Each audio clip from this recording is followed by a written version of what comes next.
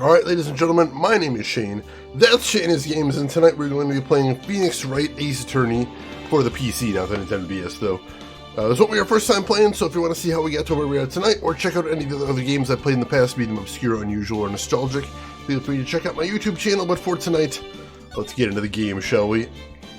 So, this case is a little hard to summarize because it is extremely complicated, but I'm going to try here.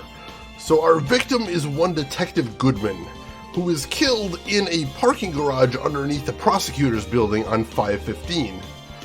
However, we also have evidence that he was killed in the evidence room of the police department 30 minutes away at 5:15, at the exact same time. 2 crime scenes, 1 murder. It's kind of a mess. The other thing is that this seems to have some sort of ties to a case from 2 years ago known as SL9. Which we don't fully know much about. We know it involved a serial killer, we know it was Edgeworth's first big break, and we know that after the case, rumors started going around that Edgeworth falsifies evidence to get his wins, which as far as we know is not true. So right now we are heading into day 2 of the trial. Our defendant is the chief prosecutor, Lana Skye, and we have her little sister Emma Skye helping us out with forensics work. So let's get into it, see what we're gonna do. Oh, that's really cool, DA2. Yeah, good luck with that. Here's hoping, here's hoping. It's simple, he died twice, but you know, I wouldn't put it past an anime video game, but who knows. Siamese, how are you doing today? Hope you're doing well. February 24th, 9:41 a.m., District Court, Defendant Lobby number 2. So, what do you think, Mr. Wright? I think the prosecution is as confused as we are. After all, the victim was murdered in 2 different places at the same time. And a different suspect was arrested at each of the crime scenes. Lana! Good morning, Mr. Wright. I apologize for yesterday. I was indisposed. I hope I didn't hold you too long for questioning. We just finished, actually. I'm used to all-nighters, though. So, how'd it go? It's as Mr. Wright suspects. The police are clueless. I figured as much, so I struck a plea bargain. Plea bargain? What do you mean by that? We agreed that if I told them the truth behind this simultaneous murder, they wouldn't seek capital punishment. That's what I mean, Emma. But, Lana! Don't tell me you... Much to my regret, I'm as much in the dark about this as they are. Miss Skye! We found trace evidence of a certain person in the police department's evidence room. They belong to Officer Jake Marshall. What kind of trace evidence? Blood-stained fingerprints, to be exact. That's the trump card I have up my sleeve today. You do understand what this means, don't you? In order to defend my sister, you're gonna have to accuse Mr. Marshall? We have to play the cards we're dealt. Isn't that right, Ms. Skye? He was murdered during quantum teleportation. Honestly, I was thinking about that last night, Yamagumo. I'm like, could this possibly be some mad scientist? I don't think so, but we'll see. Chris Technician, welcome in. Hope you're doing well today. So real quick, let's review our evidence for today. Let's see what we got to work with. We've got the victim Goodman's ID card featuring his ID number. We've got the King of Prosecutors trophy, which was given to Edgeworth on the day of the murder. We've got Edgeworth's knife, which appears to be the murder weapon. No prints on it, though. We've got Edgeworth's parking stub for the parking garage of the prosecutor building, which says he enters the lot at 5:12 p.m. We've got the Blue Badger panel, which is the dancing, horrible mechanical mascot mess. We've got the autopsy report, which says the Goodman died due to loss of blood, 1 knife wound, and he died within 90 minutes of 4 p.m. So sometime between 4 p.m. and 5:30 p.m. We've got this note which was found near the body in Edgeworth's trunk that says 2/21 SL9, which is the 2-year-old case that's been tied up on all this. We've got the defendant Lana's cell phone, which she made a call to her sister at 5:18 just after the murder allegedly happened, and said the word muffler, which is confusing because A, she always wears a muffler, like a scarf, and B, the muffler was found in Edgeworth's muffler on his car. So there's a lot going on there even. We have the floor plans for the parking lot, which show a pool of blood was found just outside Edgeworth's trunk right there. What else do we have? We got a lot of evidence right now. We have the crime scene photo taken by Angel Starr, one of the witnesses, which shows Lana Skye near the crime scene wearing what appears to be a blood-soaked coat, and also she's wearing rubber gloves, which were retrieved from the scene. We've got the victim's shoe, which has blood from both himself and Lana Skye. We've got a switchblade knife, which is found at the crime scene, wrapped in Lana Skye's muffler, and this has an evidence tag indicating that it's from the SL9 incident from 2 years ago. We've got Emma's luminol spray. We've got a record of all the people that entered the evidence room on the day of the murder, which shows that Miles Edgeworth was there at 4:40 at the request of his boss, and also the victim entered there at 5:14, just before the murder purportedly happened. We have a fingerprinting set. We've got a screwdriver that Edgeworth was asked to hold on to, which is from some unrelated case, AI-16. We've never heard that. I have no idea what that screwdriver is all about. We've got a incomplete lost item report that Goodman was writing on the day of the murder. He didn't put what item was lost, but he started to write an ID number, but for some reason it was never finished filling out. I got your intention there, Casey. I think I see what you're going for. We have floor plans for the evidence room, which shows a pool of blood in front of Goodman's locker, a bloody handprint right over in the center, and over on the left, a bloody handprint that had been wiped away, apparently by Marshall, the guy who was supposed to be guarding the room. And also, we have some rubber gloves that we found in the evidence room that apparently belong to the SL9 incident as well. Alright, Gamma, no worries. Thanks for stopping by as always. You have a good rest of your day, and enjoy this case when you decide playing it as well. Let's see. We've also got... we know that the evidence lockers in the evidence room can only be opened by fingerprint scan. You need to be the correct detective to open it. We found this unstable jar that I believe is from the SL9 incident, and appears to have blood splatters on it. And also here's the bloody handprint that appeared that Marshall tried to wipe it away. So a lot of evidence right now, and just a lot going on here. Do what you have to do, Mr. Wright. So, wish me luck, folks. We are going into the courtroom once again.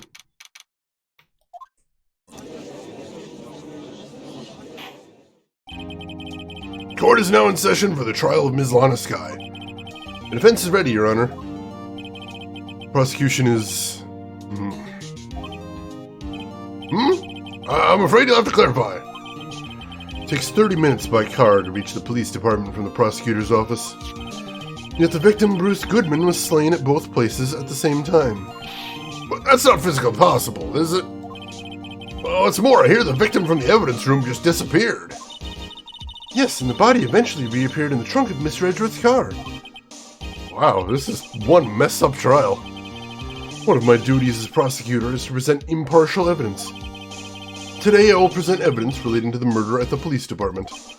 In so doing, I believe the way in which we should proceed will reveal itself. Now that's what sets Mr. Edgeworth apart. He sounds so on top of things. Even though he doesn't know what's going on himself. That's supposed to be an admirable trait. Very well, let the trial resume. Let's catch up. I mean, we technically didn't luminol test it, so we don't know for certain that it's blood. Looks almost like an M4. It kind of does. There's a very odd shape to it, and it's been commented, but we're not sure what's going on with that base. On the day of the crime, what exactly transpired at the police department? Mr. Edgeworth, you may call your first witness of the day to the stand. For its first witness, the prosecution calls the suspect of the murder that occurred at the police department. Suspect? You mean the so-called murderer? Oh boy. Things are getting wild from the get-go.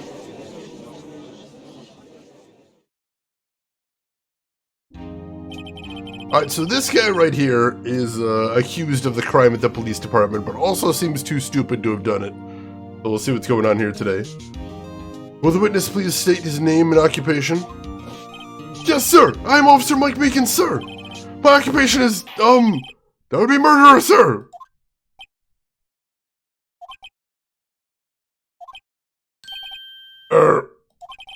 So you're telling us you're a professional killer? Sir, it was me, sir! I'm the one who did it! I'll never kill anyone again, sir! You gotta believe me, sir! Actually, what we'd like to hear from you is, sir! I want you to call part of the younger generation, sir! A person whose actions adults can't possibly understand! Please, Mr. Edgeworth, sir, help me, sir! Officer Meekins. Yes, sir! Give us your report of the crime. Consider that in order. Yes, sir! As you wish! After all, I'm a part of the generation that must be told what to do, sir! Can't fault him for a lack of enthusiasm. I'll fault him for everything else, though. What the hell is up with this guy? Chinenin, welcome in! How are you doing, Chinenin? Hope your day is going well so far. Also, I forgot to put in a category here. Let me do that now. Hang on. There we go. Alright. Meekins has some unlicensed medicine issue. He's a character, that's for sure. Although it's not my normal duty, I was assigned to guard the evidence room that day. I spotted a suspicious man on the security screen, rushed in the room. I was only doing what I was trained to do, sir. I was suddenly attacked. I fought for my life. Then I did it. After that, I passed out until another officer smacked me awake. So the victim, Detective Goodman, attacked you? Do unto others before they do unto you. That's the Meekins family motto, sir. I see. Then you fainted and a colleague helped you regain consciousness. Yes, sir. He knocked me upside the head, sir. Very well. The defense may begin its cross-examination. What I need here is more info to work with. Day's literally kind of just barely started. Well, good morning to you, Chinenin. Hopefully it's the start of a good day. Jawline, oh god. Hey, Apple Slayer, welcome in. How are you doing today? Hope your weekend's going well. And Boat Ladder, good to see you. Hope you're doing well today. Good to have you with us. Alright, so let's press him on everything and see if we can get some more information here. So he was assigned to guard the evidence room. Mr. Meekins, you work in the General Affairs Department, do you not? Yes, sir! I'm in charge of hiring new recruits, sir! Yikes! Now there's a scary thought. Evidence transferal was taking place on the day of the crime, which meant many officers were given special tasks not ordinarily performed. I was in charge of guarding the Blue Badger, sir! The Blue Badger? Yes, sir! The lovely police mascot created by the Chief Detective, sir! Oh, God. I was to ensure it wasn't broken during the transferal process. That was my sole mission for the day, sir!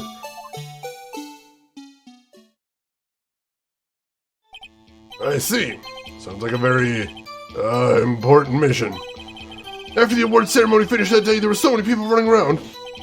Then I relocated the Blue Badger to the evidence room. Oh, so that's why you went to the evidence room. Tell us, so what did you see when you got there? Hair gel industry must be booming when you look at this dude's hair. I think in general, anime must use a lot of hair gel, I think. Oh, good to hear, Apples there. Hopefully that keeps up going. Good to hear.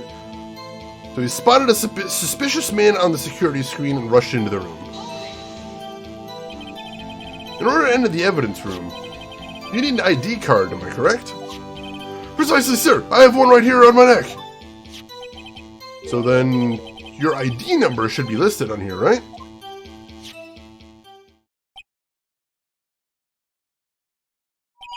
There it is! I found it! This is the one right here. Could you please read us the number? Yes, sir! It's 498-9596. That's my number, sir! I see. Huh? But the number 498-9596 is shown as being used twice. Please explain, witness. Isn't it no real mystery, sir?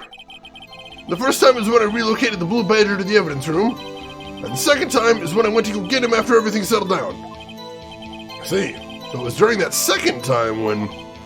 Yes, sir! That was when I spotted the man on the security screen. Alright, so... let's take a look at that again. So now we've updated our list of IDs that entered the evidence room that day. So we still don't know that first number, why it's all 7s. That seems really suspicious, but we'll deal with that later. So Edgeworth came in at 4:40 to get that screwdriver at the order of Damon Gant. 10 minutes later, 4:50, Meekins here went into the room to drop off the Blue Badger. At 5:14, shortly before the murder allegedly took place, Bruce Goodman, the victim, entered. And just barely after that, again at 5:14, Meekins entered again, intending to get the Blue Badger, and that's when everything went down there. And Meekins really needs to chill out. He's having a time here. Dawn, welcome in. How are you doing today? Hope you're having a good weekend. And thank you for the follow as well. Alright. So then he says he was attacked. So you were attacked. Can you please tell us exactly what happened to you? It was a knife, sir! A knife! Detective Goodman pulled a knife on you? What happened then? Well, with me charging in on him like that, he looked as surprised as I was. You aren't exactly the kind of person someone would want to run into. That's when I reacted, sir. I swung my arms like an octopus, struggling to detain him. That's how I got this gash in my hand. Maybe if you just kept your cool, your hand wouldn't be... When I saw the blood trickling down my arm, I panicked. I grabbed the man by his collar. So he fought for his life, and then he did it. Yeah, why did they let him have that bullhorn while he's in the courtroom? That seems horrible. Yeah, he is just too energetic for me, Dawn. I can't handle this guy. What exactly do you mean when you say you did it? I know I don't look the type, but I'm really into kung fu films, sir. The man let his guard down for just an instant. So I snatched the knife from him. You took his knife? I spun him around and performed a disarming maneuver. I made sure to close my eyes like a man. I see. He must have been desperate. The next thing I knew, his white coat was drenched in a sea of my blood, and then the next thing I knew... Yes? He punched me right in my face, sir! And then he passed out until somebody smacked him awake. About what time did you regain consciousness? No offense, sir, but how am I supposed to know that? I was unconscious. Ah, right. According to the report from the officer that woke up the witness, it was about 5:30. He hit me right in the head too, sir. I woke up crying tears of pain. That's nice. I mean, it's nice that you recovered, that is. When I came around, though, I made sure to finish my mission, sir. Your mission? Yes, sir, the Blue Badger, sir. I returned him to the entrance before things got out of hand. Well, we can all rest easy now. I believe we now have a fairly accurate picture of what happened. Yes, Your Honor. Only one thing remains unclear. Was the man this officer murdered really the victim? He's got a point. Yes, Officer Meekins? With regard to that, sir. Take a look at this. I was sent to my jail cell. Chief Gant delivered it to me just this morning, sir. Chief? Delivered it? What is that? A videotape? Yes, sir. That's absolutely right, sir. A videotape, sir. Contains footage from the security camera in the evidence room. What? But I specifically asked if there was such a tape, and was told it had been mistakenly erased. That's quite a mistake. I just do what I'm told, sir. It's the only thing I'm really good at. Looks like communication with the police department is as good as ever. Yeah, he's just saluting all the time. This guy really needs to chill, seriously. Yeah, how is he... I suppose the guy could have, like, reached behind over his shoulder. It kind of depends on the hold.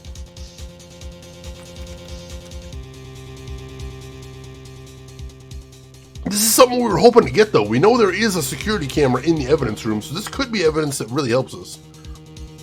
Hey, Trav, welcome in. How are you doing, Trav? How was your weekend going? Hope everything is good with you. Glad to see you as always.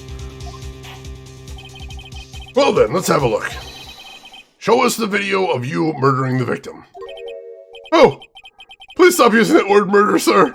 It scares me. A video of a real murder? Just what are we getting ourselves into? I've initiated code red. It's so good, though. Alright.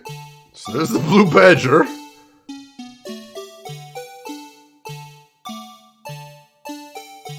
Alright, there's somebody in a white coat, so that could potentially be the victim right there.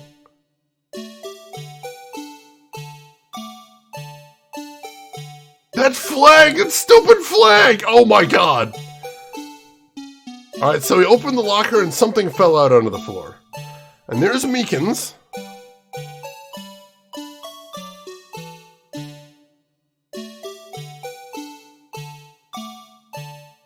And there Meekins got punched in the face. The victim does have a knife right there. He's got blood on his shoulder as well.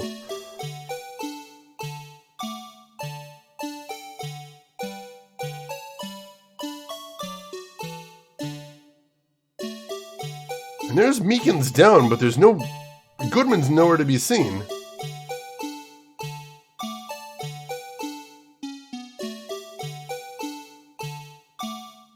Where the heck is Goodman? We never saw Goodman leave the room. What the heck? It is weird to see Meekins in 3D like that. That is very strange. Conveniently placed items. I know, that was so frustrating. Oh my god. Guys, I think Edgeworth is right there with you about the conveniently placed item.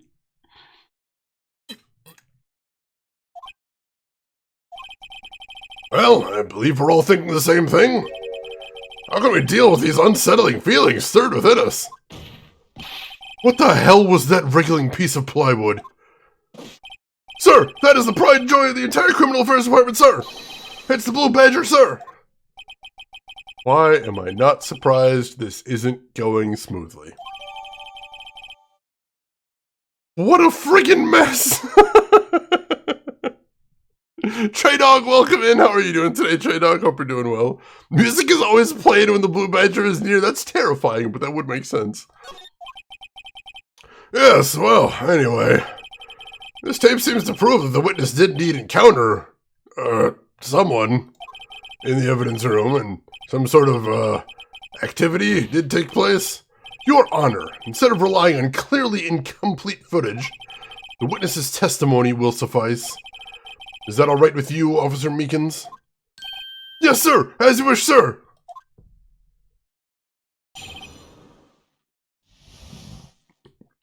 Alright, let's get some more testimony here. This case can't be clearly seen in the video. But there's no question that the other person was Detective Goodman, sir. I mean, he opened the locker, which required Detective Goodman's fingerprint to do. That is actually true. The locker he opened is unquestionably Detective Goodman's locker, sir. So it must be him. No one else could have unlocked it. Just the Passenger, welcome in and thank you for the raid. How are you doing today? How is your stream and what were you playing? Tell me everything. And thank you for bringing your community by. I appreciate that. You think it's a fever dream, Nuddle Masher? This is very confusing, most definitely. What is this about a fingerprint? Each detective has been given a locker equipped with a fingerprint-activated lock. These locks ensure that each locker can only be opened by the detective it belongs to. Intriguing. That would mean the victim at the crime scene would have had to be Detective Goodman. Very well, the defense may begin its cross-examination. I don't know where this cross-examination will lead, but everything begins with contradictions. That's where I have to start. Hey, Rin, good morning. How are you doing today, Rin? Hope you're doing well. And Dr. Belvin, welcome in as well. How are you doing? Ah, some more Realm of the Mad God. How's that going? You get some good RNG tonight, I hope? He was hoping. Fingers crossed. Alright, so as much as I really don't want to, I think we need to check out that tape one more time, because I've actually got an idea. Alright, luckily we don't have to hear the music on replay, so I need to watch very closely for something in this room. There! Look over on the right. Look at the light above Goodman's locker.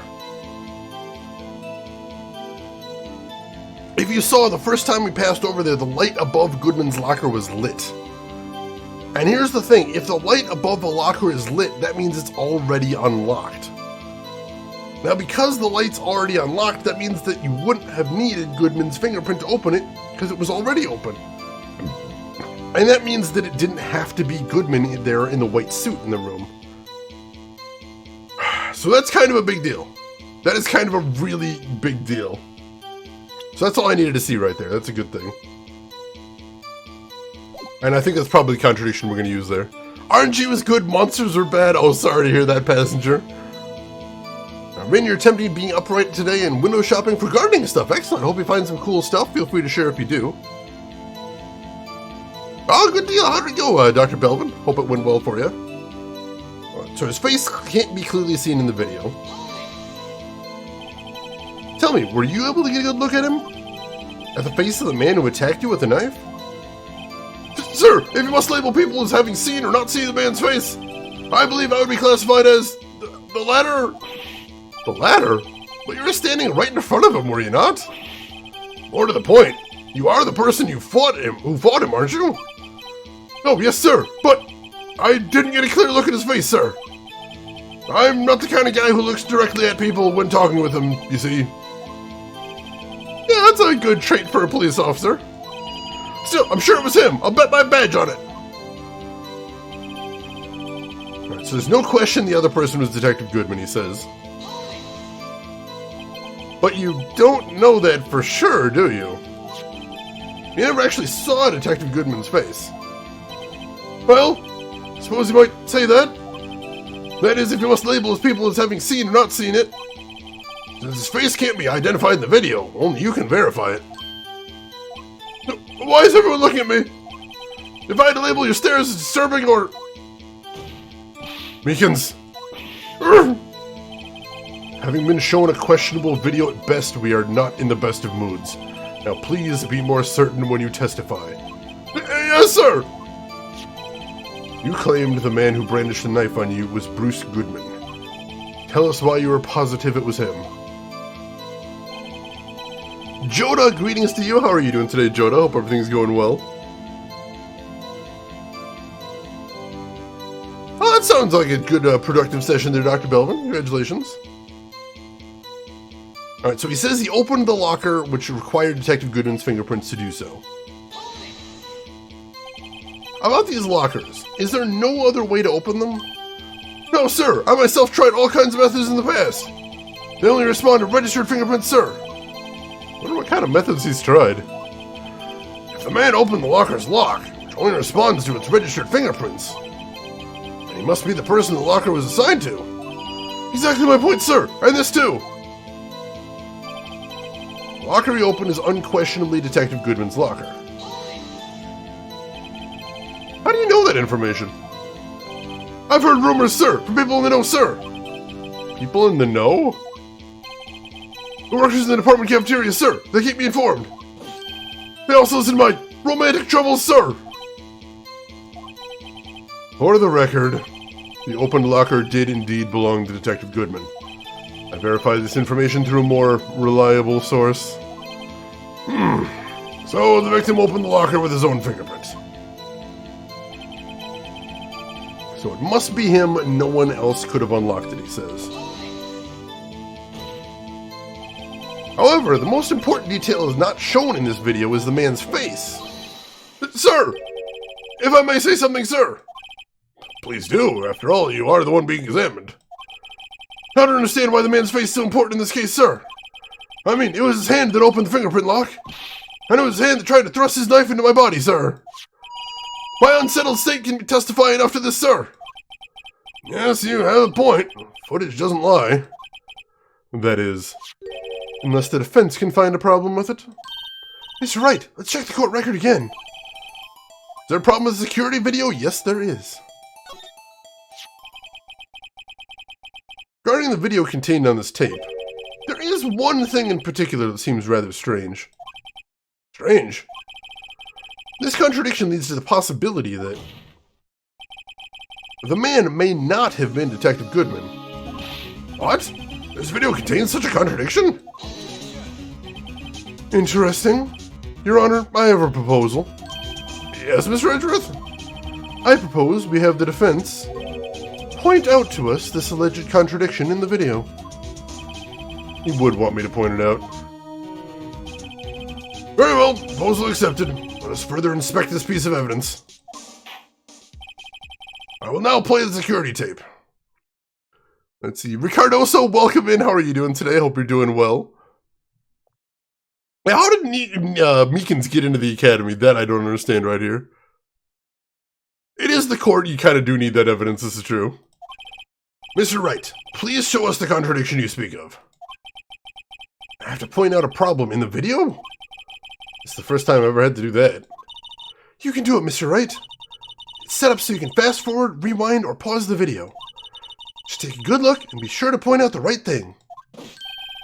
Please don't play it too many times. I can't stand watching this video. Alright, we're going to save before we get into that, but I'm pretty sure I know what the contradiction is. It's what we were just talking about a minute ago with the light above the locker.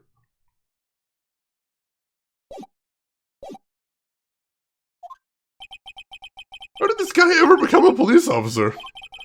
Now then, Mr. Wright, please enlighten us. Where is the contradiction that indicates the man might not be Detective Goodman? Oh, it's playing the music again, gosh darn it.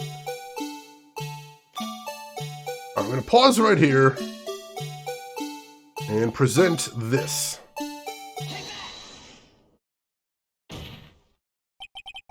The thing that's strange about this video has got to be this. Officer Meekins. Sir! I mean me, sir! As I understand it, the locker apparatus works like this. Stop playing the music, for God's sakes! When you grab the handle, a sensor reads your fingerprint. If it's a match, the light turns on and the lock is released. According to my very limited experience, that's the way I understand it, sir. If so, then something is seriously wrong with this picture.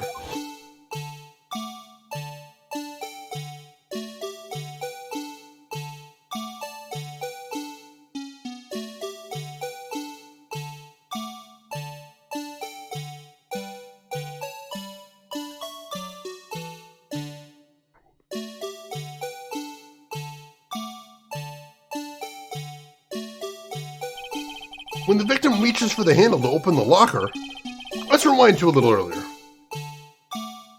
LTG, welcome in. How are you doing today? Hope you're doing well. Drake the Magic Dragon, this part. I mean, this music isn't good, but the rest of the music in this game is really amazing. Here we go. Here, notice the light? What's this? It's already lit! Precisely my point, Your Honor. The locker was already open before the victim grabbed the handle. Ah! So that noise was coming from that stupid little mascot thing that the camera kept panning against. That's why you're hearing that over and over again. Order, order! What's the meaning of this? It's very simple, Your Honor. The locker wasn't locked on the day of the crime. The locker locks are controlled by an electronic system. When the door is shut, a sensor is triggered, and the locker is automatically locked. Oh, I know, it must have broken down. Of course, I'm not an expert in this.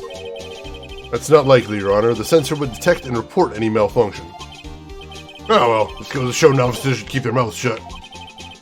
So then, Mr. Wright, do you have an explanation? Me, Your Honor? Yes, why wasn't the locker locked? Me, Your Honor? Yes, well, see, this isn't exactly my field. What do you think, Miss Scientific Investigator? Huh? Oh, maybe something like jammed the system sensor? Something jammed the sensor? Hey, there's something else that seems out of place in this video. Yeah, I thought so too. There's gotta be another clue somewhere in this footage. I believe I know what they're talking about here as well. Oh, got your COVID shot today, LTG. Congratulations on that. Hope you're feeling okay after that. Very well, let's inspect the video once more. The locker wasn't locked. Mr. Wright, please point out the cause for this. Oh god, the music again. Alright, I'm pretty sure I know what the cause is here. So let's fast forward a little bit.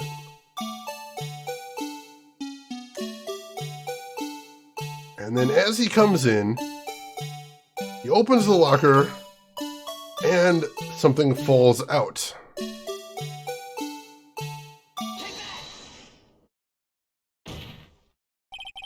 Please watch closely. This is the continuation of that part I showed you earlier. So we see the guy that looks like Goodman walking into the evidence room. And then as he goes over to the locker and opens it up, something falls out. What's this? Something white fell out of the locker. But sir, it's been my experience that things fall out when doors are opened. I often fall out and roll great distances when I open my car door, sir. We can't be sure that item was completely inside the locker to begin with. What do you mean? The sensor triggers the lock when the door is shut. What if something was inserted, say, between the sensor and the door? Inserted?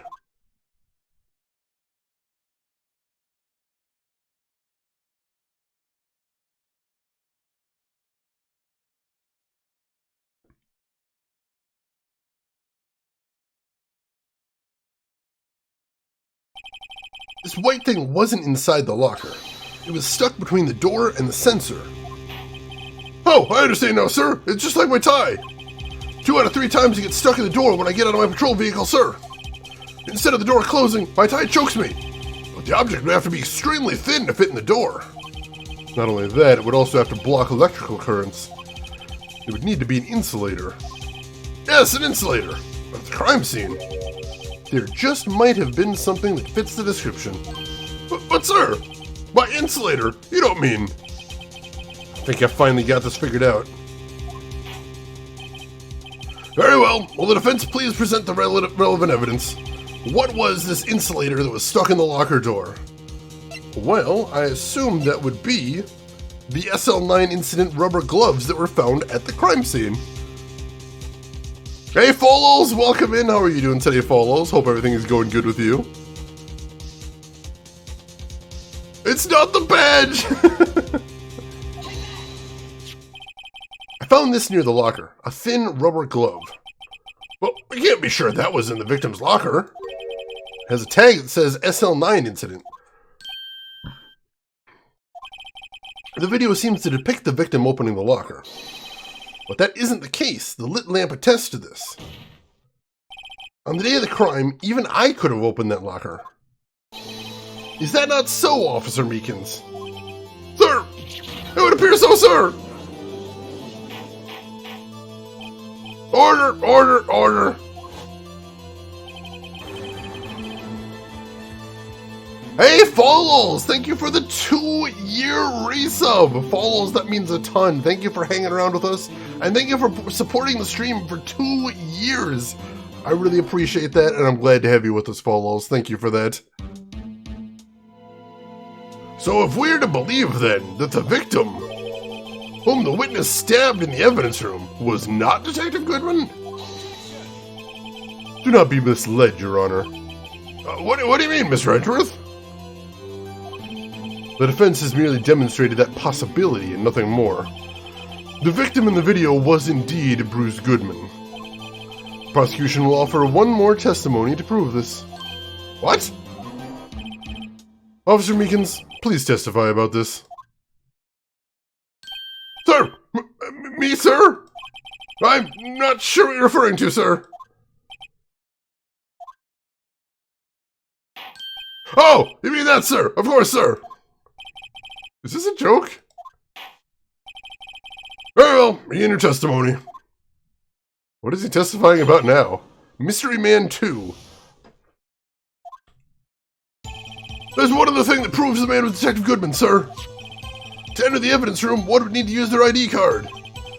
When an ID card is used, there's a record of it. At the time of the crime, the detective had used his card. ID card record, I see. I have the ID card record right here, Your Honor. Yeah, ID cards can be stolen. We still have to prove it somehow. Because the presumption would be that a person would have their own ID card, unless we can prove otherwise somehow, so we still got some work to do here. But I'm pretty sure that the person that swiped the card was not Goodman.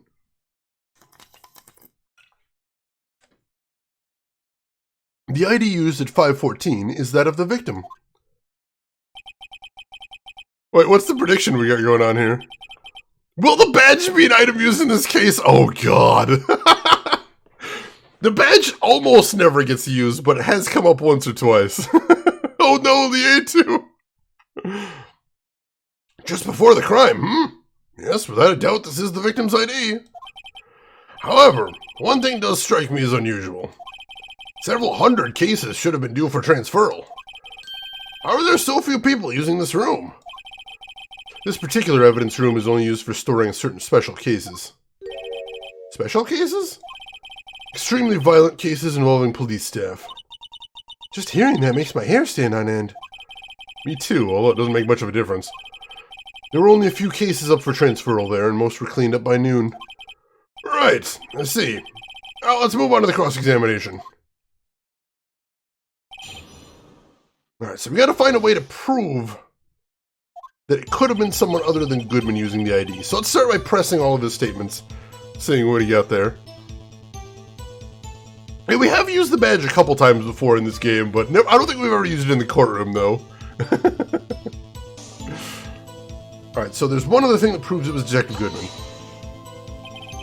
So unlike your earlier testimony, you believe this to be rock solid, do you? Yes, sir. Solid as stone, sir.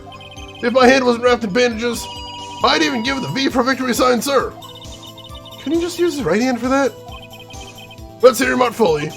As we've seen, one never knows what he might say until the very last second. Yeah, the one that's all sevens confuses me too. Why would have a badge with all sevens too?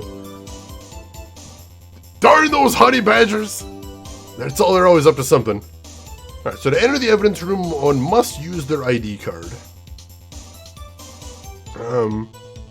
Actually, I wanna check something out real quick if we still have it. Do we still? I don't think we do. We've got Goodman's ID. No, we don't have the temporary ID that we used to get into the room. I should check that out. Alright, so to enter the evidence room, you must use your ID card. Is that card hanging from your neck one of those ID cards? Yes, sir. This card right next to my cuff, sir. I keep it here so I won't ever forget it. What if someone were to steal it from you, keeping it out in the open like that? Maybe I shouldn't wear it around my neck. Remember when I said 2 out of 3 times my tie gets stuck when I get out of my car? Well, the remaining time, it's my ID card that gets stuck. Instead of the door closing, my ID card chokes me. Maybe I should leave this one alone. At any rate, each police officer has only one ID card. Both the police department and the prosecutor's office can attest to this. Please proceed with your testimony. The devil, his name is Damon, which sounds almost like demon, there is that. Alright, so when an ID card is used, there's a record of it. Let it be noted that this is the record the witness referred to. Let me see. Yes, that would be it. Detective Goodman? What's the matter? According to this, Mr. Edgeworth, your name is on here. So it is, Your Honor. Not that prosecutor again. Hey, maybe he's behind all this. Being a prosecutor, he could hide the evidence. I mean, is that man in blue a murderer? Shh, don't stare at him. You got the wrong color, kid. It would seem the inquiry committee will want to speak with you again today. I have nothing to be ashamed of regarding my actions or their consequences. For now, let us continue with the cross-examination. Poor Mr. Edgeworth. It must be so difficult for him. Getting accused of murder all the time? Yeah, probably. So at the time of the crime, the detective had used his card. Earlier, I believe you testified that when you asked the man to show his ID card, he pulled a knife on you. Yes, sir. He didn't show me any ID card, sir. Don't you think that's odd? I mean, if he had his ID card, all he had to do is show it to you. There wouldn't be any reason to draw a knife. But maybe he just panicked. Everything stems from contradictions. Let's point them out. Mr. Wright, what do you think? I'm confused. What? The problem with this ID card testimony is far too obvious. It's not like Edgeworth to miss something like this. You're thinking too hard about it. Come on, let's show them what we got. Alright, so they said it's far too obvious, so... Did we just point out that the ID was found at the prosecutor's office, I suppose?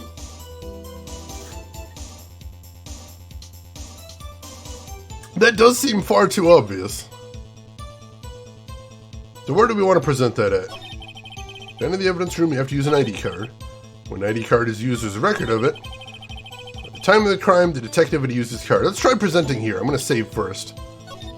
But, yeah, I'm 100% with Phoenix here. This seems too obvious. There's got to be a trap going on here. Bring your kids to court today. Why are they doing that? It's not a spectator sport.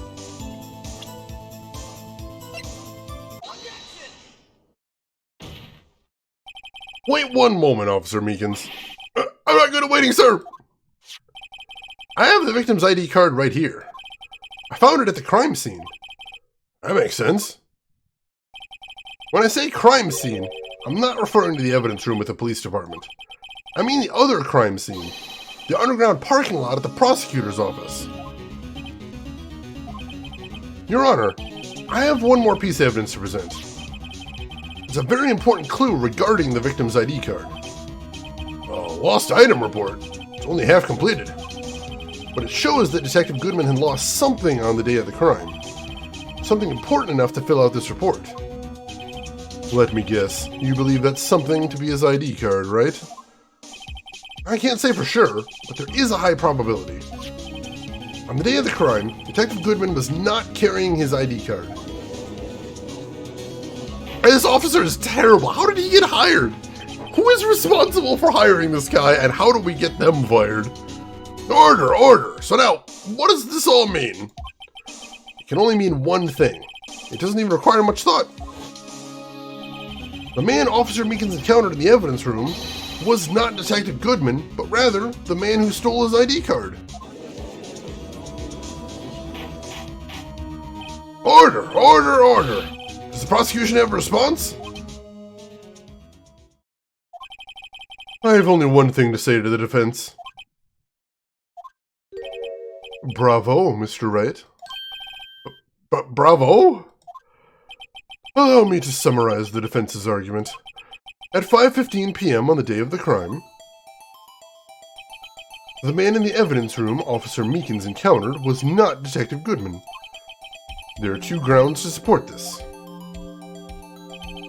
First, the locker in the evidence room was already unlocked. Second, the victim lost his ID card.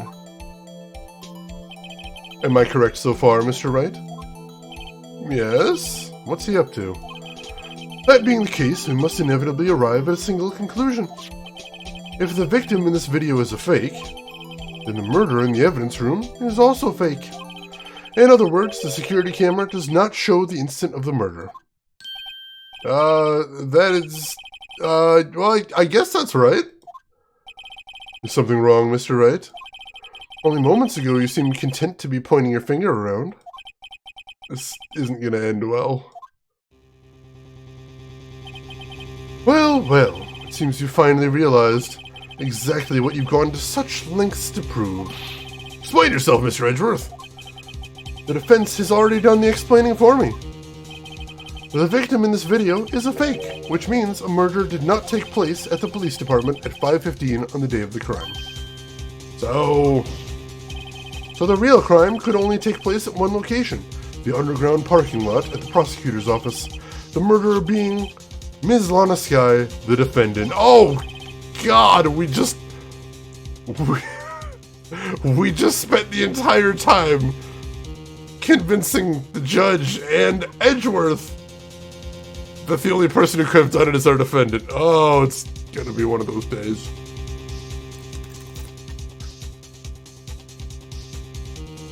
It's gotta be one of those days. The evidence is compelling. A trustworthy witness observed the moment the defendant used the murder weapon. Ah! Thanks, Trev!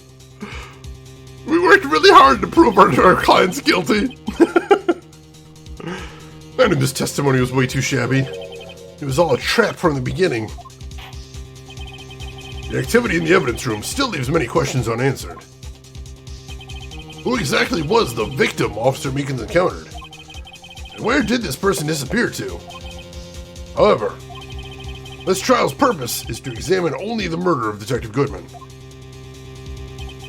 Just so, Your Honor. Mr. Wright, you have to do something, or else Lana... What do I do? How am I supposed to get myself out of this mess?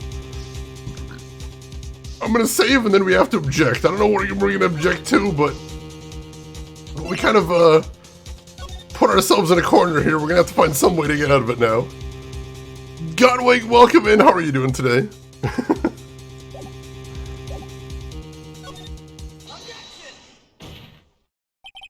One moment, Your Honor. What now, Mr. Wright? Don't tell me you're objecting to what you've just proven. Of course not. But I almost walked right into the prosecution's trap. What are you talking about? This cross-examination has proven one thing and one thing only. The security video did not show the actual murder. We saw the struggle right there, and the camera panned away. Then it pans back, and we see Meekins on the ground, but no one else.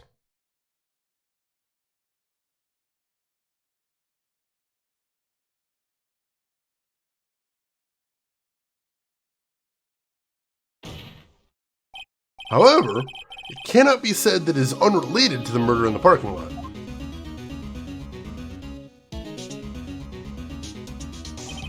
Specifically, large amounts of blood traces were found in the evidence room. The defense demands further examination into the truth of the matter. Mr. Edgeworth? Yes, Your Honor. If this court were to examine this further, other witnesses would be necessary.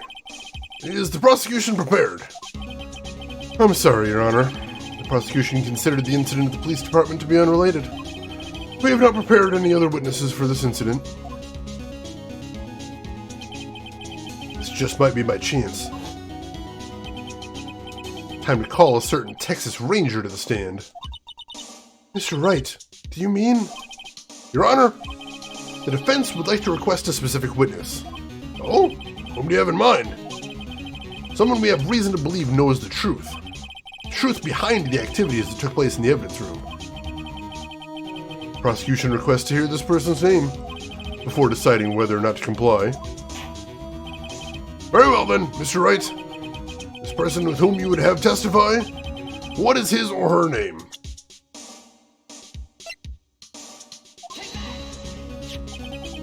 Officer Jake Marshall. Why him? I can't let Edgeworth know everything just yet. He's in charge of the evidence room. I feel we should hear what he has to say. Prosecution agrees to the defense's request. Since he was responsible for guarding the room, we should hear his testimony. Fortunately, he works in the police department. We shouldn't need longer than 20 minutes to prepare. Very well. The court will take a 30-minute recess while the witness is subpoenaed. Will the prosecution please prepare the witness during this time? We will, Your Honor.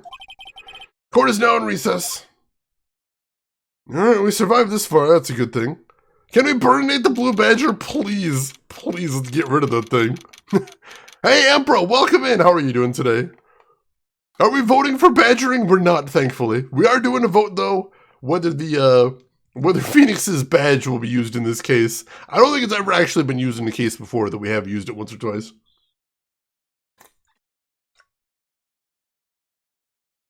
Oh god, Dr. Belvin, I'm so sorry. That's horrible. February 24th, 11:32 a.m., District Court Defendant Lobby number 2. There's no stopping you, is there, Mr. Wright? Huh? What do you mean? You called for Jake Marshall. Seems you've figured everything out. I haven't figured anything out. Lana, you're the one who knows everything. Emma, you always know everything. Why don't you just tell us? Mr. Wright is trying his hardest to protect you. I don't recall ever asking for his protection. How can you be so cold? Don't you trust us? Don't you trust me? Hope I'm not interrupting anything, pals. Oh, guess I am. I'll come back later. Wait, Sergeant Gumshoe, what is it?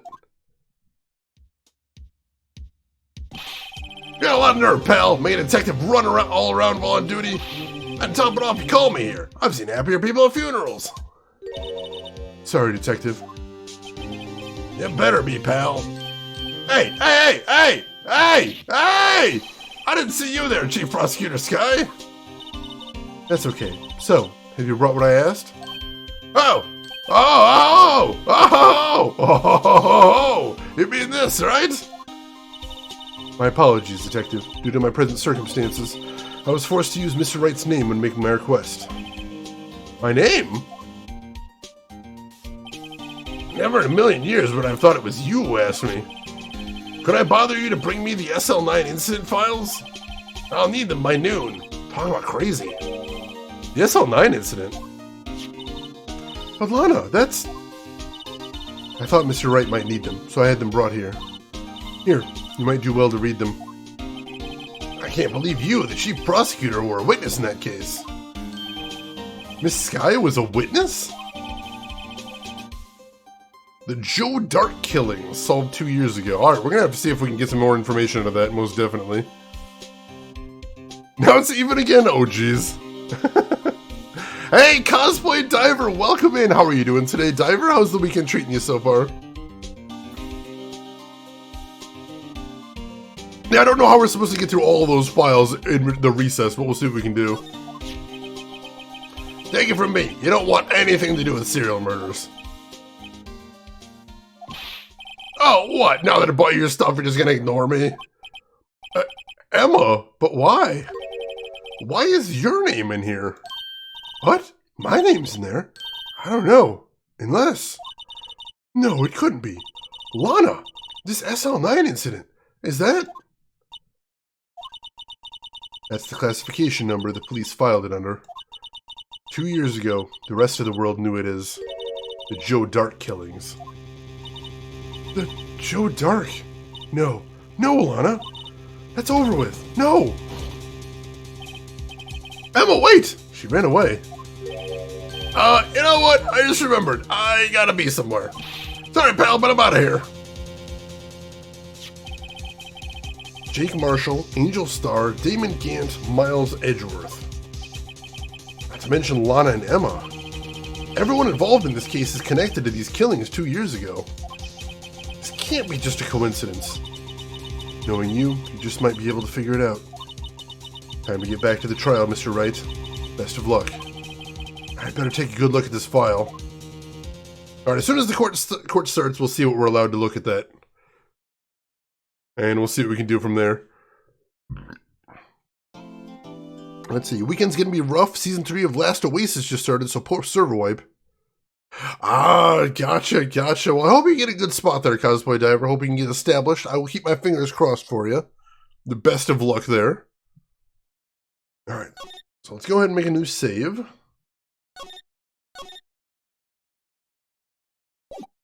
And where are we picking up at here?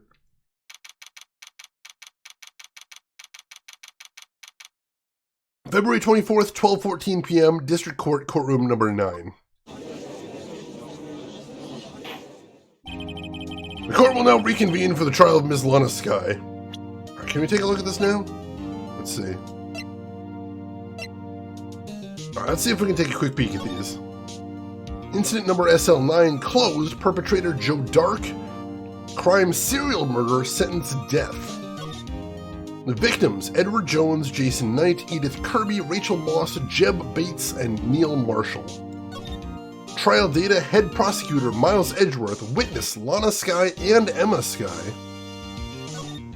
Investigation Task Force, executive investigators Damon Gant and Lana Sky. Head investigator Bruce Goodman, investigators Jake Marshall and Angel Starr. So yeah, everyone was involved in this case. Absolutely everyone. Holy crap, yeah, get some rest, Cosplay Diver. I'd say you earned it after that. Fingers crossed. Bring in the understudy. I wish I had an understudy, but no, that's all I got. That's it. Hey, Lost, welcome in. No worries, Lost. Hope you have something tasty to eat for later today either way. I'm glad you could join us. Welcome in. Emma didn't come back. Allow me to call the next witness to the stand. The officer in charge of guarding the evidence room on the day of the crime.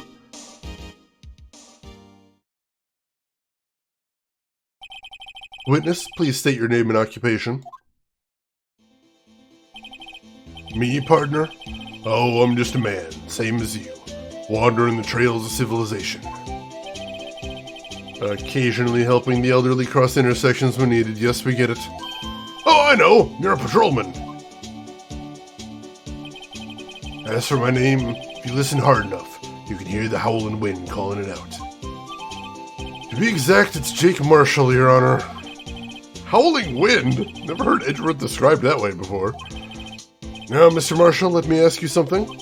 You were in charge of guarding the evidence room on the day of the crime took place. Is this correct? According to the papers, partner? What do you mean? Desperado's soul is as boundless as the desert sands. No paper can sum it up. Maybe it's best we get out of this quickly. Please share with us your testimony of the day of the crime. In plain old English. This guy's going to be a problem, I can tell already.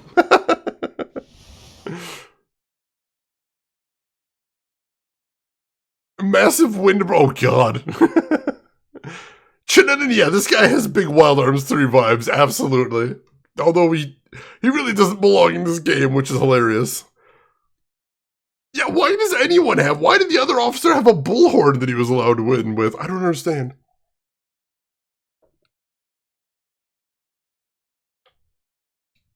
We did call Old Parrot to the witness stand before, so this isn't even that weird. My job was to keep a wary eye on that bone orchard. They said I was supposed to make rounds 3 times a day, but that ain't my style. Besides, the room's protected by 2 security systems anyway. If I remember right, I was at a street-side saloon at the time it went down. I'm just an innocent traveling man, so you're out of ammo by the time I hit the trail. I can't say I particularly care for your attitude. I can't say I care for your beard, but you don't see me complaining. Wait a minute. What do you mean by 2 security systems? I mean the security cameras and the ID card reader. I reckon even a cowpoke like you knows about those. Yes, well, what about the fingerprint-activated locks in the evidence lockers? Fingerprint-activated locks? What kind of newfangled doohickeys are those? Not being very helpful. He's not that good with machines, or with following orders. Everyone's got their weaknesses now, don't they, Mr. Prosecutor? This one seems like trouble. Okay, Mr. Wright, he's all yours. Alright, so let's start by pressing everything and seeing if we can get some more information. So his job was to keep a wary eye on the bone orchard. How exactly did you keep an eye on the evidence room?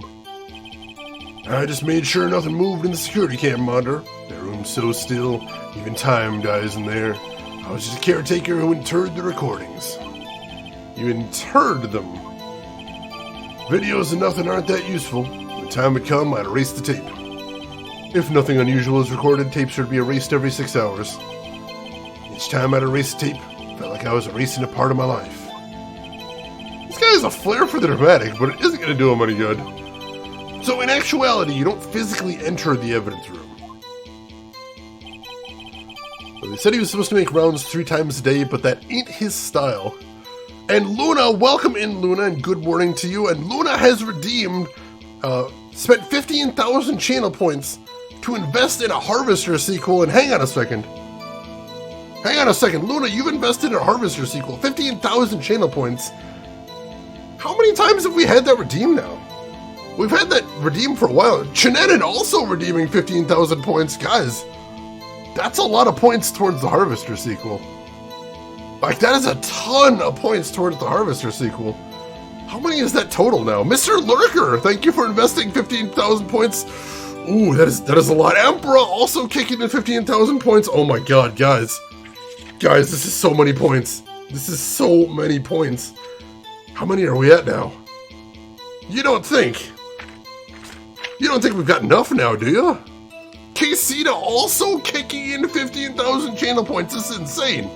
This is absolutely bonkers. Guys, do you think we might have enough? LTG also kicking in 15,000 channel points towards a Harvester sequel. Guys, this is so many points.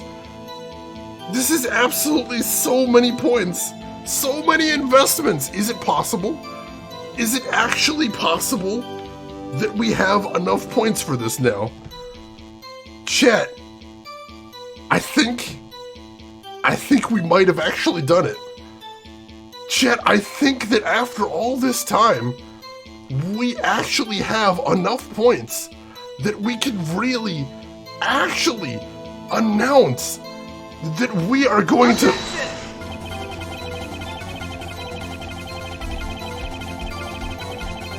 Oh, damn it!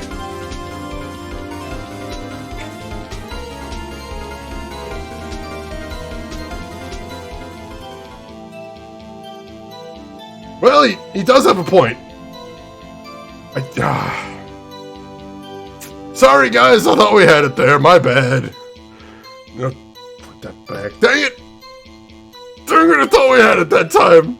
We're so close. Oh.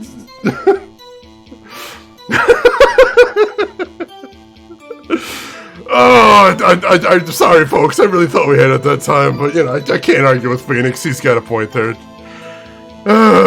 Next time, maybe next time we'll get this worked out. I'll figure something out.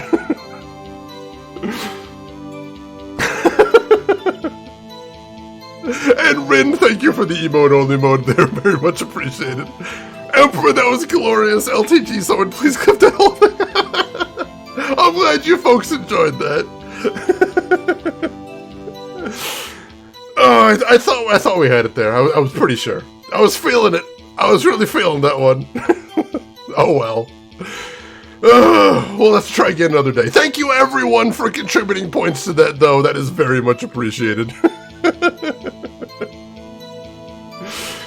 Alright, let's continue with the case then, shall we? Let's see what else we got going on here.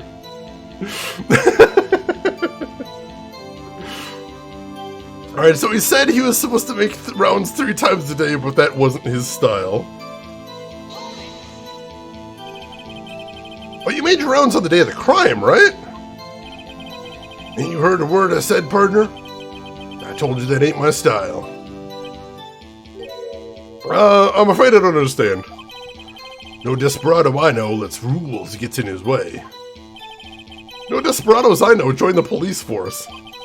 So, Officer Marshall, on the day of the crime, just between you and me, I didn't set foot in the evidence room that day. There was a rubber glove stuck in the victim's locker. Do you know anything about that? Sorry, partner. Can't say I do. I haven't been in that crypt in weeks. How does this guy avoid being fired? Now, of course, we know that we found his prints in there, so we know that's not entirely true. But we'll see what's going on. Emperor, thank you so much for clipping that. I appreciate that. It turns out, Dr. Belvin, that mods and VIPs are allowed to break that, which is a nice little benefit, I suppose. Thank you, everyone, for the insane contributions during emote-only mode there. That, I think, made things only more hype. So, thank you, everybody, for contributing to that moment. I appreciate that. Shane's fraud what am I on fraud for? No, I thought we were there. I was gonna announce it. I was. Phoenix, what was I supposed to do? He's the one that knows all the law there. I can't argue with that. Clip runs a literal minute. I can't wait to check that out, Emperor. Thank you so much for grabbing it. Yeah, VIPs have all of the same privileges mods do, except for, enforcement actions, basically. Alright, so besides the room protected by 2 security systems, he says. Will you ever use that objection again? I wasn't using the objection. I didn't want him to pop up. I was ready to announce stuff, but no. Oh, Phoenix coming right at me there. But will it show up again? I don't know. I hope Phoenix doesn't darken my doorstep anymore. It's ruining my day, but I don't know. We'll see. We will see. Timeout Emperor for the appropriate... Oh, God. Something...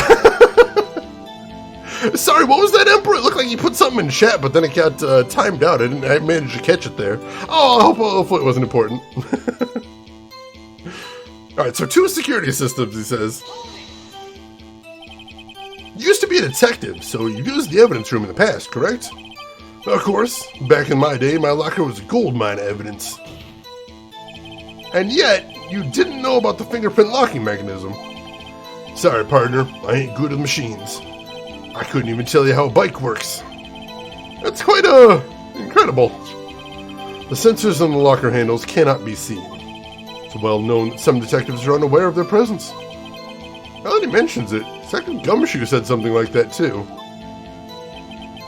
At any rate, it doesn't seem like this is relevant to the crime. Can you tell us what you were doing when the crime took place?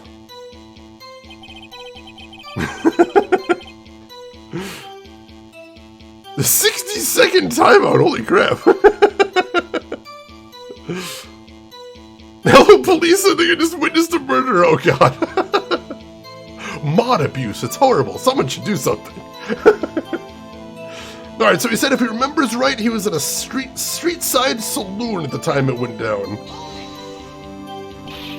What were you doing in a place like that? I was eating spaghetti. Not even Angel's steak lunches could beat that parlor's vongole sepia pasta. You mean to tell us? You abandoned your police duties to eat some noodles? Not all desperados eat tacos, partner. That's not what I meant! I hope this here at least taught you a lesson. That's strange. This is usually where Edgeworth says, did you not want to raise this year?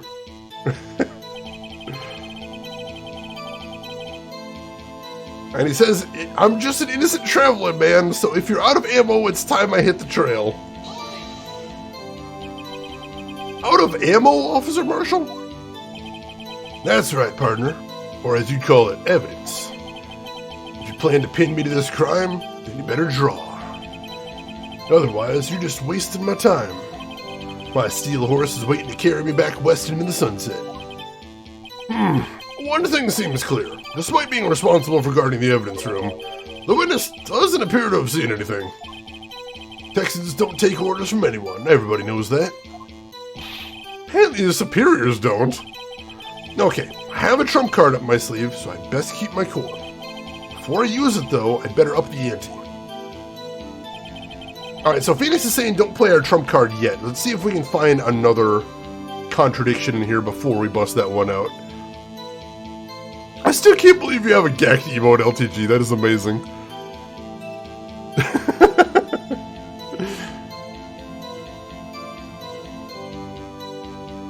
Yeah, you actually can't time out mods. You have to manually remove... I think the streamer can time out mods, but it automatically removes their mod ship, though. Mods can't time out other mods, though, because they'd have to have their mod ship removed first. You've also tried to time me out? I know that doesn't work. I'm still here. Alright, give me just a moment, folks. I need to blow my nose. I'll be right back.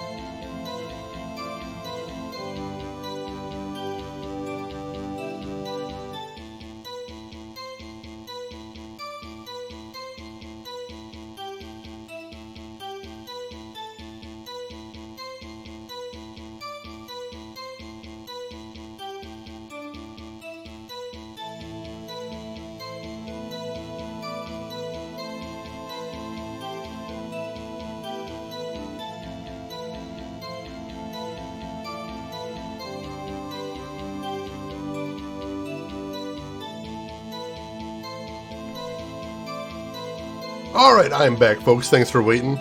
Alright, so let's see if we can find a contradiction before we bust out the trump card. His job is to keep an eye on the evidence room, we know that. They said he was supposed to make rounds 3 times a day, but that isn't his style. Besides, the room is protected by 2 security systems anyway, sure. He was at a street-side saloon the time it went down. Alright, so where's the contradiction here?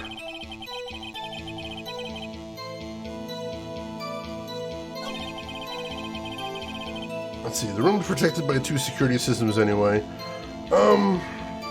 Let's take another look at our evidence. What have we got that we might be able to press here? So we've got the videotape. His fingerprints are our trump card right here. But we don't want to bust that out just yet. We've got the evidence locker. Let's see, what else could we possibly even use here? Alright, so the ID card reader probably confirms that he hasn't ever entered the room.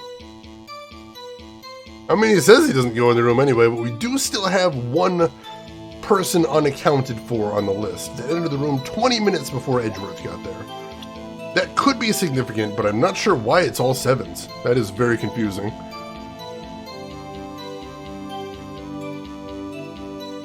Phrasing, but that phrasing is so good. Norman Dusttown Merchant, never heard of him. Never heard of him. Now, let's see. We don't have any way to prove that he was, like, in the room or anything like that. Phoenix says we should up the ante first. Oh, let's see. Is there anything else here? Let's see. It says he was supposed to make rounds 3 times a day, but that isn't his style. I'm going to save here because I'm not really sure what we're supposed to be pressing next. So this one's not going to go great, I think. Could be a security ID, true. I'm not sure. I'm not sure. LTG, alright, enjoy your lurk and enjoy your tea as well. Hope you got something tasty coming. Let's see. His job was to keep an eye on the security room. Is there some way... Where's the contradiction here? So he could be the first name on that listing right there. We don't know for certain. Rooms are protected by 2 security systems anyway. Sure, the cameras and also the ID card reader. That's true. He was at a street-side saloon. I don't know that we have any way to prove that otherwise. I don't know what to press here, honestly. If anybody in chat has any suggestions, especially anybody that hasn't played this game before. I mean, all I can see is that maybe we could use the trump card right here. I'm gonna try it, honestly. I'm not sure what else we could do.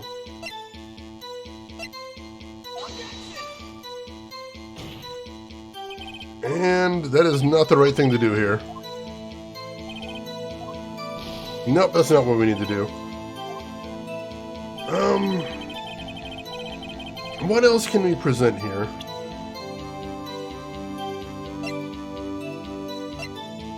Let's see. Use the stake. We don't have the stake anymore. We've got no stake to use. No Nokia, unfortunately, here, Emperor. We're all fresh out of that. You're bad. I'm not using the badge. It's not that. It's not that. Let's see. So I don't think any of that qualifies. I don't think anything on the first page whatsoever is going to be useful right this second. I mean, he basically says he hasn't gone in the ID card room, so we need to prove that his ID is on the record there. Strategic nuclear bomb style! Oh god, everyone wants the nukie today. I'm noticing that. Let's see.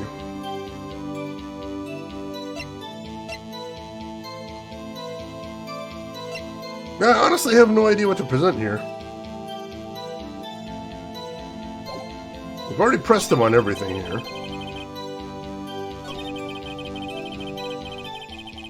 I'm going to take a quick look at this again.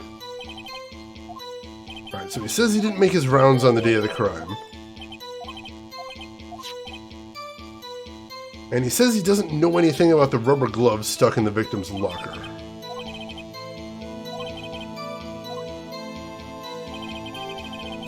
And he says the room's protected by 2 security systems as well. And he did used to have a locker back in the day. But he claims he doesn't know anything about the fingerprints, or the fingerprint readers on the machine.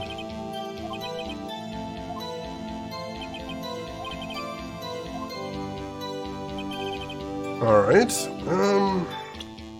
let's see, is there any evidence that we haven't inspected in here?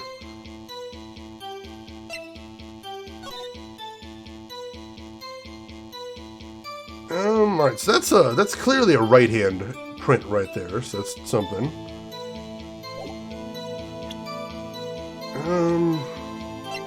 So we already saw the security video, already checked out the SL9 files. I don't think there's anything to check on this, is there? No, it just shows the locker panel. Alright, so we've inspected all of the evidence, I believe. There's nothing new to see here. Consulting with a legal expert on Harvester sequels. I know, I don't even know why I had that guy in retainer in the first place. Mistakes were made. Mistakes were made. Let's see, is there some way we can prove that he'd know about the lockers? Maybe? I wouldn't think so. Maybe we could present the badge as far as the security systems? That could be a thing. We're protected by 2 security systems anyway. Present the badge? No, that's not it.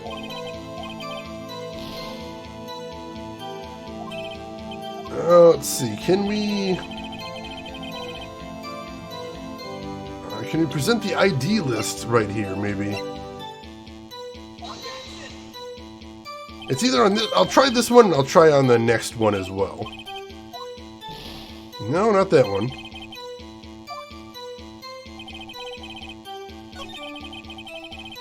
No, not that one. It was... And when he says he doesn't go in there, can we present the ID card list for that? No, not that either.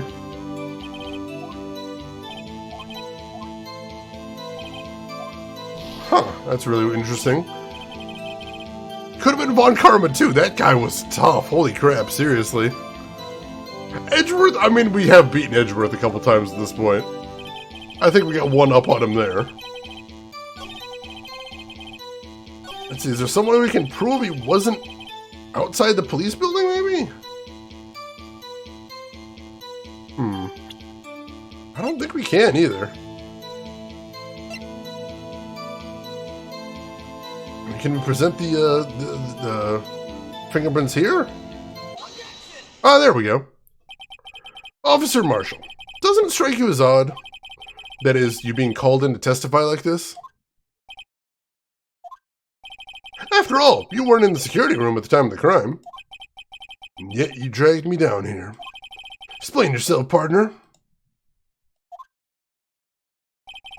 Quite simple. You left a very large trail behind at the scene. Or to be exact, a handprint. Listen real good, partner. Like I said, I'm the caretaker of that crypt. I pay my respects, that is, make my rounds about once a month. It's only natural my fingerprints would be in there. I only wish it were, officer. But you see, your fingerprints were covered in blood. Witness, what's the meaning of this? Your blood-stained fingerprints were at the crime scene? The blood was wiped away. However, a luminol test clearly revealed this. Well, Officer Marshall? Seems to me, there ain't a person in this room with a head on his shoulders. I take it you have an explanation then, Officer Marshall? About the blood-stained fingerprints? Very well, you may begin your testimony about your fingerprints, found at the scene of the crime.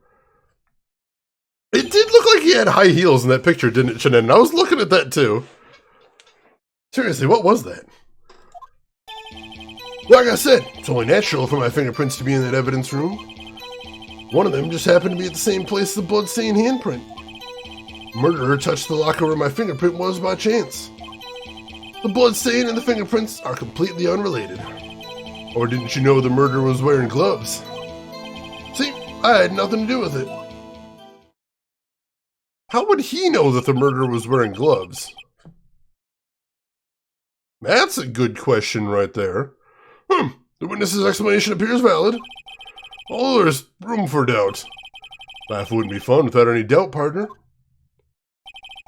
The defense may now cross-examine the witness. This guy's hiding something, I can feel it. Yeah, seriously, we gotta pull this apart. Now's my chance to prove it. Alright, let's press him and see if we can get anything new here. But yeah, he's very clearly, he knows more than he's letting on. And we've only got one segment of life too, so we definitely have to save now. There we go. Alright. It's only natural for his fingerprints to be in the room. That's because you, how did he put it, pay your respects once a month? Yeah, that's right. That and one more thing. That locker happens to be mine. What? What do you mean? I mean what I said. That's the locker I used when I was a detective. Locker I still use. All that's in there now, though, is a heap of broken dreams. I see. It'd be strange if my prints weren't all over that locker. And apparently his fingerprint data was never removed from that locker's programming. He must have been using the fingerprint lock all this time without even knowing it. Alright, so it updated that, so now it says Marshall's fingerprints found on a bloody handprint on Marshall's own locker. The print had been wiped. So he says one of the handprint just happened to be at the same place as his fingerprints. So then, what about the bloody handprint? Wasn't mine, it's no mystery. Please explain. My locker is covered with my fingerprints. Just so happened. The murderer touched the locker where his fingerprint was by chance, he says. Chances of that happening are 1,000,000 to 1. On the contrary, one could argue just the opposite. Chances of that not happening are 1,000,000 to 1. Get one thing straight, partner. You ain't gonna get no reward from me for a mere fingerprint. You wanna know why? Well, he says the bloodstain and the fingerprint are completely unrelated. Unrelated? They're as different as night and day. Kinda like cereal and cereal. One's got to do with breakfast, while the other's a type of murder. He's right. Although seemingly alike, they're totally different. Let's see what homonyms have to do with this. Here's where I think it's suspicious. He says, didn't you know the murderer was wearing gloves? How do you know that? I may be a loner, but I still do my job. I keep up on the reports. There was a blood stain at the scene thought to be left by the murderer. That's right. It was found in Detective Gumshoe's locker. However, no fingerprints were detected on that handprint. I think we tried that too. So that would mean the murderer, wearing gloves, happened to place their hand on top of Officer Marshall's fingerprint. That's the only logical conclusion. You starting to get the picture, partner? The picture? The seal of blood in the desert, just food for the buzzards. There's only one reality, and that's this. A security tape. So long as my trail isn't in there, you can't say otherwise. This isn't getting us anywhere, Mr. Wright. Please consider carefully where you're going with this cross-examination. I want to check something out real quick while I'm thinking about it. He brought up the videotape, and I think that's worth looking into that again. Let's see if there's anything else we might have missed in here. Alright, so right now, first pass, we see that Goodman's locker is actually unlocked, because the rubber glove was put between the door and the sensor.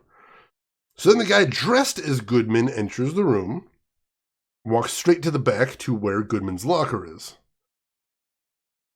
He opens Goodman's locker, the glove falls out, and he starts looking in the locker for something. Then we pan back, and Officer Meekins comes in, investigating something that he saw on the camera. He confronts the guy who dressed as Goodman. Goodman attacks him with a knife. There's a scuffle. Camera pans away.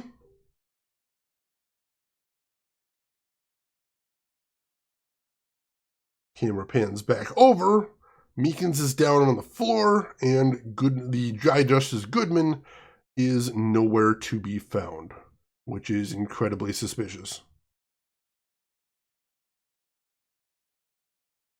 Except, all right, I saw something there now. Did you guys see it? Take a look. Watch real closely at the left side of the screen here. So all the way at the left, we see Marshall's locker. It's the one in the top left there. Nothing to see about it right there. But keep watching it. Keep watching it. Rafflecoop, welcome in. How are you doing today? And Dirt Claude, welcome in as well. You saw that too. All right, take another look at it here. So just as Meekins comes in, once again, nothing going on with Marshall's locker, the one in the top left.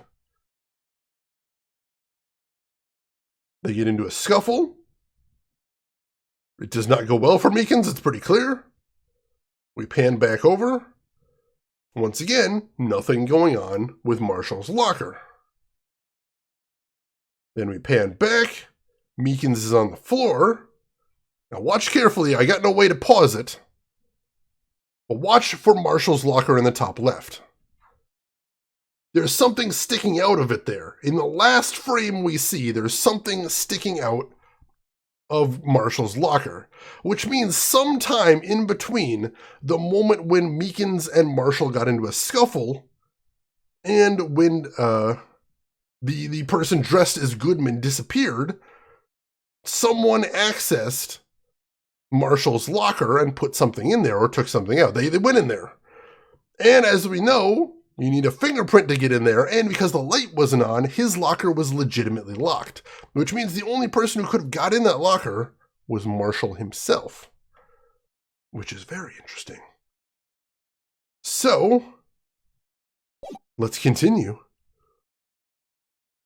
Why does Shane keep pointing out something that's not going on? I was getting there. Hey, Ryan AVX, welcome in. How are you doing today, Ryan? Hope everything's going well with you. And if we have any mods around, can I get a shout out for Ryan AVX? I would appreciate that. Yes, Your Honor. Now then, continue your testimony, Officer Marshall.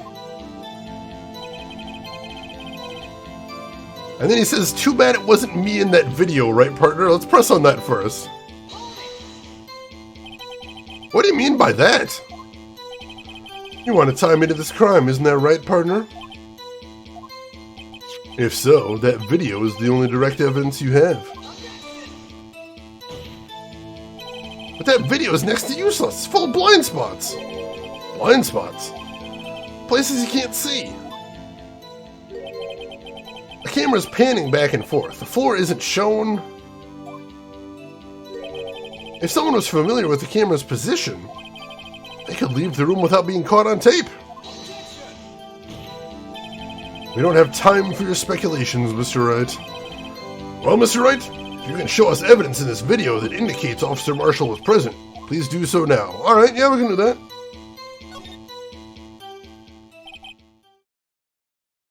So yeah, if anyone in here isn't following Ryan, you should jump on that. He is not only a fantastic retro streamer with an amazing collection of games, but he also makes chiptune music, and it is real good. You're going to love hearing it.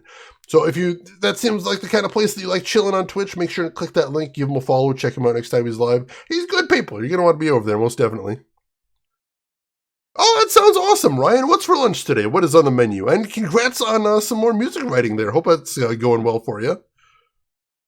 Who doesn't even know there was a biometric scanner? Well, the thing is, it's hidden around the back side of the grip for the locker. So what he was doing is he just gripped the locker and then opened it. And because the fingerprint was back there, every time he'd grip it, it would just open for him. So that's probably why he doesn't realize that he's incriminating himself right there, which is interesting. Ooh, that sounds delicious, Ryan. Excellent, excellent. Allow me to point out your mistake, Officer Marshall. Tread carefully, Mr. Wright, or you might wind up being the one making the mistake. I'll make another save there. Thanks for reminding me, Mr. Edgeworth. Since we've only got one bit of health. Now then, let's have another look at the video. Show us this incriminating evidence of the witness. Officer Jake Marshall. Alright, so we can fast forward here, which is good because we're going to need to fast forward all the way to the end. There we go. Keep panning back and forth. And then we get to where Meekins enters the room. Then they get in a scuffle. Alright, we're almost there. Alright, then we'll pause on the last frame. There we go. And present this.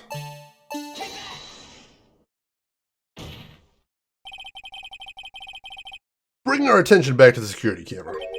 Is a mistake I'm afraid you'll soon not forget, Officer Marshall. Days are short in Texas, so are our tempers. Could you sum up what you have to say in 8 words or less? Very well. You can clearly be seen in this video. Exactly 8 words. Not bad, partner. The key lies in a certain locker shown in the video.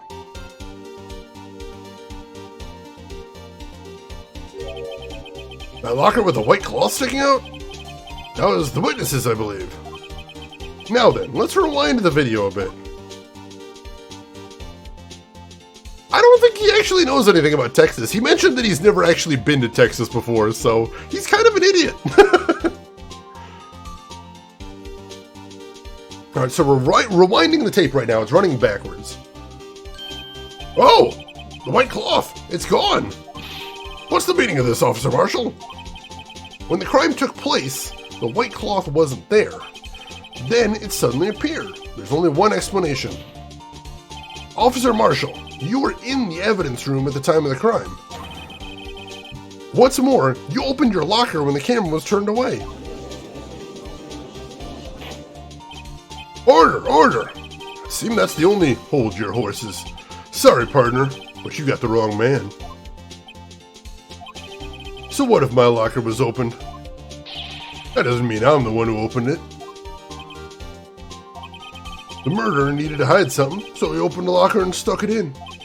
That's not my fault he happened to choose mine.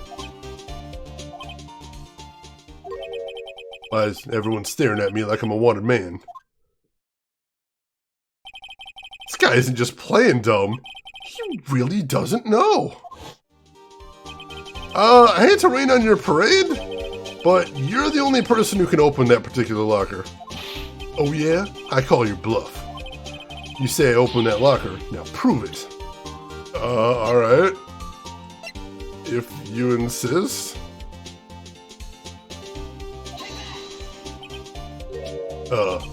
Fingerprint sensor? We talked about this earlier today. The lockers can only be opened by the detectives they belong to. What kind of crazy talk is this? Well, Detective Gumshoe did mention something about this. In any case, the locks aren't that obvious. There are even some people in the force that don't know about the fingerprint locks. So, Sheriff, what do you have to say in 8 words or less?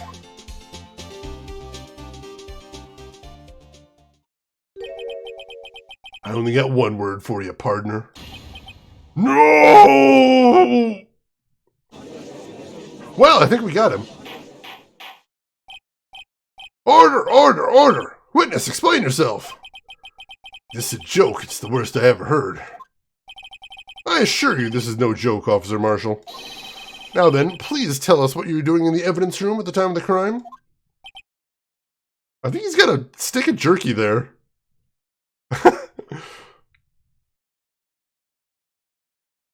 Oh, that's really interesting, Ricardo. So I'd never actually heard that before. No worry about the delay. No worry. I appreciate information whenever I get it. That's very cool. Yeah, I think he's a fan of America because it's what did originally take place in Japan in the original release. Yeah, they don't have a redundant way to open the lockers. That's really weird. What happens if somebody just... I don't know, goes missing or just sort of quits and leaves the country. They'll never open that lock again? That's really weird. I don't understand. Hey, Roseguard, welcome in. How are you doing today, Roseguard? Hope everything's going well with you. And if we have any mods around, can I get a shout out for Roseguard, please? I would appreciate that. Could have a TARDIS there somewhere. Well, let's not start speculating now. Oh my goodness.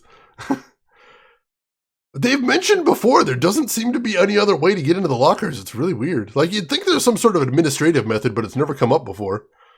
Hey, if anybody in here isn't following Roseguard, you should jump on that. Speaking of Texas, I imagine this is exactly what Roseguard looked like. I have no proof, but I'm just going to assume that. Roseguard plays a lot of really cool and interesting games, including a lot of ARPGs, as well as some Valheim recently, which is very cool.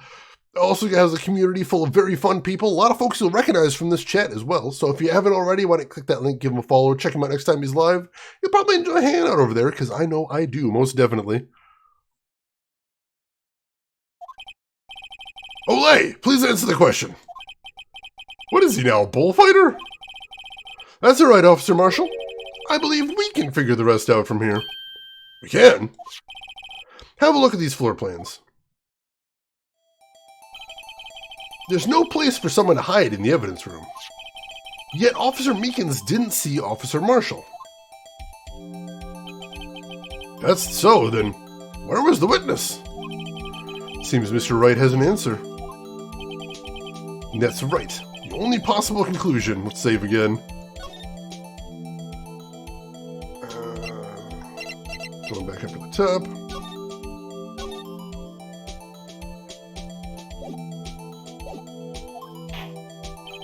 Well then, let's hear it. Where was Officer Marshall at the time of the crime?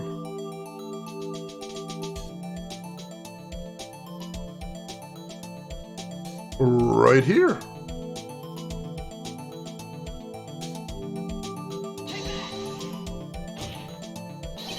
Officer Marshall was standing right here. There, but that's where the victim, Detective Goodman, was. Correct, unless the man wasn't Detective Goodman.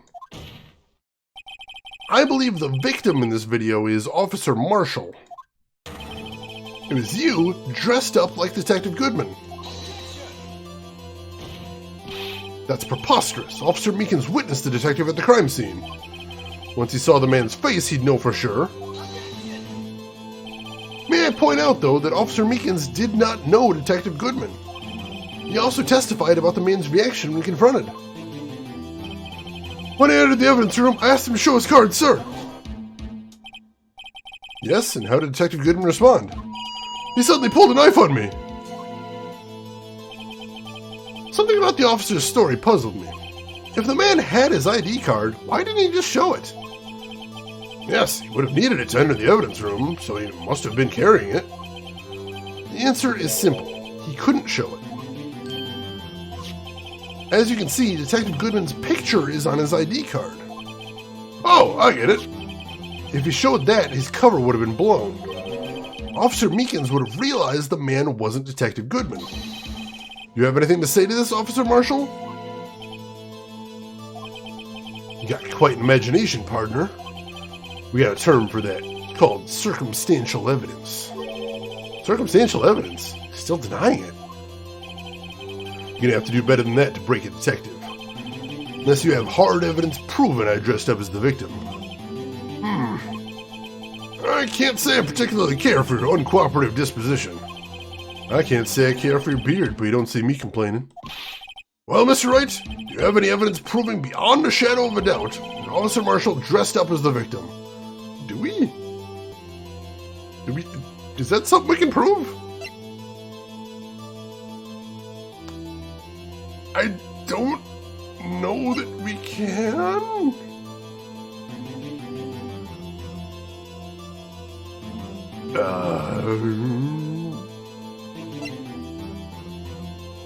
I don't know that we can, actually. I'm not showing him the badge! We're not doing it! We're not doing it!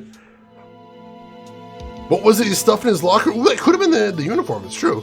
Possibly.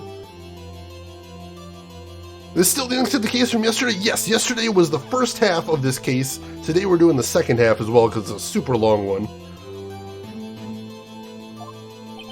Well? Who am I kidding? I don't have anything like that. I can see the fear in your eyes, partner. Seems you're the one who couldn't take the desert heat. Ah! This can't be happening. It's so obvious he's the one. What can I do?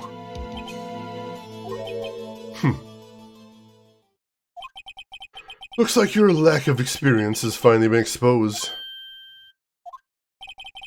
I'll pass on to you what someone told me when I was just starting out. When you've run into a wall with no place to go, return to the basics. Basics? For me, that would be what Mia used to tell me.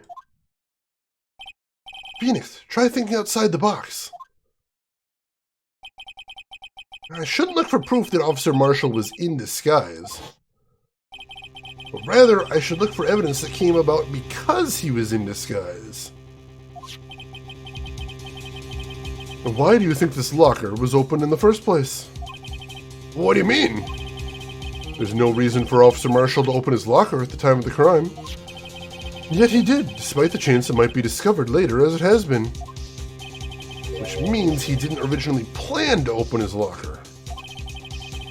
According to the defense's argument, Officer Jake Marshall dressed up as Detective Goodman at the time of the crime. Then, after the crime was committed, he opened his own locker for some unknown reason. The fact that a white cloth is sticking out of the locker seems to indicate that he opened it in order to put the cloth inside. So, just what exactly is this piece of cloth? Perhaps the video is the key to all of our unanswered questions. I don't have any evidence, so the video is my only shot. Very well, let's take yet another look at the security tape. After committing the crime, the witness opened the locker to put away the white cloth. I think I know what we need here. I think I've actually got an idea what we need to prove here, and it's clever. It's clever. Please show us why the witness had to open his locker. Alright, so let's fast forward. Nothing there. There he comes in. There he goes to the locker. Then in comes Meekins. They scuffle. Let's rewind a little bit. And let me present this.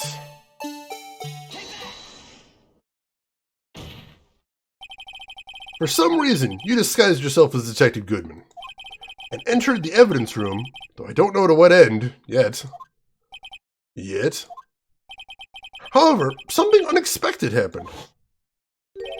Officer Meekins barged in on you. When asked to show your ID card, you pulled a knife on him. However, Officer Meekins panicked, and the white coat you were wearing was soiled with blood. Bloody white coat. You couldn't just walk out like that, so you hid the coat in your locker. Not bad, partner.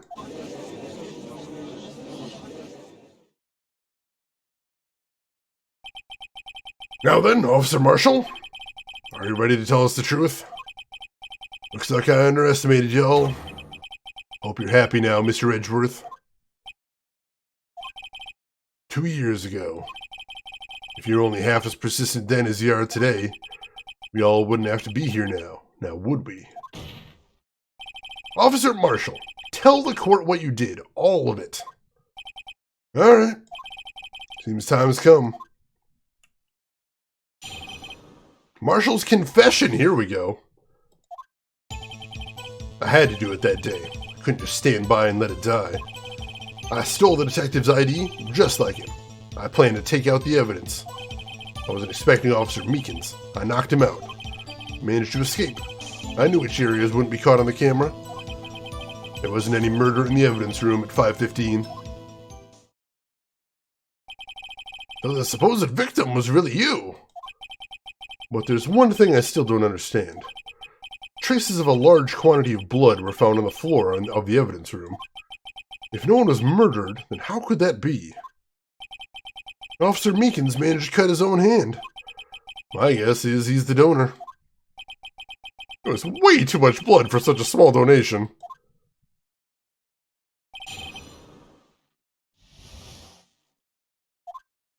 Alright, so we've got to find some flaw with his testimony. There's got to be something else missing right here. Now, Edgeworth owes us a whole bunch right now. Oh, that was the thing you saw there, Leah, too? Good catch. Good catch. Alright, so let's make another save. And then we're going to go ahead and press everything to see if we can get anything additional. So he couldn't just stand by and let it die. When you say it, you mean... Do you even have to ask, partner? The SL9 incident. 2 years have passed since that case was closed. It was going to completely end with the transferal that day. Not if I had anything to do with it. That incident's not over. But what did you hope to accomplish by sneaking into the evidence room? When a case is closed, only that case's lead detective can look through the evidence. I wanted to have a look at it myself one more time. No matter what the cost. I don't care what anyone says, partner. That case is mine. But Officer Marshall wasn't in charge of that investigation. Why does he care so much about it? That day was my last chance. That's why I already stole the detective's ID and dressed like him, planning to take out the evidence. Why did you disguise yourself as Detective Goodman? If I didn't make it look like Goodman was carrying out the evidence transferal, I'd be arrested for stealing evidence, which wouldn't get me anywhere. So you did it to fool the security camera. And the detective's ID card? Stole that the morning of the incident. So that really was why Goodman started filling out that lost item report. I returned his ID card, left it on the floor in the prosecutor's office parking lot. The ID card I found was left there by Officer Marshall. So essentially, you managed to succeed despite your lack of foresight. What do you mean, partner? I mean, the fingerprint-activated lock, of course. No matter how well you disguise yourself, you can't change your fingerprints. Under normal circumstances, you wouldn't have been able to open that locker yourself. But he could because a rubber glove just happened to get stuck in the door. That means Detective Goodman must have opened the locker before Officer Marshall. So he wasn't expecting Officer Meekins and he knocked him out. You pulled a knife on Officer Meekins and tried to drive him off? Let's just say I was a little surprised. I only planned on being in the evidence room for no more than 5 minutes. I didn't think anyone would actually come in during that short time. Officer Meekins certainly is a one-in-a-million type of person. Mistaking a detective for an intruder, demanding to be shown his ID. I'll have to think a little more about his raise this year. When did Edgeworth get so much influence? Anyway, he threw himself at me and I ended up cutting him slightly. Sorry it had to turn out that way. Me knocking him out and everything. By the way, what happened to your knife? Oh, you mean this one? I don't know what to say. So you knocked out Officer Meekins and... I managed to escape knowing how not to get caught on the camera. So you did your research beforehand.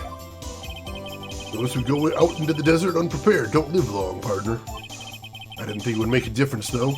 Security tape is erased every 6 hours. All gone as planned, no footage would have been left. However, you bloodied your coat in your struggle with Officer Meekins. Someone was in the security room when I came out, jig would have been up. I opened my locker and stashed it in there. What was Officer Meekins doing during that time? What else? He was sleeping like a baby. What you're saying is, on that day, there wasn't any murder in the evidence room. But the blood found at the scene certainly indicates a crime took place. What are you, blind? The victim shown on the tape is me, and I'm not dead yet, partner. So you stole the evidence from the locker. Actually, no, I didn't. Why not? When I opened the locker, the evidence was already gone. What? Mr. Edgeworth, where is that evidence? Still missing, Your Honor. Detective Goodman's locker was already empty. Someone else stole the evidence? Officer Marshall, may I ask you one thing? Fire away, partner. It's a free country. Just remember, I'm also free to decide whether or not to answer. Why did you do this? Stealing a detective's ID, injuring a police officer? This is no small offense. Moreover, you're an officer yourself. This will have serious consequences. Can't just be forgiven with a simple cut in salary. Not that salary cuts are ever a valid solution. Like I said, this isn't your case. This one is mine. And I'll do anything it takes to get an answer I'm satisfied with. The witness has an unusual amount of zeal. Let's hear more. So he says he can't just forget the SL9 incident. But that case was solved 2 years ago, wasn't it? That's the reason the evidence was stored in the evidence room. Joe Dark was convicted for his crimes. One thing I can say for sure is he deserved his sentence. I remember the Joe Dark case. It involved serial murders, didn't it? I don't intend to complain about how it turned out, but there's something that still bothers me. Something went down at that trial. Something no one will talk about. What happened? I don't know. That's what I'm trying to find out. Why is he so concerned with that incident? Maybe I should present him what I think is his real reason is. I had a feeling we'd wind up here sooner or later. Alright, let's make another save. Right here.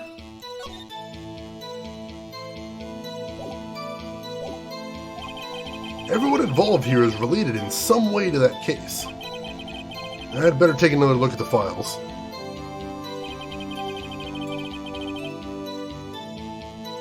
Alright, so...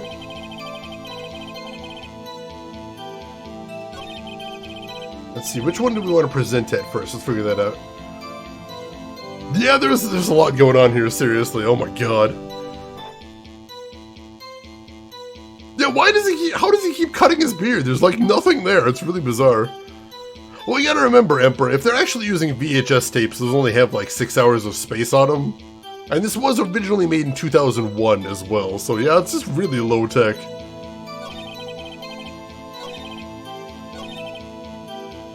Alright, so let's see, what do we have? So Phoenix says we should look at the SL9 case again. So let's take a look. So there's all the victims. Head Prosecutor Miles Edgeworth, witnesses Lana Skye and Emma Skye.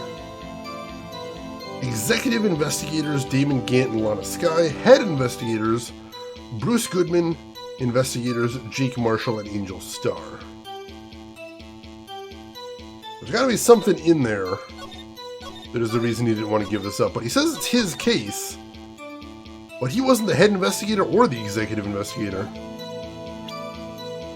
Let's try presenting it here, though. Officer Marshall, I think I understand. I think I know why you care so much about the SL9 incident. Sounds like you've been sipping too much cactus juice, partner. I have the SL9 incident file here. The name Marshall is mentioned in here. In a list of murder victims. Neil Marshall. Are you related to this man? Neil Marshall? Yeah, I'm sure you've heard the name. 2 years ago, you received the same lousy prosecutor award you got. What? A prosecutor? You must be talking about the King of Prosecutors Award. Now I remember. Prosecutor Neil Marshall. He handled the SL9 case before I did. That's right. He was killed. And the case fell into your hands. But what's his relation to you? He was my brother. Alright, now we're getting somewhere. Now we're getting somewhere. Yeah, they could have went LP too, but they already mentioned that he doesn't know how technology works, so he probably wouldn't know that LP even exists, unfortunately. Cactus juice! Cactus juice. He was investigating the murders with Damon Gant, the then Deputy Chief of Police. The group of detectives I was part of worked under them. We were desperate to prosecute the killer. Joe Dark. My brother fought Dark and was killed. That was the first time Dark left behind any evidence. That was all we needed. He was arraigned and incarcerated. That case was finally closed. At least according to the public records. What do you mean? My brother couldn't have been killed by Joe Dark. I knew my brother better than anyone. No one could have beaten him in a fight. That's it? That's your reason for your insane actions? There's more to my brother's death than what the records say. No matter how much you try to hide it, you can't fool me. Well, at least one thing's for certain. Now we know what happened at the police department on the day of the crime. That was the last day the SL9 case could be reopened. Not satisfied with its resolution, Officer Marshall planned to steal the evidence. Disguising himself as Detective Goodman, he entered the evidence room. Officer Meekins confronted him, so he rendered him unconscious and fled. Yes, the mystery has finally been cleared up. No murder took place at the police department that day. The things that happen by chance never cease to amaze. At exactly the same time as the murder at the prosecutor's office, this fake murder was going on at the police department. Chance? Gotta be more than just that. So, if no one was murdered at the police department on the day of the crime, that means the murder in the prosecutor's office parking lot was the real one. Which, in turn, means only one person could have committed the crime. Chief Prosecutor Lana Skye. But wait, a verdict wasn't reached in yesterday's trial. Which is why we've examined the incident at the police department today. But there's only one reason the defendant was not convicted yesterday. There yet remained the mystery of the simultaneous murder at the police department. Seems to me, this boy's got the draw on you, partner. All of the mysteries at the police department have been resolved, no doubt about it. Our sole murder took place at the prosecutor's office. The only suspect is Lana Skye, and the testimony of one Ms. Angel Starr is completely incontestable. If you have a response, make it a single word or less.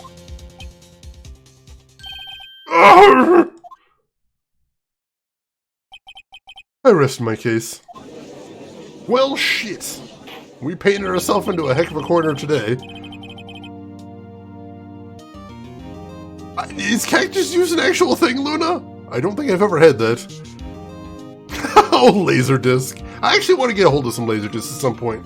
There's a few things on Laserdisc that was never reprinted anywhere else, which is kind of wild. Yeah, this is just a giant mess, Gutwing. Even having answered all that we have answered, this is still a giant disaster of a case. Nuddle Masher, oh my god. Archetype Saber, so we have proved that Marshall was the one dressed up as Goodman in the evidence room. But unfortunately, as Edgeworth pointed out, that just means that we're back to where we were at day one, with Lana being the only possible suspect for the murder, and that's bad. That's not great. Tequila's agave. Is agave cactus? I feel like agave is not cactus. I don't know, that'd be a technicality. Seems the trial has reached its conclusion. There's no room for doubt. Well done, Mr. Wright. Thanks to you, I didn't need to waste my time disproving the alleged murder at the police department. There's no doubt what I proved today is true. The apparent murder on the security camera's tape really was fake. But I didn't realize I would end up proving Lana guilty. Now then, the time for the verdict has arrived. This court finds the defendant...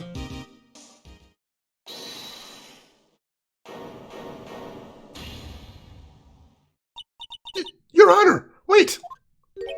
Emma! The defense has an objection. A scientific objection.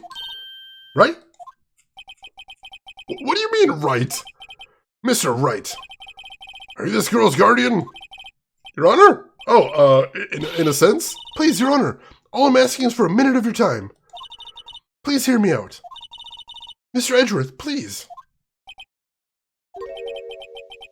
I don't want to leave any loose ends. You want a minute? I'll give you 3. Agave is a type of asparagus. That is super weird. Desert asparagus. I love that. I was kind of in shock. I mean, finding out the SL9 incident referred to the Joe Dark killings. Now that she mentions it, the names of both Sky Sisters were in that file. But that's when I figured it out. I mean, what Officer Marshall was trying to do that day. So I knew his fingerprints had nothing to do with the crime. That left only one thing, the other handprint. You mean the traces of blood found on Detective Gumshoe's locker? But no fingerprints were found on it, right? No, but I figured if I examined it scientifically, I'd be sure to find a clue. So, I ran over there and looked at it again. So, did you find something? No? Huh? Sorry, I guess I'm not much of a scientific investigator after all. Is that all? Please don't be mad. I'm just a high school student. And I'm just an attorney. But Mr. Wright, those traces of blood are the only clue we have.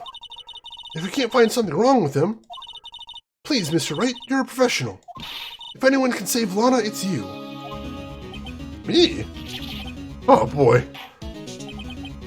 Time's up. Now then, Mr. Wright. With regard to the incident at the police department, does any reasonable doubt remain? Let's save again.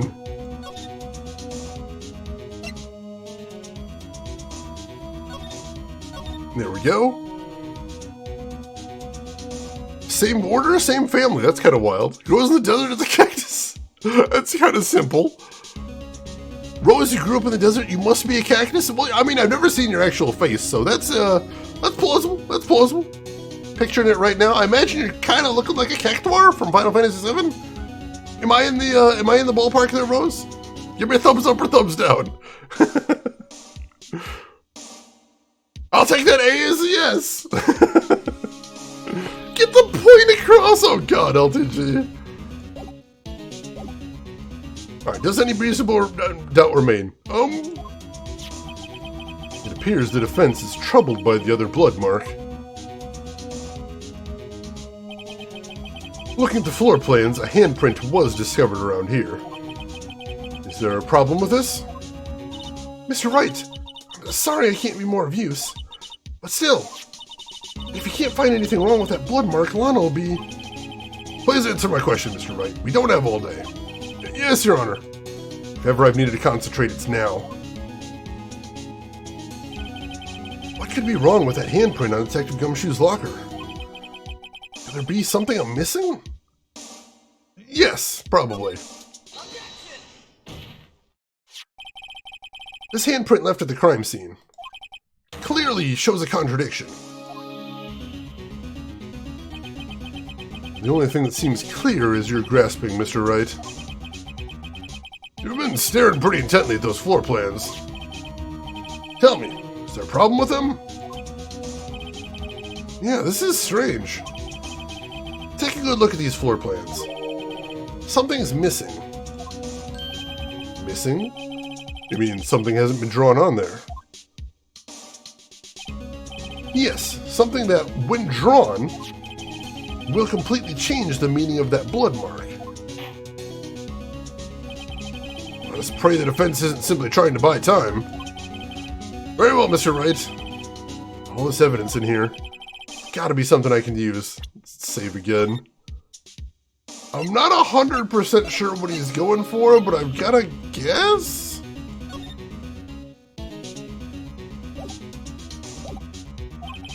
The question is, which item can prove something is missing in the floor plans?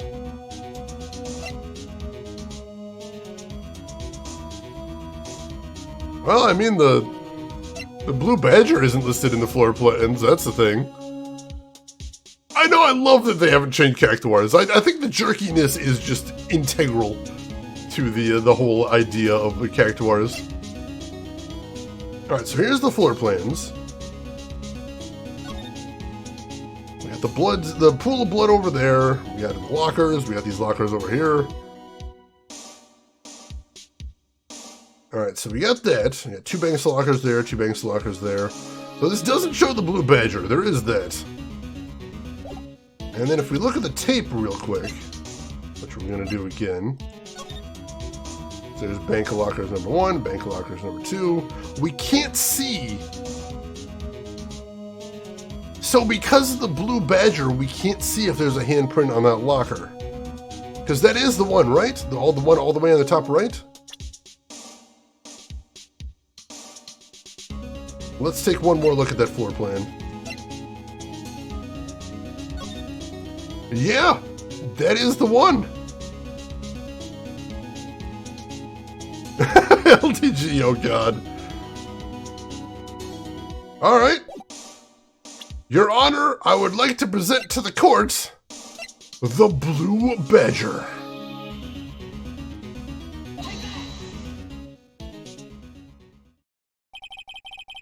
What about that piece of plywood? The Blue Badger, mascot of the police force. Defender of truth, guardian of proof. Explain yourself, Mr. Wright. Please look at the floor plans of the crime scene. The Blue Badger is not here. So watch what happens when we put him in. This is where he was dancing at the time of the crime. Well, what? That's right. So long as the Blue Badger is dancing here, it would be impossible to place a handprint at this spot on the locker. What?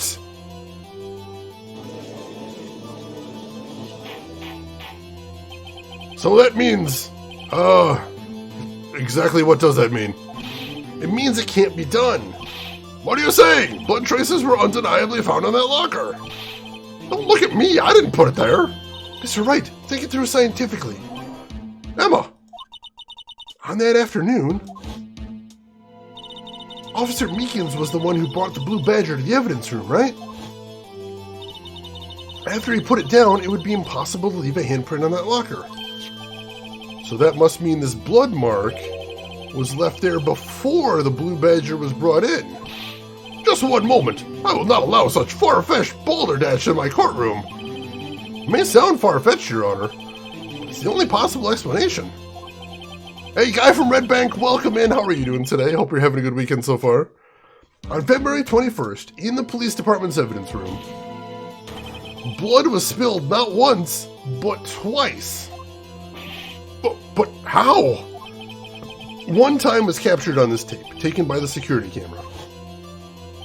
Officer Meekins cut his hand from which a trivial amount of blood fell. The problem is, the other time,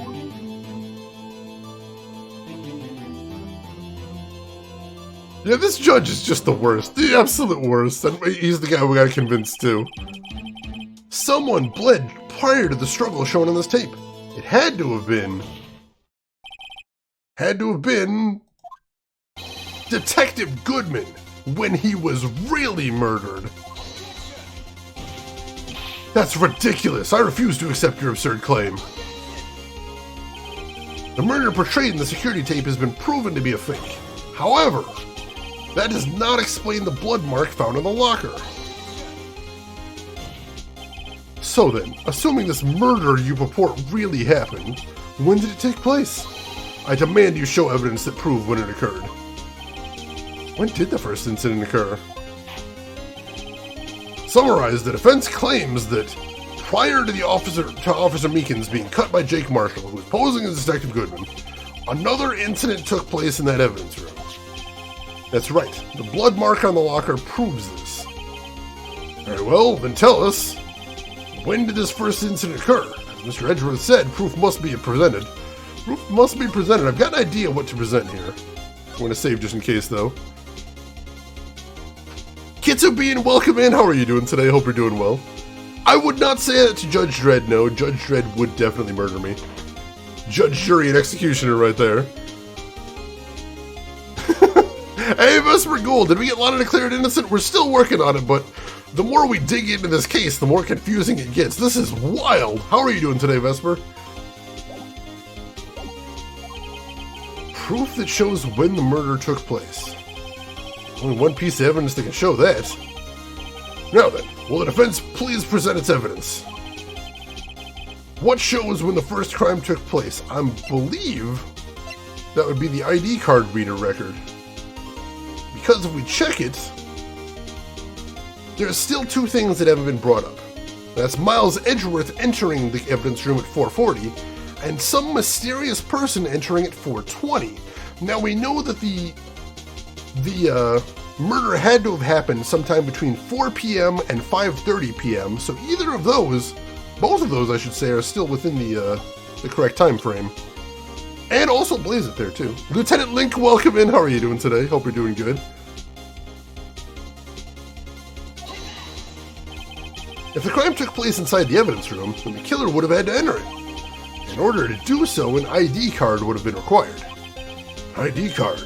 Oh, the ID card record. Officer Meekins brought the Blue Badger panel into the evidence room at, let's see here, 4:50 p.m. If the crime took place before that time, then it would be 4:40 p.m.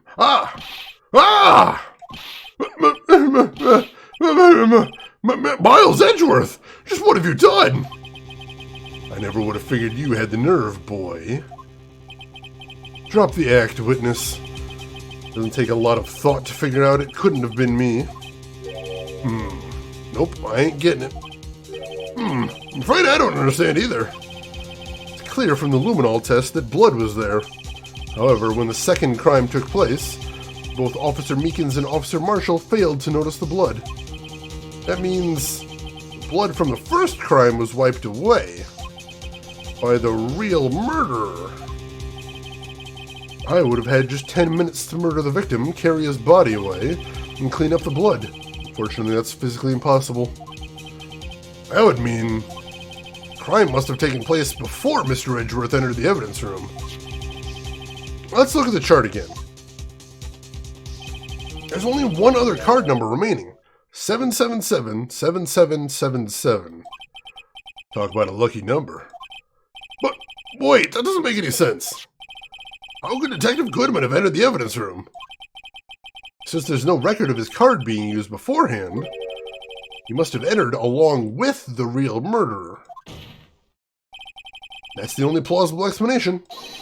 He went in with 777-7777. In other words, whoever had that ID number held the door open so he could come in. Two people entering with only one card swipe right there. Let's see. Someone was using Blue Badger to blaze it? If you're going to. I know, I think you'd probably have a bad trip if you were looking at Blue Badger when you were blazing. Lieutenant Link, you just bought a house. Congratulations. That's a huge deal. Hopefully you got just what you wanted. Hopefully you have an easy time moving in as well. Yeah, the judge seems like a good guy. Like, he legitimately does want to find justice, but he is kind of a moron, most definitely. He do wave his hands in the air. Oh my god.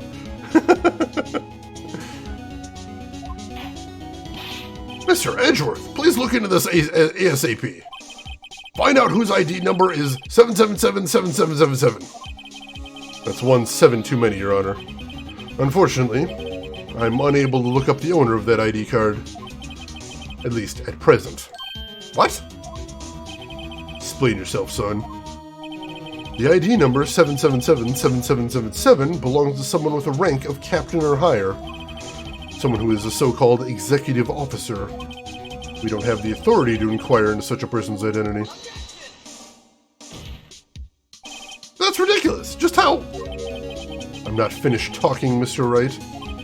There is one situation in which we can be granted such authority. If an official charge is filed against an executive is accepted. An official charge?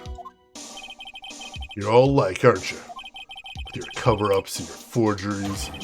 That's how the prosecutor's office operates. I take pride in my work, Officer Marshall. I would appreciate it if you would keep your slander to yourself. Slander, is it? Okay, let me ask you a question. Yes? No, not you. To her, the defendant sitting over there. Your own little executive. Lana!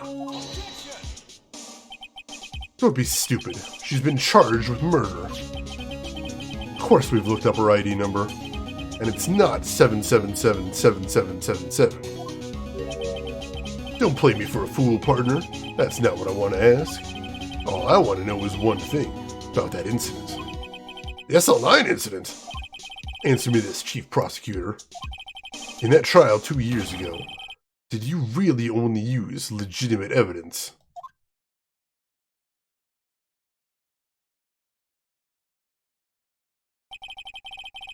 Do you need the witness to repeat his question, Chief Prosecutor? I heard him fine, Mr. Edgeworth. 2 years ago, I was in charge of the prosecution for that trial. At the time, occasionally, we felt the powerlessness of the law. At least, I did.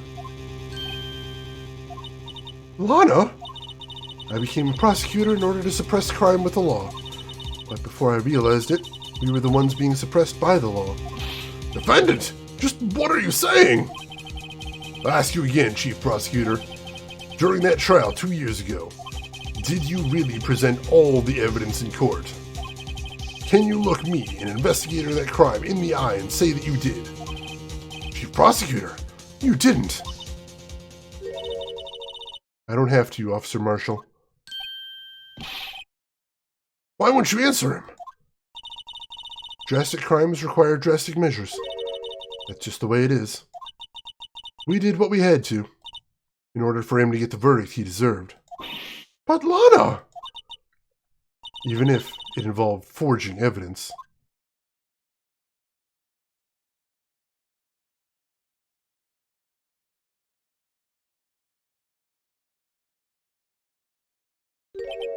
See? That's what I'm talking about. No. No! Order! Order! Order! Order! Lana's remark caused such a stir. The chaos in the courtroom could not be quelled, and the trial would have to wait until the following day. Holy shit! She actually forged evidence for the SL9 incident. How much longer will he be online? Probably a couple hours still, Lieutenant Link. We're not anytime soon, I can tell you that much. She tampered with the evidence, holy crap! That's a really bad. Technically, we're outside the 2-year rule, but does it still count if the evidence wasn't actually transferred? We still don't know where the evidence is. The SL9 evidence disappeared out of that locker. There's still so much we need to get answered in here. Holy crap. Yeah, go ahead and grab a bite. Lieutenant Link will probably be here when you get back. Got away with it for 2 years, and also became the head prosecutor. That's not good. That's not good. Alright, so I assume we have to do some more investigating now. February 24th, 3:12 p.m., Wright and Company Law Offices. I'm so sorry, Mr. Wright. Sorry for what my sister said. Drastic crimes require drastic measures. That's just the way it is. We did what we had to, in order for him to get the verdict he deserved. I didn't know. I never knew that the SL9 incident was just another name for the Joe Dark killings. Sounds like everyone's heard of these killings but me. Lana wanted Dark convicted so badly. That's why she used me. That's why she used what happened to me. What do you mean, what happened to you? It's all there in the file. Joe Dark's last victim was Prosecutor Neil Marshall. When he murdered Officer Marshall's brother, he left behind an incriminating piece of evidence.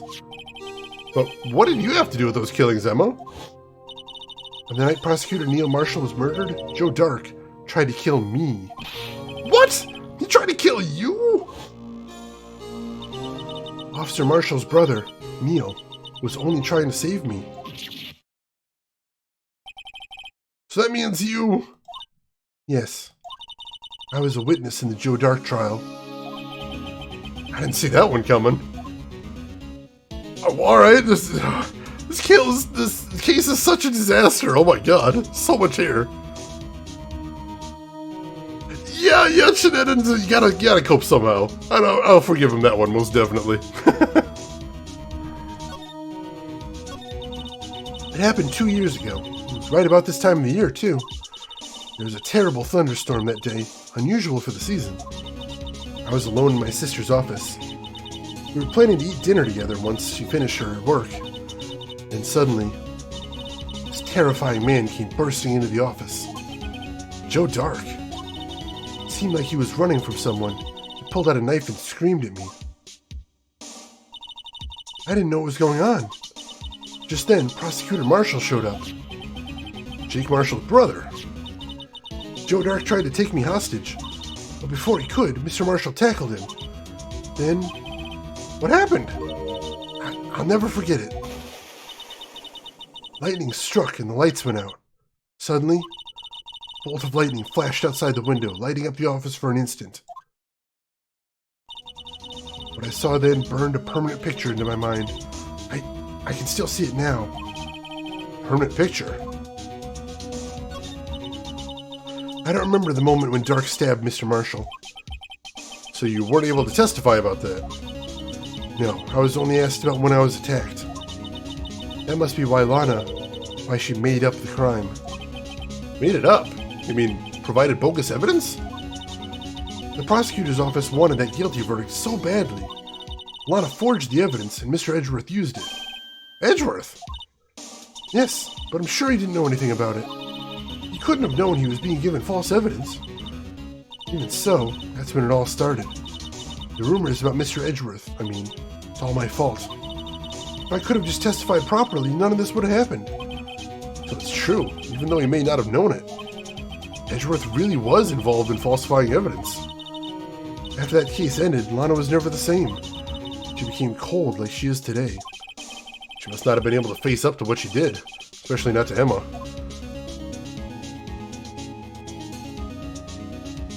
Alright, so what's this about a picture? Now, what did you see in that instant that the crime occurred? Dark knocked down Mr. Marshall and raised his knife. Neil Marshall was stabbed right in front of this poor girl. I don't remember what happened after that. Apparently, I passed out. When I came to, Lana was cradling me in her arms. Poor Emma. You've been through so much.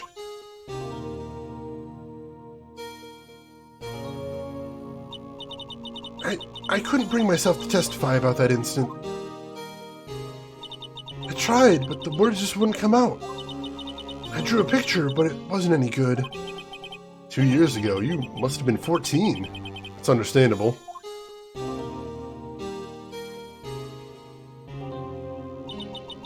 Once it was all over, I made up my mind. I decided that when I grew up, I'd become a scientific investigator. I want to be able to fight crime with my testimonies, and find the evidence to make an airtight case. That way, Lana would never have to forge any. I see. I think I'm finally starting to understand what makes Emma tick. But there's still something that bothers me about that crime. There's something that's puzzling me, Emma. What is it? You said you were in Lana's office at that time, right? That's right. Why then would a serial killer come running in there? Not only that, but he was being chased by a prosecutor? Oh, there's no mystery there. Joe Dark had been taken in for questioning that day. Taken in for questioning? You mean by the police? Of course. This happened at the police department. He tried to run away halfway through the interview and fled into my sister's office. Why did he run all the way over to your sister's office? Because the detective offices in the questioning room are right across from the elevator. Across from the elevator? But Lana was the chief prosecutor, wasn't she? No, silly. Didn't I tell you? 2 years ago, Lana was a detective. She was the best in the entire force. What? That's news to me. After the Joe Dark case, she was transferred to the prosecutor's office and made chief prosecutor. Lana used to be a detective? I'd better have another talk with her. Alright, there's some new information there. This case just keeps getting more complex. We gotta just sort of bulldoze ahead at this point. We gotta just keep looking for more information. Yeah, that is a big jump, Emperor. Don't you need, like, schooling for that? I think so, anyway. February 24th, Detention Center, Visitor's Room. Yeah, great progression, clearly. Lana! Mr. Wright? Seems I keep causing you trouble. Falsifying evidence. I didn't think you were the type. Criminals don't mind playing foul, why should we? But Lana, if you're wrong, an innocent person might be found guilty. Believe me, I understand the risks. Lana, Emma told me about you. Oh? About how you were a detective 2 years ago, and how the SL9 incident was the reason for your transfer to the prosecutor's office. That's right. Could you fill me in on the details, especially about that unusual change of jobs? Suppose you have a right to know, Mr. Wright? Alright, let's see if we can get some answers here. Does that mean we can make Gumshoe the chief prosecutor? No, don't ever promote Gumshoe. Bring him down if you need to, but not up. Never up. It would be very bad. A lot of revelations were uncovered at the trial today, not the least of which was the fact that this case is largely connected to another one 2 years ago. Evidence from that case was stolen as well, though I expected as much. I know how obsessive Officer Marshall can be. That trial, it really wasn't fair, was it? I believed in you, Lana. I believed that no matter what happened, you'd always stick to the truth. Couldn't be helped, Emma. At that trial 2 years ago, I sold my soul.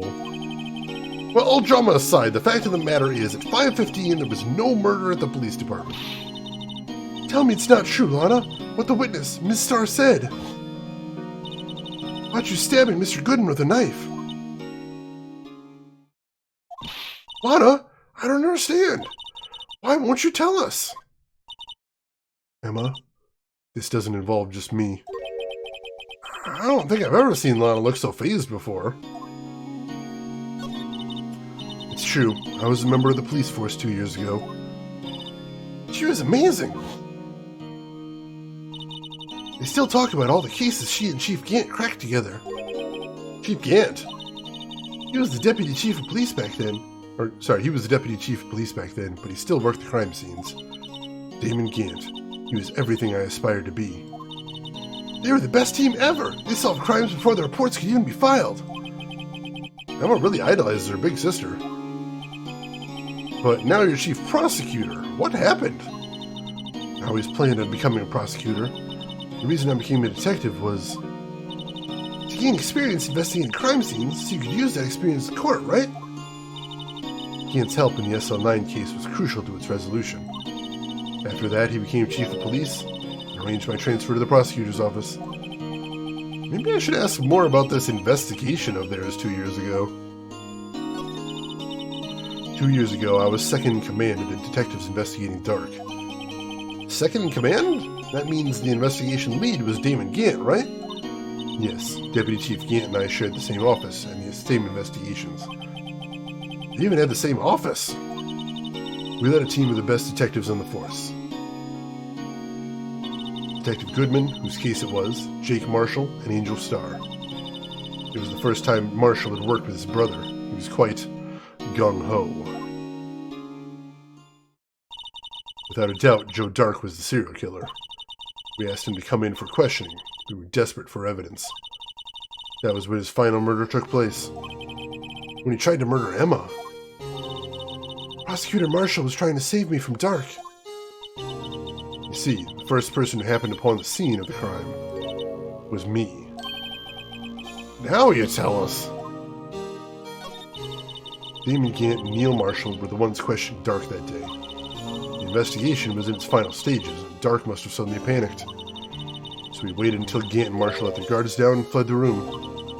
From there, he ran straight to the office shared by Deputy Chief Gant and myself. That's where he found me. So you were the first person to run to the scene, Lana? Appears so. I was filing some papers while Gant and Marshall were questioning Dark.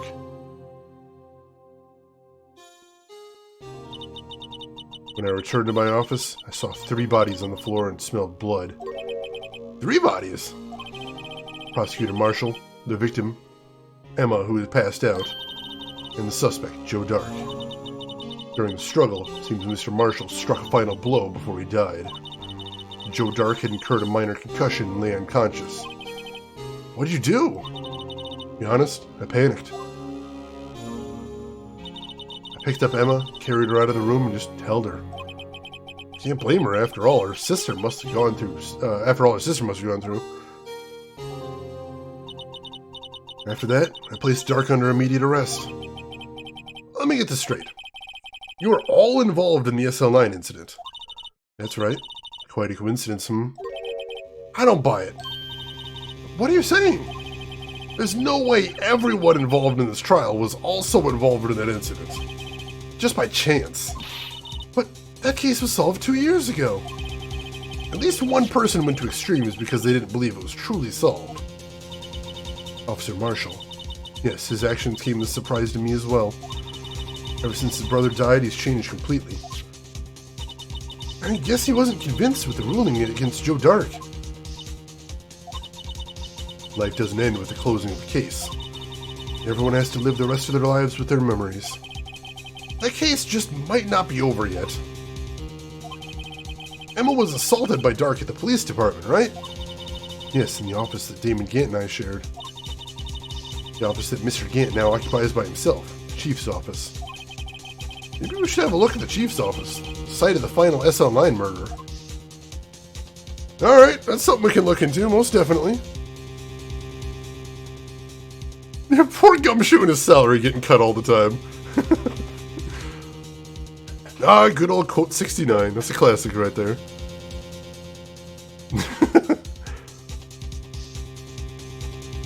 Yeah, Phoenix is the outsider here, but that could mean he's the only one without a bias, so we kind of have to rely on Phoenix a lot here. Alright, so let's head to Criminal Affairs, maybe? I don't know how to get to Chief Gant's office. I think it might be in the police department. Let's see. I don't see Detective Gumshoe anywhere. Things seem kind of quiet around here today. You're right. Chief and Detective seem the same, though. Why don't we go look for some other people to talk to? Alright, we can come back here later. Alright, so let's move to the police department. February 24th, police department entrance. Howdy, Bambina. Oh, Mr. Marshall! Never thought things would turn out this way when I woke up this morning. Que sera, sera. You never know where life will lead you. Hey, Bambina. I should have known my luck had run out when old Billy dried up this morning. Billy?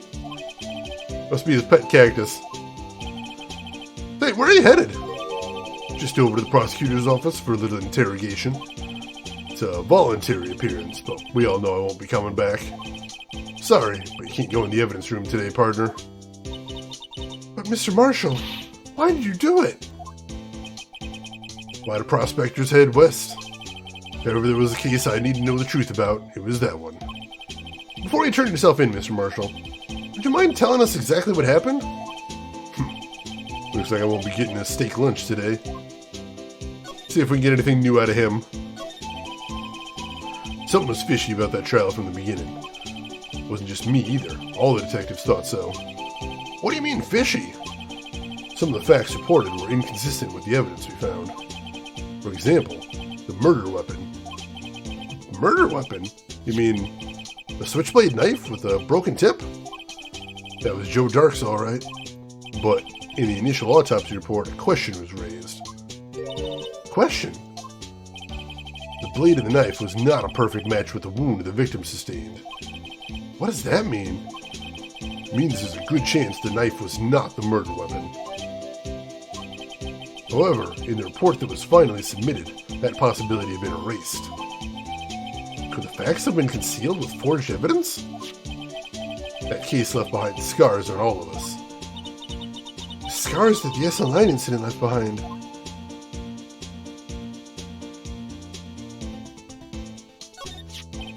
I got the looks, but he got the brains. He was one of the best prosecutors around. I just made detective when it went down. It was our first case together.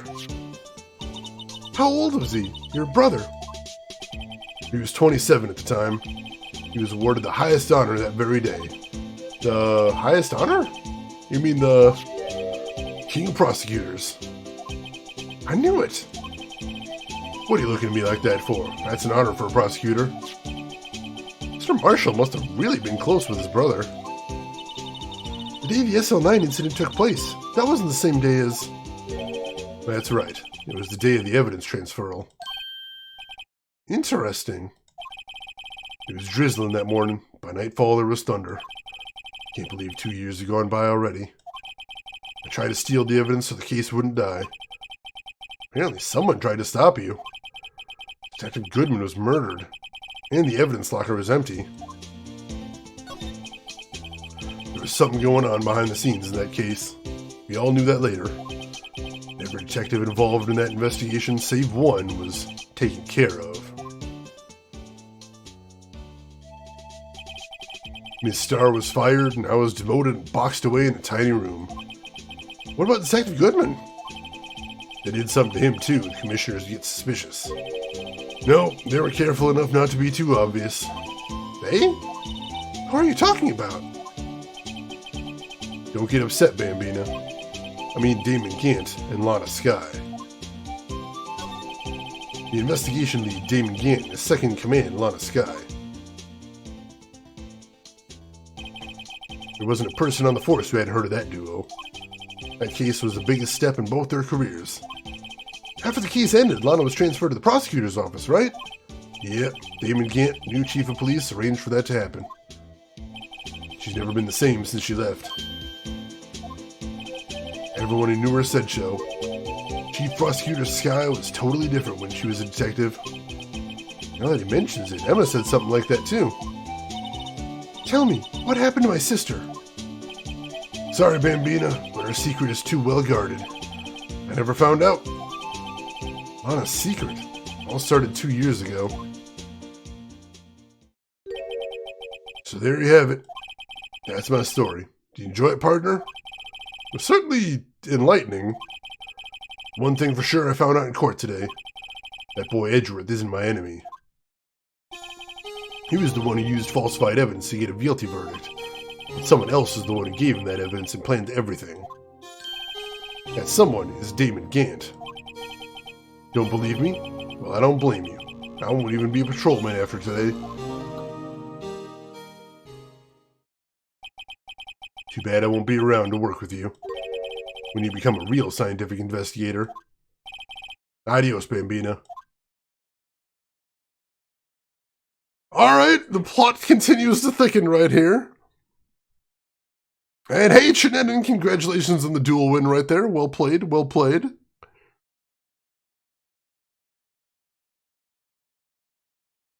Alright, so, a lot of 420 going around here. It seems like that kind of day. It is the weekend. You gotta enjoy yourself a little bit.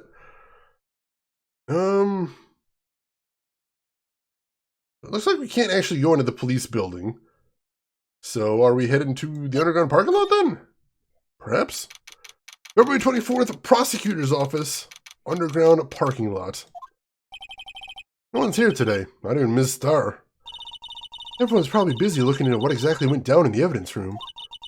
That must be where the detectives are. Well, we proved in court today that on the day of the crime, no one was murdered in the evidence room at 5:15 p.m. Yeah, I thought we were finally making some headway in our case. But instead, it looks like we just ended up making Lana look even more guilty. Hang in there, Lana. Gotta find all the answers by tomorrow.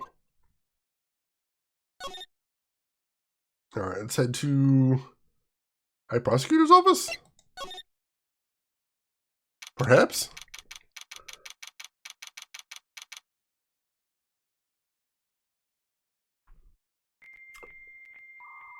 Hey, Cracky Reads!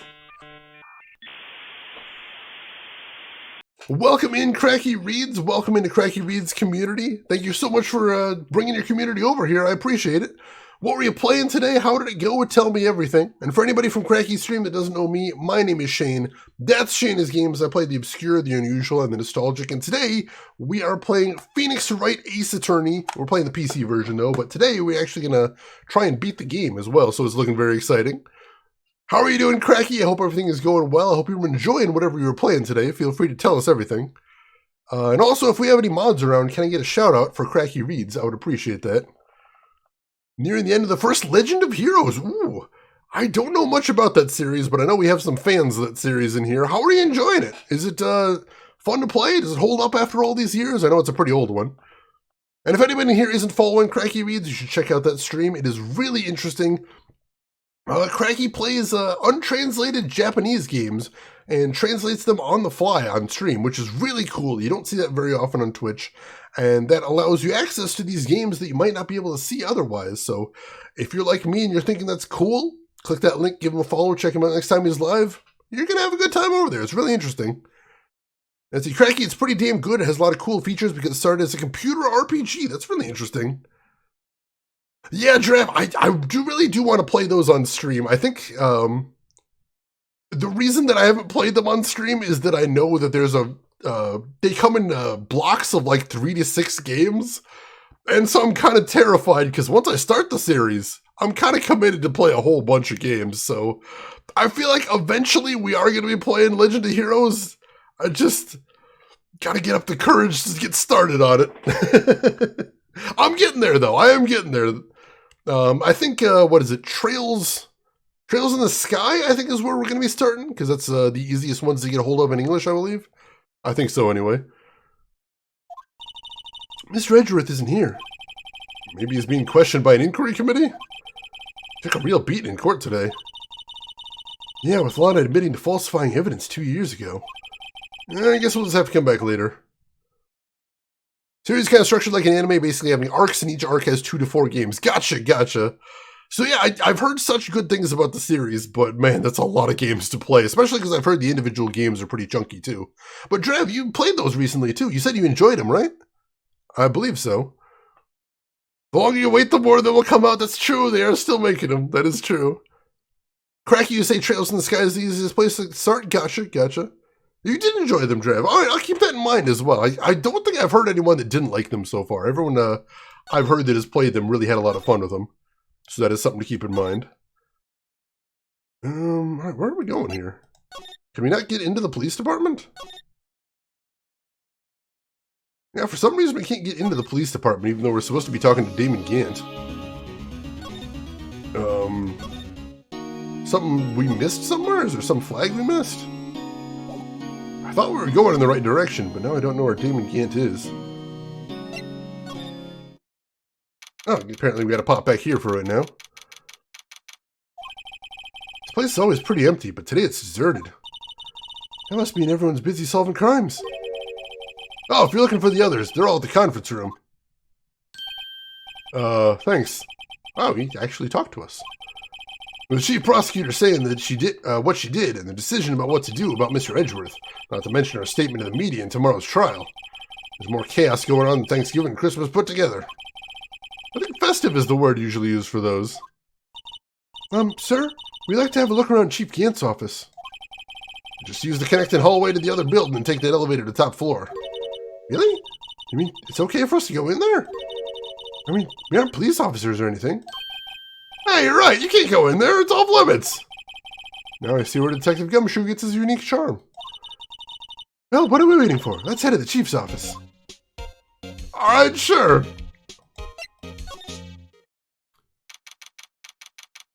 All right. February 24th, Police Department Chief's Office. Holy shit!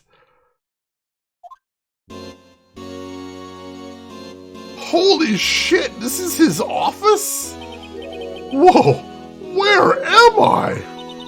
In the chief's office, silly. At least that's what it said on the door. Check out that pipe organ. That's real, isn't it? Hey, I used to take organ lessons in kindergarten. They used to call me Little Miss Bach. I thought I was genius until they tried teaching me notes.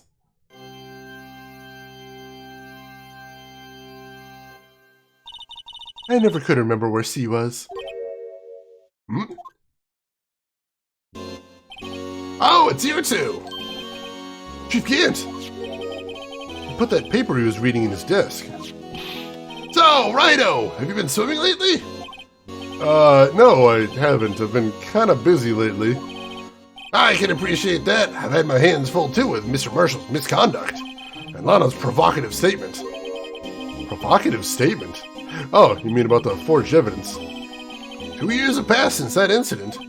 My, how time flies. See that big picture on the wall over there? That's a picture of Lana, Neil, and me. So this is Mr. Marshall's brother, Prosecutor Neil Marshall.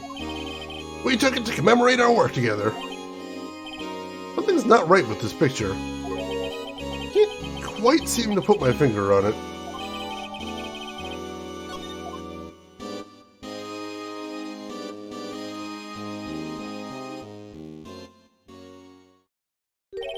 Anyway, I like to reminisce all day, but there are matters that need my attention. I'm gonna lock up here, so let's go out together. Oh, but this office. It was a crime scene 2 years ago, wasn't it? That case has long since been over. There's no need to investigate it anymore. All the same, we'd still like to have a look around. Perhaps you didn't hear me. I said there's no need to investigate it anymore. Now hurry up and get out. I have a meeting to attend. Looks like we weren't welcome. Seems that case isn't over with yet, after all. What do you mean? Chief Keaton denied a request to search the crime scene. That means there must be a reason he doesn't want us looking around in there. You mean like a clue? Gotta be a way we can get inside the chief's office. Alright, so I want to take a look at that picture because I think I know what's wrong with it. I'm looking at the trophy. And it's got a shield with a sword in front of it. But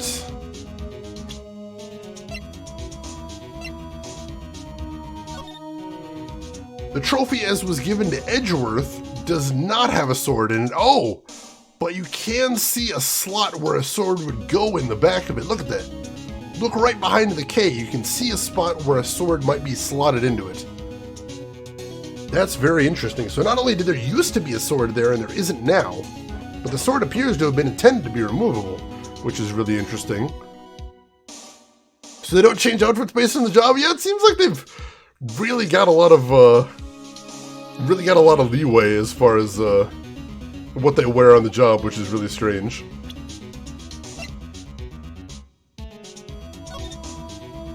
Oh, I think that's the broken jar back there too. Interesting. So that was in their office as well. A lot to consider right there. A lot of evidence in that one picture. Alright, so we need to find some way to get into his offices.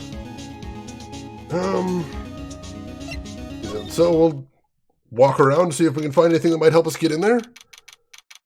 What about the knife with the broken edge? Well, that was a butterfly knife, and that they already confirmed that it belonged to the serial killer, Joe Dark. So I don't think that has anything to do with that. Hey, pal!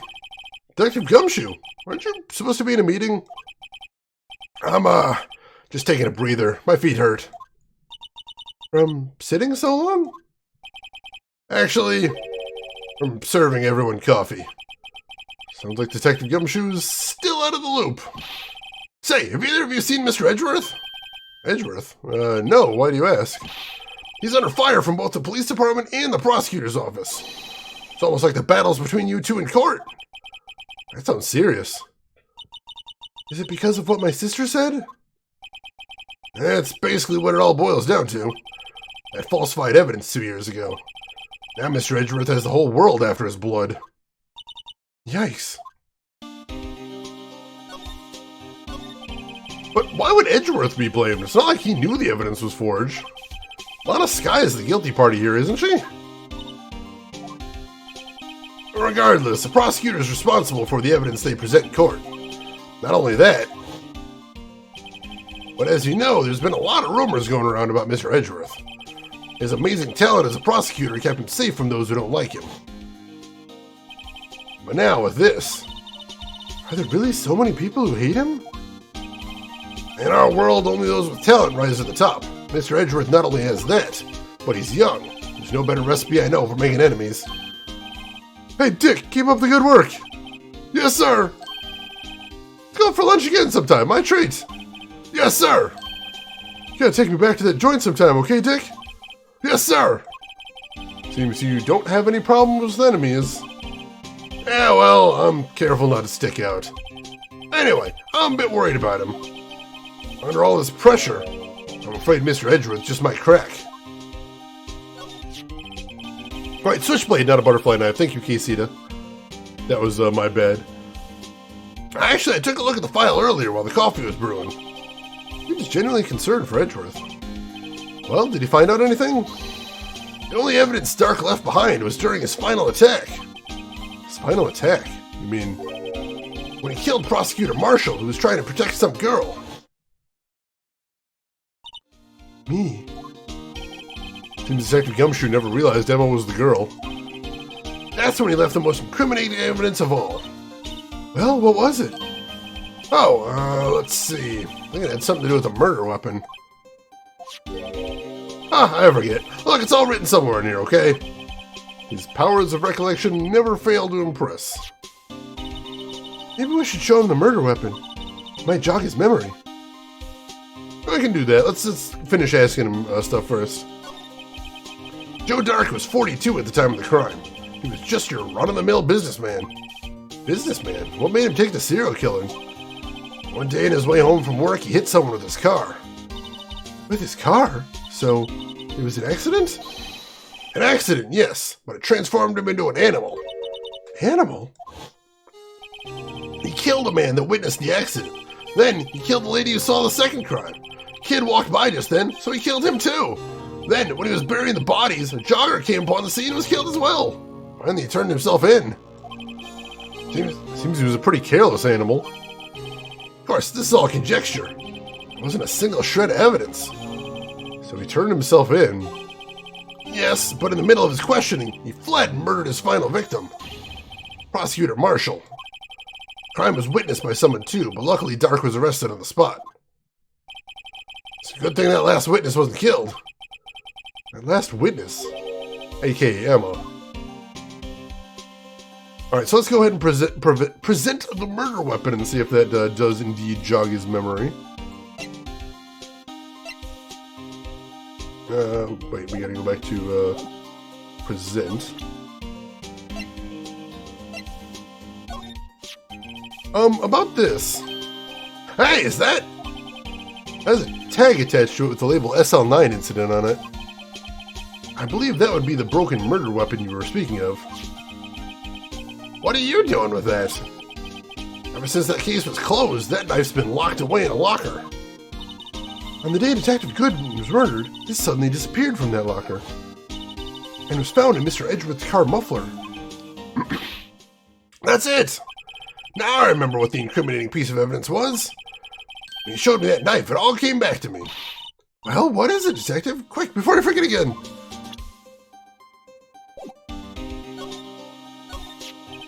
And this knife, it was Joe Dark's, wasn't it? That's right. We traced it back to the store he bought it at, plus it had his fingerprints on it, too. But no one actually witnessed him using it to murder anyone, right? That's where his luck ran out. When you take a good look at the knife, you'll see it's broken. You don't have to take a good look to notice that. Yeah, well, anyway.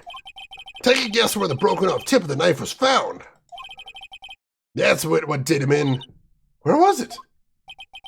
The victim, Neil Marshall, was carrying it inside his own body. It was found deep inside the stab wound. Did it match Dark's knife? You bet! Down to the last fiber. That's pretty conclusive. Alright, Neil's autopsy report. Stabbed in the back, died from punctured heart and lung. A knife tip was found in the wound. Switchblade knife, the broken tip was found in the victim's body, belonged to murderer Joe Dark. Well, there you have it in a nutshell. That's all I know. Can I ask you one more thing? What is it?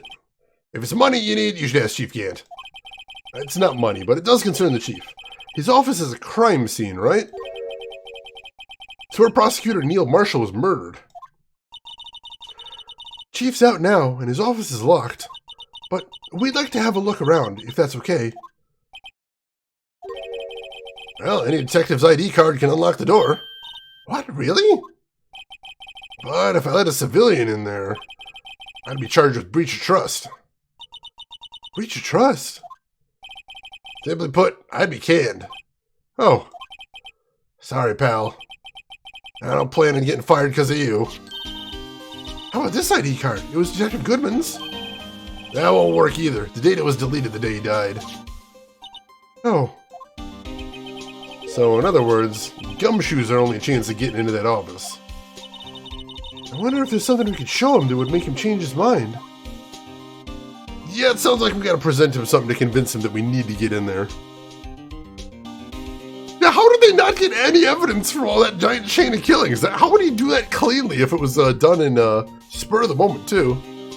Mariesk, welcome in. How are you doing today? Welcome into the stream. Hope you're having a good weekend. Alright, so what can we present him that shows we need to get in that office?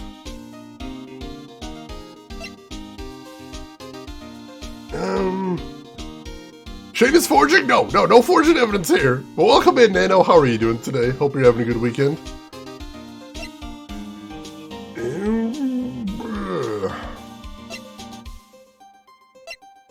Is it the picture, maybe? Nope, not the picture. Is it the urn?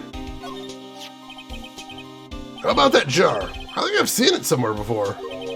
Somewhere? Or maybe it's one of those memories people have from previous lives. This must be the most uninformative detective I've ever met. Something about it makes me feel uneasy. It's like I'm in the chief's office and he's yelling at me. You can't? Where could I have seen that before?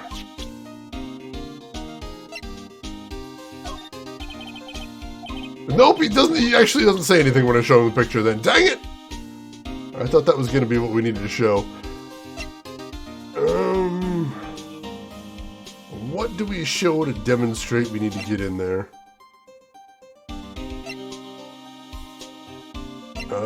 Goodman's note? No, nothing there. King of Prosecutors trophy? Hey, that's it! That's the King of Prosecutors award that Mr. Edgeworth got the other day. Were you at the award ceremony, Detective Gumshoe? Of course, pal. I got an award for diligence myself. Ah, congratulations. I was wondering, why is the award a shield? And why is it broken? Oh, there's a reason. I'll tell you what it is later. Apparently he's forgotten. Nothing new there.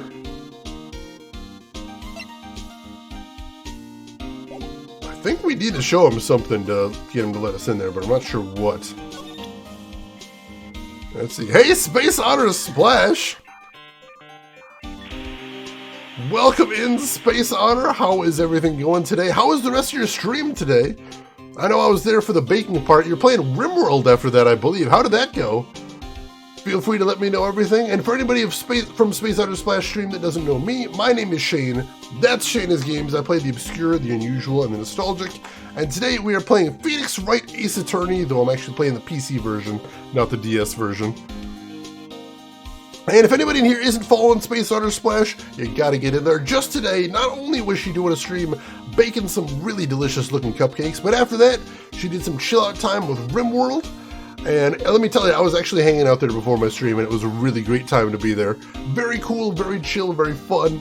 So if you're not already following Space Otter Splash, why don't you click that link, give her a follow, check her out next time she's live. You're going to enjoy being over there, I promise you. You might even see me over there.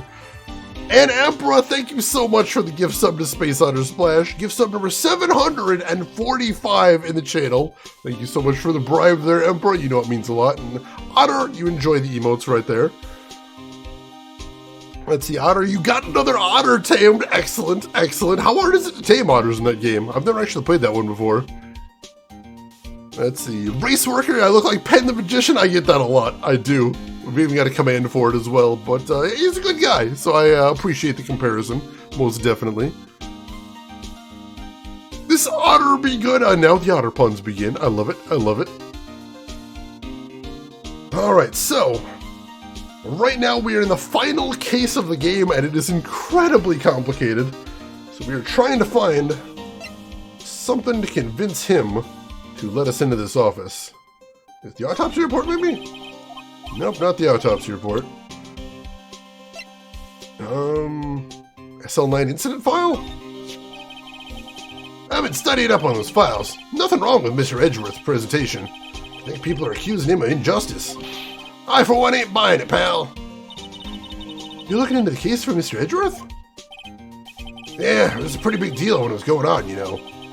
After all, a serial killer was on the loose. Well, Lana was pretty clear in her confession. She forged evidence in order to prove Joe Dark guilty.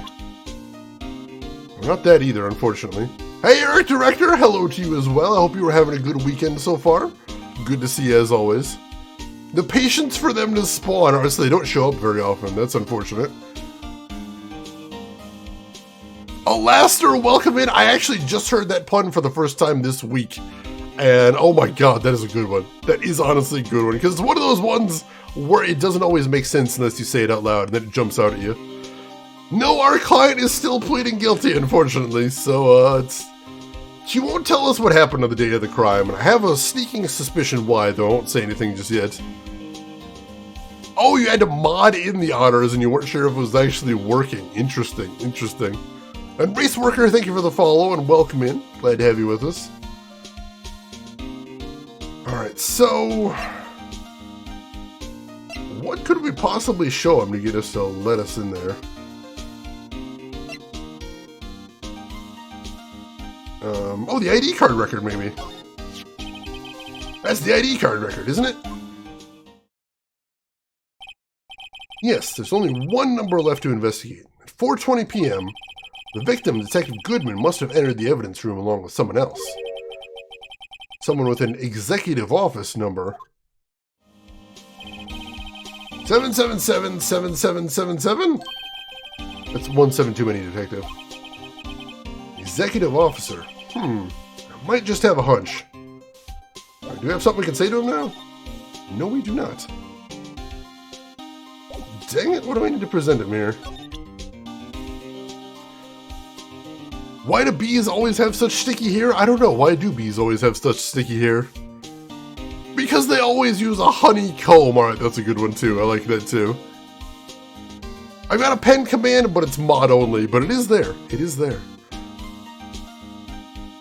Alright, so... unfortunately, the ID file didn't work.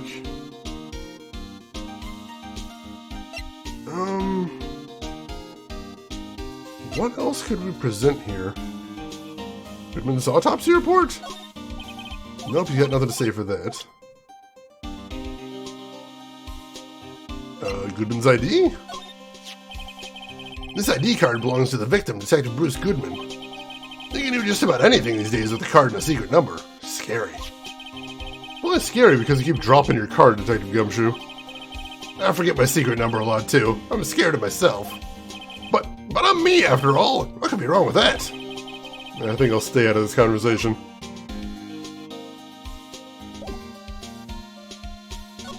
Maybe I need to come back later? I'm not sure. I guess we'll poke around a little bit and see if anything's changed there. Swallowed some food coloring by accident. The doctor assured me I'd be fine, but I feel like I died a little inside. Eric Director, I love it. That's a good one. So let's run around and see if anything's changed at any of the other locations. See if there's anything we need to do at any of those. Let's see. Underground parking lot. High prosecutor's office. Now, something changed here, apparently. Wonder if Edgeworth is back yet. There he is. Looks like he's writing something. Oh, what are you doing here? I sure was quick to throw that paper on the floor. Tough day in court, huh? I've had to live the past 2 years with rumors flying around. What's another allegation to me? Cheer up, Mr. Edgeworth. I'm rooting for you. That's Edgeworth for you. Always trying to hide his real feelings. So, what do you want? Unlike some people, I don't have all day. There's no excuse for what I've done. 2 years ago, I used false evidence to obtain a guilty verdict. That's when it all breaks down to, and nothing I can do to erase that fact. But you didn't know, did you? I mean, that the evidence was falsified. The police department and the prosecutor's office share a bond of trust. That bond is broken, we stand to lose everything. The police department's error is my error, my responsibility as the prosecutor in charge. That fact remains the same no matter what excuses I might have. Mr. Edgeworth. I take pride in my work. So tell me why. Why has it all come to this? Even Edgeworth can't keep this kind of emotion bottled up.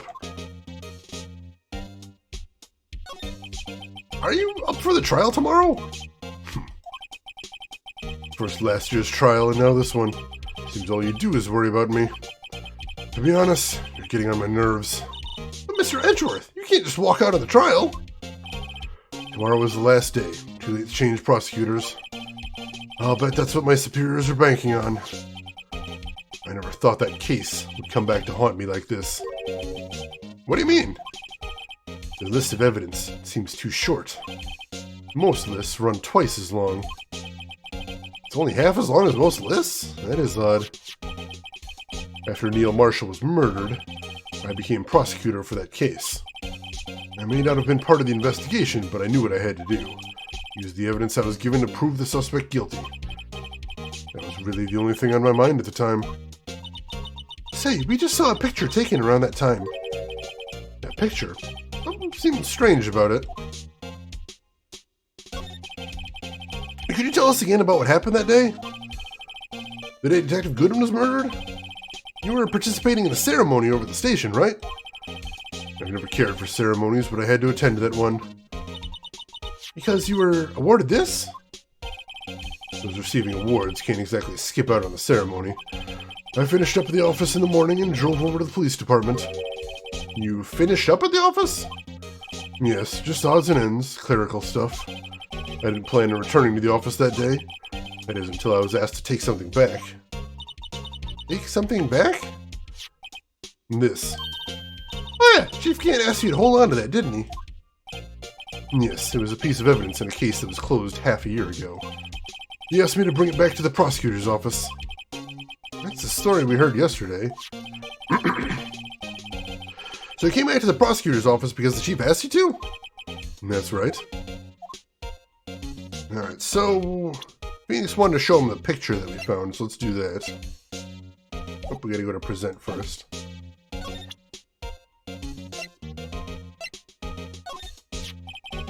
This picture was hanging on the wall in Chief Kent's office. Prosecutor Neil Marshall. He just started making a name for himself. Looks like this was taken when he received the King of Prosecutors trophy. Speaking of that, there's something that bothers me. Yes? The trophy Mr. Marshall's holding. It's a little different than yours. Yes, you're right. Ah, I remember now. Remember what? That was when the official prosecutor's trophy looked like until 2 years ago. There's a story behind its design. Story? Sounds interesting. Oh, would you mind telling it to us? It's simple, really. Contradiction. That's what the award's based on. What does that mean? This award originated from an ancient Chinese tale. In Chinese, the word contradiction is written with 2 characters. The first means halberd, and the second means shield. Have you heard this story? Me? Oh, sure, everyone knows that. Why do you tell it, though? For Emma's sake. Very well.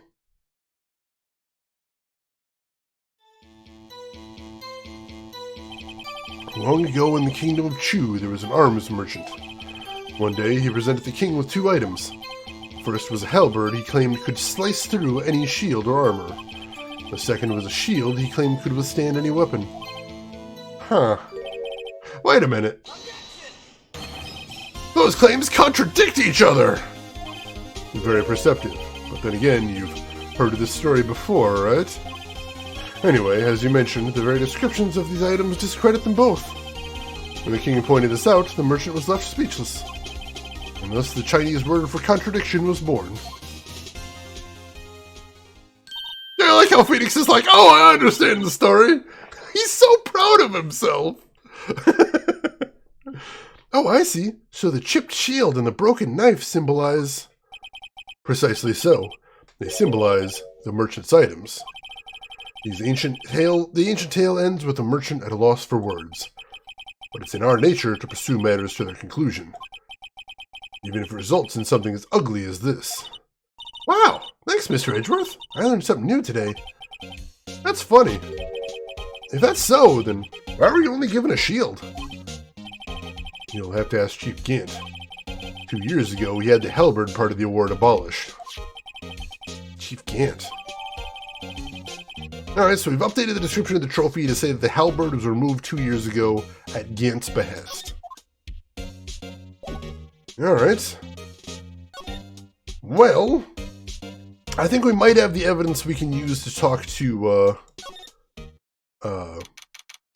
Gumshoe now to see if he'll let us into the office. Excuse me.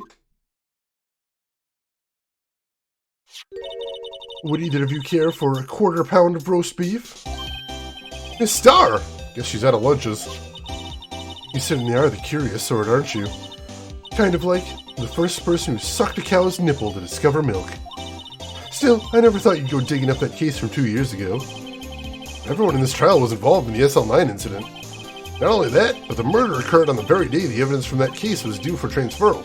This can't all be attributed to mere coincidence. Aren't you forgetting something? You know, that little scene I happened to witness? The instant Lana stabbed Detective Goodman with a knife. No matter how much of the past you dig up, it won't change what I saw. Roast beef is meant to be savored when eaten. And Star's hatred toward Lana.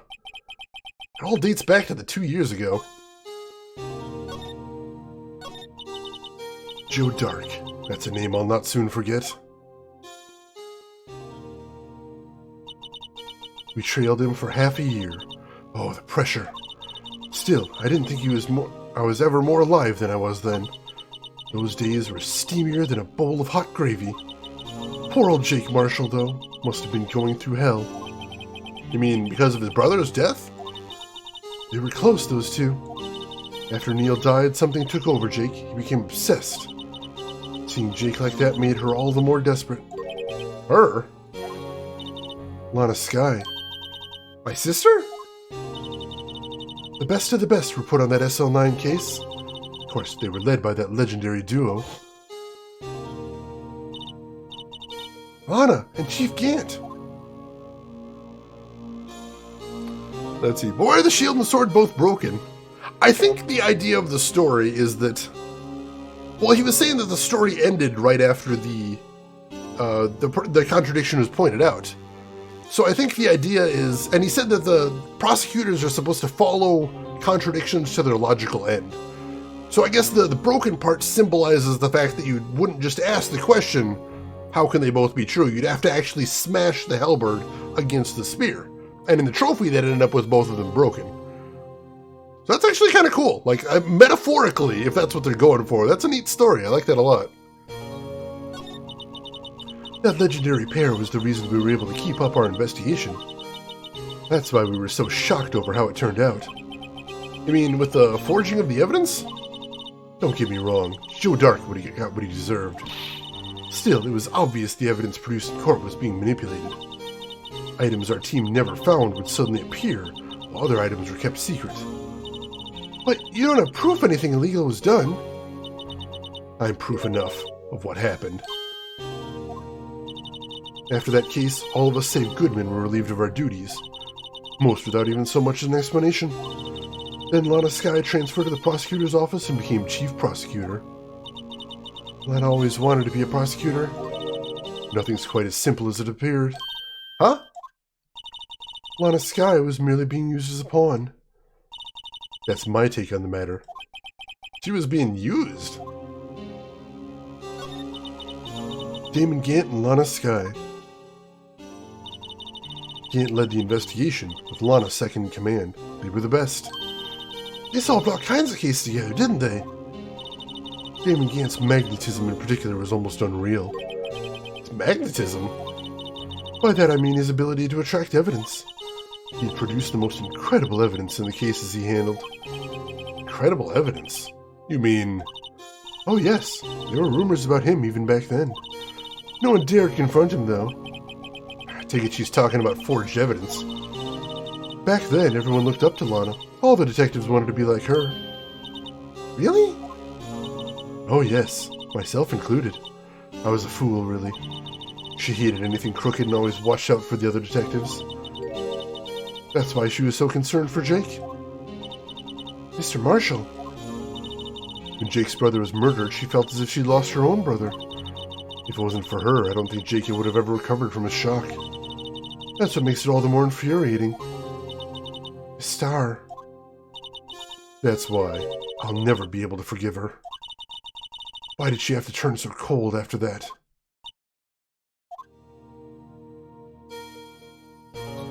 Because you showed that you're a real trustworthy donut lunch lady that hangs around in parking garages. She's such a creeper. And what is up with her sense of fashion? I can't get over that either, Shannon. Lana transferred to the prosecutor's office 2 years ago, didn't she?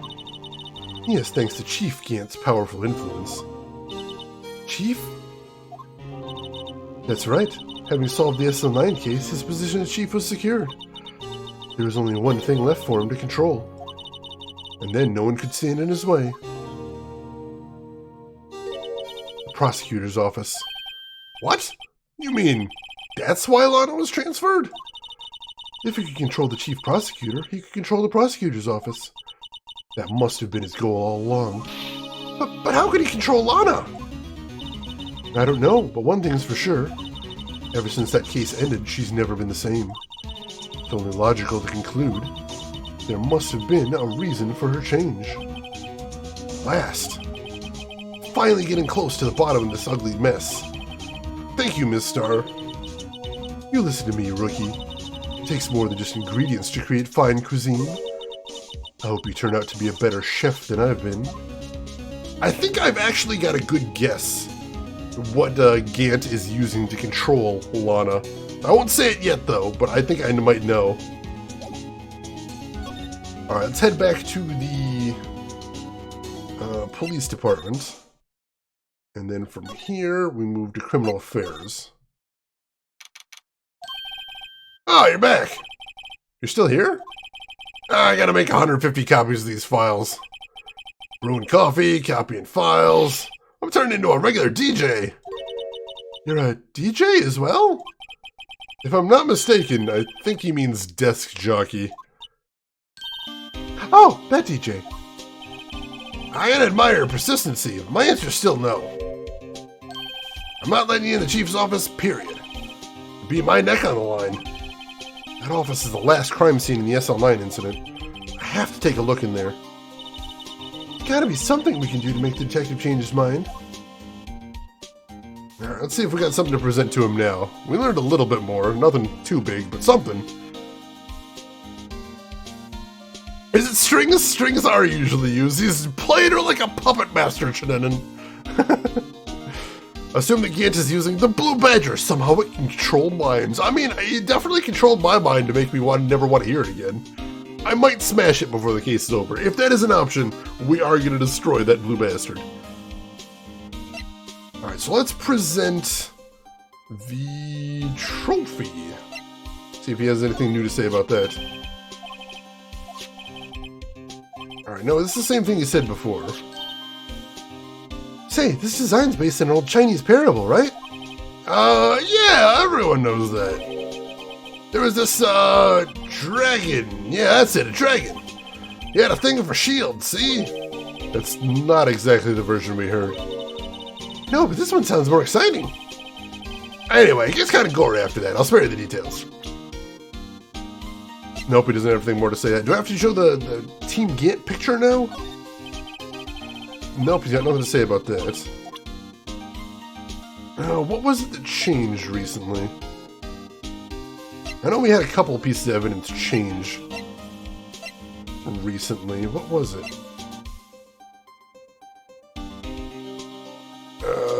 I think the switchblade changed pretty recently. That was a thing. Was that it? Could have sworn we got some more updated evidence too. It's an SCP. It could be. It could be. You never know when you're gonna find those things. I'll show Neil's autopsy report. Nope, still nothing to say to that. We presented the SL9 files. He's saying the same thing he did before. Nope, nothing else there. Can I present the jar again? No, he's saying the same thing he said before. I'd say I can't, like, do anything with this picture when I check it, can I? Nope. No, I cannot, unfortunately. The autopsy report has not been updated yet, unfortunately. Alright, thanks, Vesper. I might need one in a second. I think I'm getting close to the point where, I'm wondering what I need to do here. See, and I can't do anything else if I check out this, can I? Nothing new to look at here? No, nothing new to see on here, unfortunately. Let's see.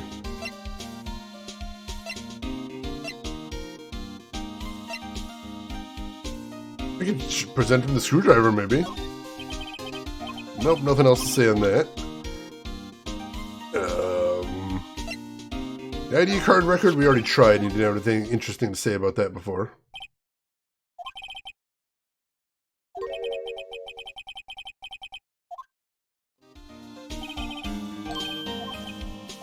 And for some reason that doesn't work either.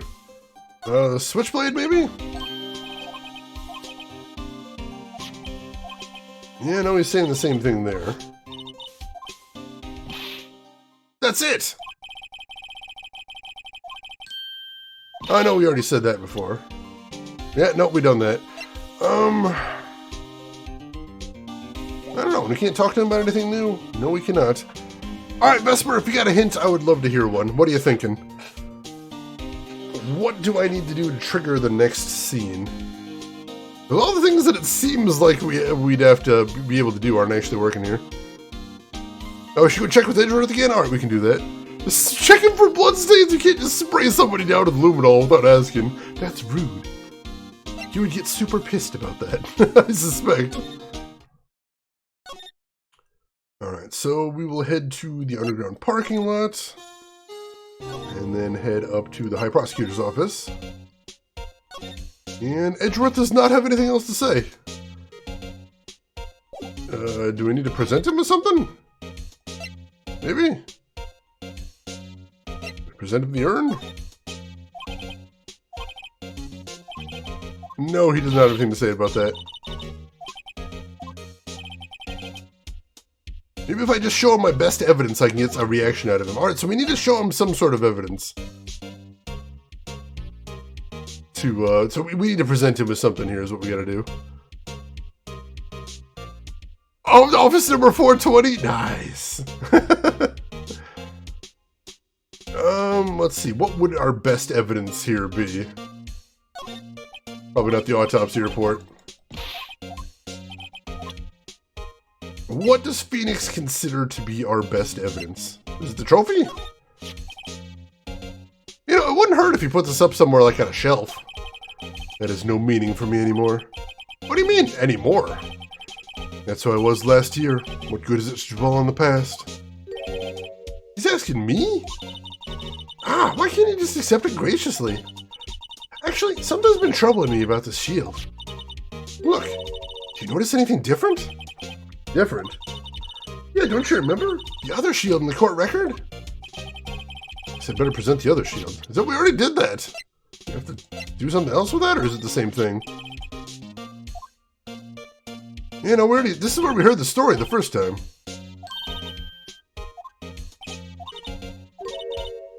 Yeah, she mentioned it's a little different. And it talks about the story behind its design. And then, let's see, we already talked to him about that.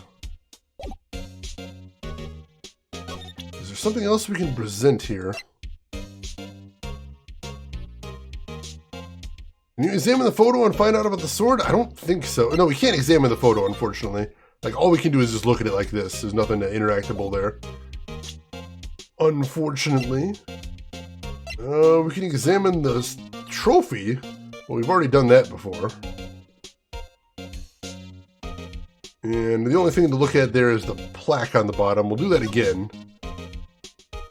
But I think all that does is, yeah, it just mentions that Von Karma's name is on there a whole bunch.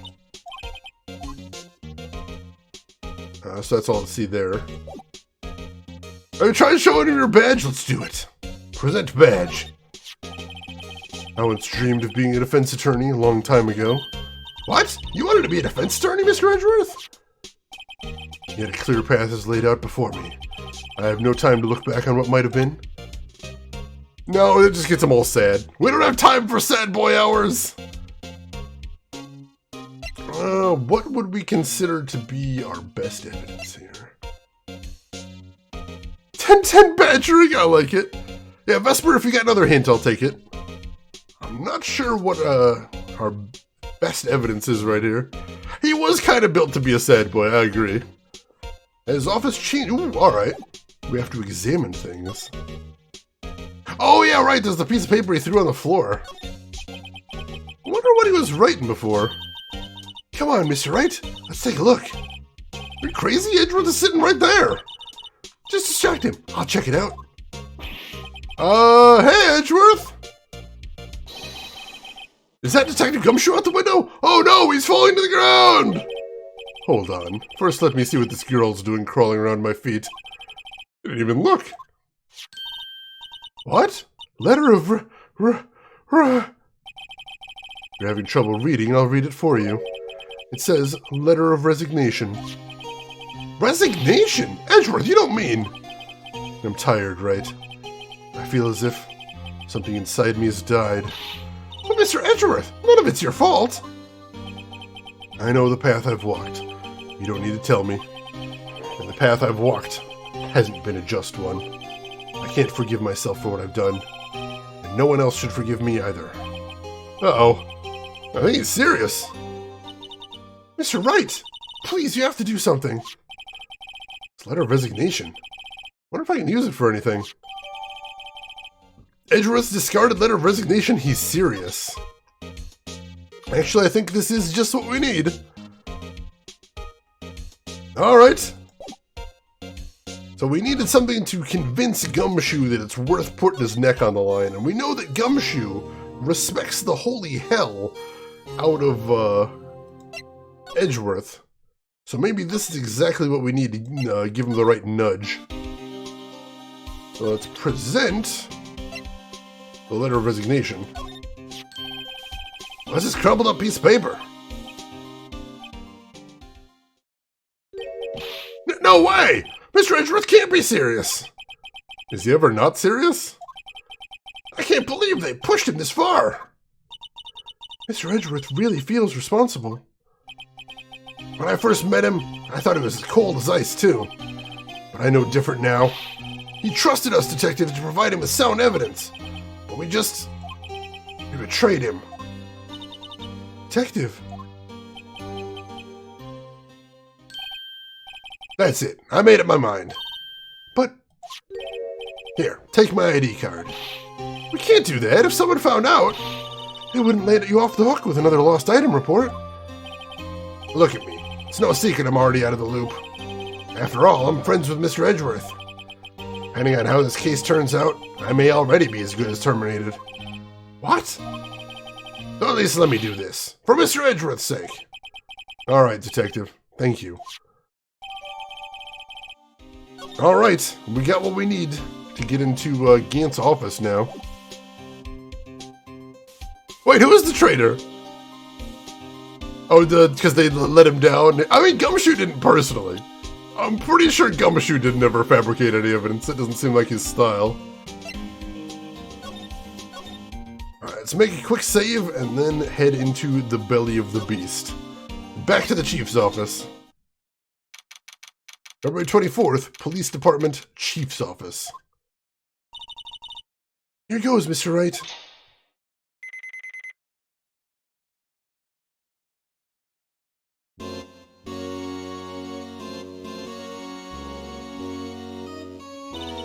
We're in. If anyone finds us now, Detective Gumshoe's a goner. That happens, I'm counting on you to bail me out. Ah! Ah!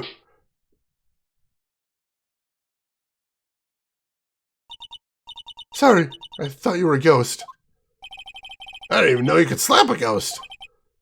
Ah! Detective Gumshoe! What are you doing sneaking up on us like that? I wasn't sneaking. I was just worried something might go wrong. So I came too. If you're here, then what's the point of giving us your ID card?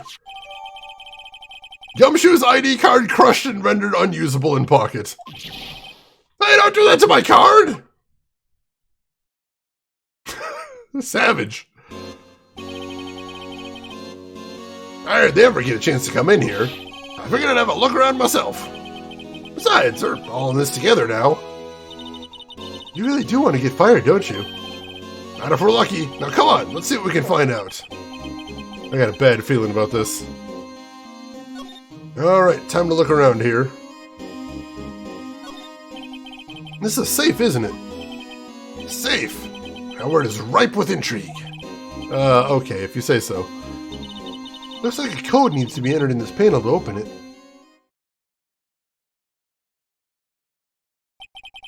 Seven-digit number. I think I just might know of what it is. I've got a guess.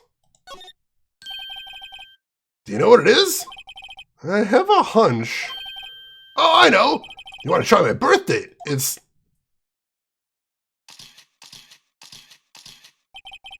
I have a better idea. Here goes nothing. Let's try as the code. 777 7777.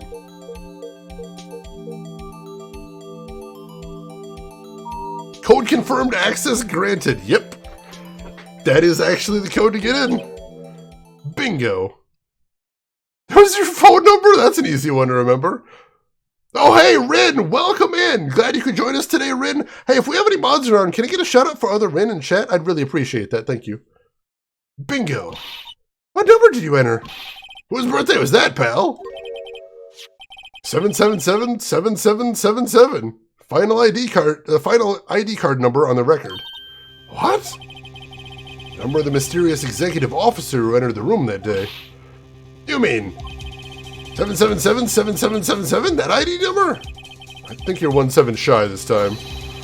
This can only mean one thing. The Chief Gant's ID number. Say, anyone care to look inside? Yes, I absolutely do. I would like to say you're doing this under some duress, so noted on the record. If anyone here isn't following other Rin, you should definitely jump on that. She's a fantastic streamer. She does some small indie games, some really cool titles, really chill, really interesting, really unique. And also she does some brick building stuff as well. She does some Legos, she does some nano blocks, really cool builds, really chill and come together. And also, she has a fantastic community and she is absolutely a wonderful person to hang out. So why don't you click that link, give her a follow, check her out next time she's live. Hopefully you'll see me over there. I always try to catch her whenever she's live, whenever I can, I'll tell you that much. Let's see, Rex says, welcome in. That's the same as your luggage? I've never seen luggage with a 7-digit code. That would be kind of bonkers. I would forget it immediately. And welcome in, Rex says, how are you doing today? I think that was a joke we were saying before in chat, is that the reason that Gumshoe always has a bandage on is that he just keeps cutting himself shaving, because that does honestly sound like a Gumshoe thing to do, doesn't it? Alright, so let's see what's inside the safe then. Is there any money in there? How much does he have stashed away? Look, it's a shard from a broken cup. This somehow looks familiar. Where have I seen this before? There's something else in here too. What's this? Looks like a piece of leather cloth. This is a handprint, isn't it? Hey, I saw someone wearing a shirt like that once. You think the chief made up the design? I don't think so. Oh, well, it was just a thought.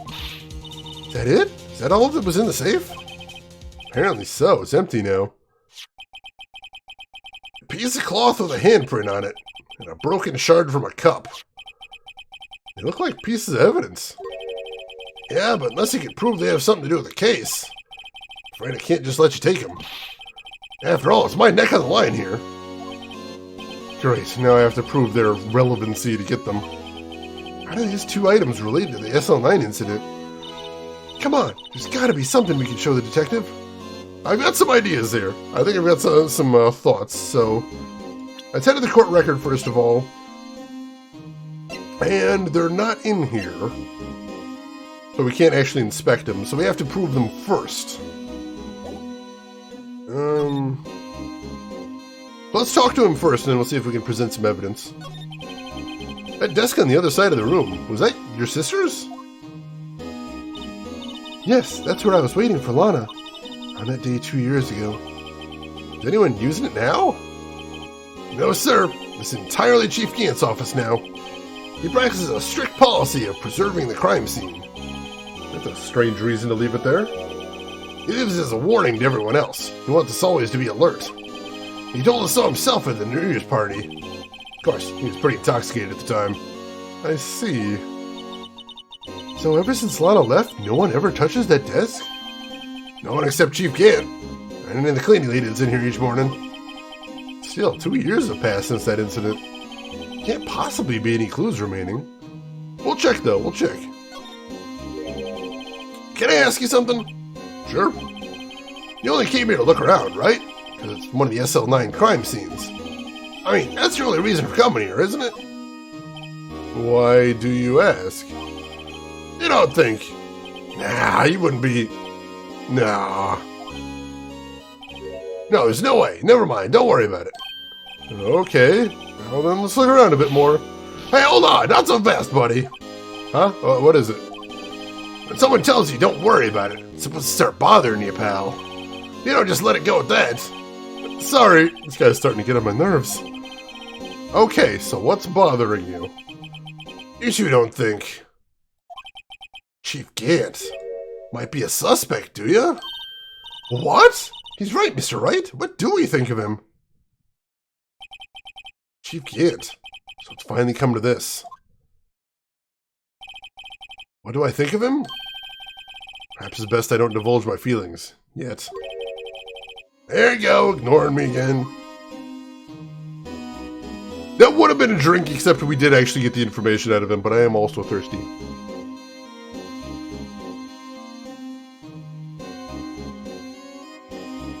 There we go.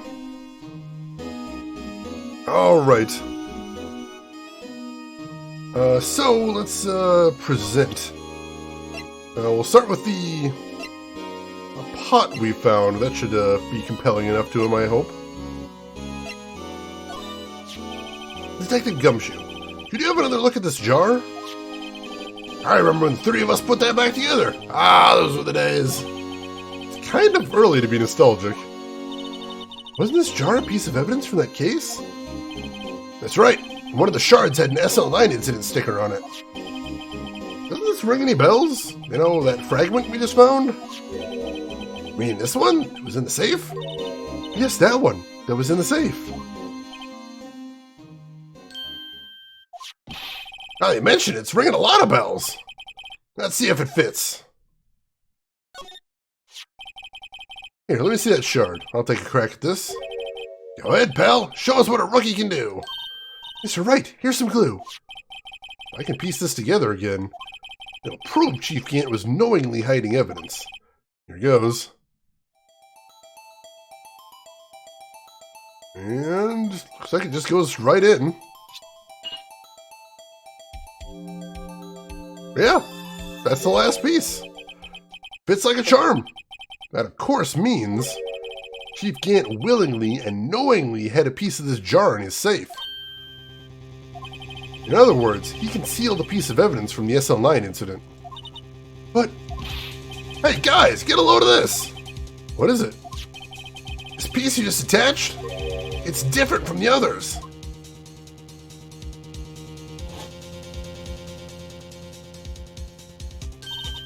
There's a reddish line on it. A reddish line? That's blood. I don't get it. Why would Chief Gant hide this in his safe? The final fragment found in Chief Gant's safe and blood traces on the jar. Interesting, interesting. Well, Emma mentioned that she carries around glue, which is how we assembled it the first time. So apparently she busted that out again. And Phoenix Storm, welcome in. How are you doing today? Hope you're having a good weekend. Let's see. And now we need to Present him something to get us to keep the leather as well. Can we present him the fingerprinting set? Second gumshoe. I'd like you to have a look at this. I know what that is. So you want me to take some fingerprints? That's a great idea, Detective. Alright, go to town, sheesh.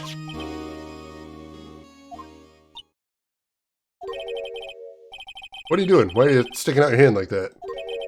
Go ahead, take my fingerprints. It's not your fingerprints we want to take. Huh? Come on, this isn't the time for jokes. We're talking about that cloth we found in the safe. Oh, I knew that. The one with the handprint on it, right? Sheesh, where's your sense of humor? Okay, Mr. Wright, let's check for prints. Sprinkle the powder on the cloth, and once they've been absorbed into the prints, blow the rest away. What are you, my mom? I don't have to be told a million times. Alright, get this over with. Alright, so... Actually, hang on, let's try the one in the top middle. That one looks like it's the clearest here. So let's get a good amount of aluminum powder sprinkled in. Hopefully we'll be able to get a clear print out of this one. The other ones all look like they were partials or a little bit faded. I'm going to pin my hopes on this one. Expense that dust! Yes! Someone's going to have to pay for all this dust, but it won't be me, I'll promise you that much. Alright, and blow. That looks pretty clear to me. Sprinkle a little bit more on. There we go. And let's see, who does this match up with? Got that little like cut on the whorl in the center. So that should be easy enough to find. I think it's this one. Is it? They're slightly different. But they're too similar. I think it has to be... Wait. Hang on. Hang on. No. How can this be? What are Emma's fingerprints doing here? Hey, if you found a match, whose fingerprints were they? Huh? Oh, it seems the prints are too old. They just aren't clear enough to get a match. Oh, that's too bad. I thought they'd be dark prints. Psst, hey you, over here. What's going on here? Why are that kid's prints doing inside that chief's safe? Don't ask me. Let's just keep this information from Emma for now. Here, maybe you should hold on to this. Why would the chief have something with Emma's fingerprints in his safe? What does that prove? Emma's not a killer. The heck is this going on? For she is the Quidditch Chatterrock. It was a man. Yeah, there's a bunch of tiny differences there, but it was a 2-year-old print, so I suppose that made sense on her. I am very confused about that. What in the heck? Emma's not the killer, I'm pretty sure. I hope. I think. Alright. Let's keep examining the office and see what we can find around here. Let's see, what else is there to see here? This is the real deal, isn't it? This armor and these weapons? Sure is, pal. Chief doesn't care for imitations. First the pipe organ, and now this armor. You know how many taxpayer dollars must have gone into this room? What? You mean we're paying for this? That's it. I'm not paying 1 cent of my taxes. You don't have any taxes to pay. Shh, be careful what you say. Who knows? Chief may be hiding this armor as we speak. I don't think he'd fit in there. Even if he did, he'd never be able to get back out. Get it out! You guys don't know how scary that guy is. Totally a sleep murderer? No! That'd be horrible. Concealing evidence is not illegal if you don't get caught. I mean, technically. If you want to get right down to that. You can see pretty far from 15 stories up. If you were to drop that suit of armor from here? At first the chief wanted to use stained glass for this window. Really? Why didn't he? They say he changed his mind because he wouldn't be able to see the view. Oh. Stained glass or not, it's a huge window. It turns out many things aren't illegal if you don't get caught. It's a horrible way to think about it, though. Chief's organ sure is a sight to behold. Occasionally we hear him playing it from the Criminal Affairs Department. It's on the 2nd floor, and this is on the 15th floor of an entirely different building. When a detective screws up, Chief calls him to his office and makes him listen to the organ for hours. What's so bad about that? Music soothes the soul. After that, the detective can't hear anything for days except for the ringing in their ears. So it's an instrument of punishment. Literally. But aren't the chief's ears affected? He never listens to anyone anyway. That's beside the point. Praising Gumshoe! I don't know, like, he's never actually mentioned the bandage. I don't think anyone else has ever made reference to it either, so we don't actually know. The chief's organ is a sight to behold! Oh god, that is some phrasing right there. Wow, look at the size of Chief Gant's desk! Speaking of that, when we were here earlier... Oh, it's you two! Chief Gant! Put that paper he was reading in his desk. I wonder what that was he was reading. This looks like a list of evidence. List of evidence. In most cases, the list runs twice as long as this, though. Hey, look at the case name. Huh? SL9 incident? I wonder what this is doing here. Hold on, detective. What did you just say? I said, I wonder what... No, about the evidence lists. Normally they're twice as long? That's right. Guess there wasn't a lot of evidence. Half-sized list of evidence. List of evidence seems too short. Most lists run twice as long.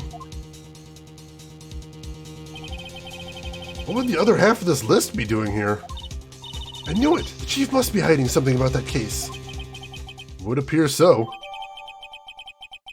Our list of evidence in the SL9 incident was ripped in half, so this part is all I've got.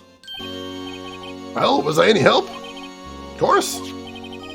Thanks to your ID card, we were able to get some hard evidence. Now that's not very kind, is it? In other words, if it wasn't for his ID card, it would have been useless. Isn't that right, you in the coat? Chief Gant! We didn't think you'd be back so soon.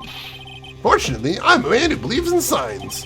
As I was walking to my meeting, I happened to look out a window and saw a stray dog run right into a pole. Just then, I thought of a certain detective. You mean, me, sir? Now then, I'm afraid I'm going to have to ask you all to leave. Yes, sir. Sorry. Oh, you in the coat. Me, sir? Drop off your ID on the way out. You won't be needing it anymore. But, sir! Now get out. Yes, sir! We'll be on our way too, then. Wait! You, the one without the spiky hair. Don't go yet. Me, sir? I'd like a word with you. But, sir, I'm not a licensed scientific investigator yet. You, with the spiky hair, you're free to go.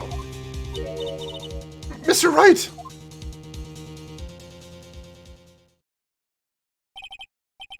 Look, pal, if I told you once, I told you 1,000 times. The chief's office is off limits. But no, you just had to go sneaking in there like that, didn't you? I thought you said you didn't care anymore if you were fired. Yeah, but if I knew it'd be like this, I never would have said it. Now that I've seen the evidence Chief Gant was hiding in his office, I think I'm finally starting to get the picture. Why has she kept eerily silent about it all this time? Anyway, you listening to me? I'm gonna try and smooth things over with the Chief again. Later, pal. After that, I heard from Emma. She said the police want to ask her some questions, so she'll be busy for the rest of the day. February 24th, Detention Center, Visitor's Room. I see. So the chief asked Emma to come in for questioning. It's no use thinking about it. Tomorrow's the final day in court. I'm committed to doing everything I can to defend you, which is why I'm here. I've already told you all I can. What you've told me over these past couple of days is absolutely nothing. Not a single useful thing. Really? I believe I did mention something quite important. Something I told you right at the beginning. I said that I was the one who stabbed Detective Goodman. You know, I think I finally figured it out. I know who it is that's lurking behind your words. Mia did a good job mentoring you. I'm rather jealous. It seems Edgeworth was right. Edgeworth? Once you're convinced you know something, no one can persuade you otherwise. Thick-headed is the term he used, I believe. Now's my chance to get her to tell me the rest of the story. Alright, we'll have to see if we can get a little bit more information out of her here. We're still working on a Nuddle Masher, but we are coming near the big climax. We've only got one courtroom segment left before everything is all over. It's a birthmark? That is a ridiculous birthmark, oh my god. The lusty Argonian defense attorney? Tasty. Alright, so... can I actually take a look at that list we just got?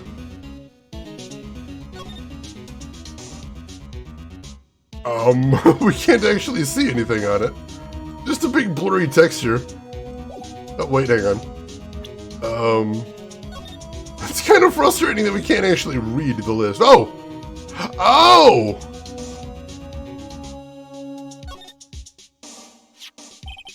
A picture is drawn on the back of the evidence list in magic marker. I got a bad feeling about this. That must be the drawing that Emma said she made after the murder, because she couldn't testify, so she tried to draw what she saw. But she said it wasn't very good and it wasn't accepted. Alright, that's an important find. That is a very big find right there. So that's why we couldn't read the front, because the front isn't the important part there. It's very interesting. A clear handprint can be seen on the leather cloth. The print belongs to Emma. I think I'll keep this information to myself. Alright, nothing else to see about the cloth. I still don't know where that's from. That's very weird. Can we look at the pot anymore now that it's completed?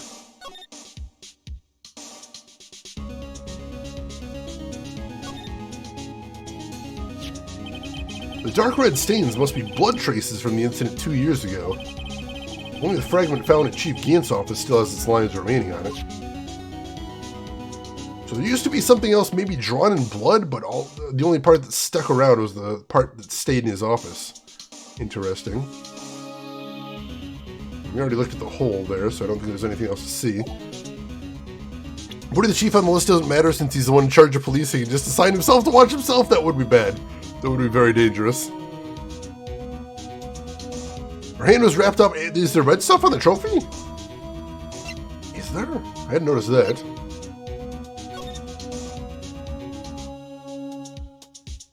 I don't see anything red on the trophy, if this is the one you're talking about. Unless you mean the vase, there's definitely red stuff on the vase, but that should be from 2 years ago. Alright. Well, let's get some answers right here. You meant the jar, sorry. No worries, no worries. I have to admit I was more than a little perplexed at first. You insisted you did it, yet there was no incriminating evidence. That's when it hit me. It's not that you're unwilling to tell the truth, it's that you're incapable of doing so because of a certain individual. What intriguing notion. Certain individual, you say. So you think I'm protecting this person? Protecting? No, I think afraid of is more like it. If I'm not mistaken, the person in question may have persuaded you to silence. For argument's sake, Mr. Wright, who may I ask is this person you're speaking of?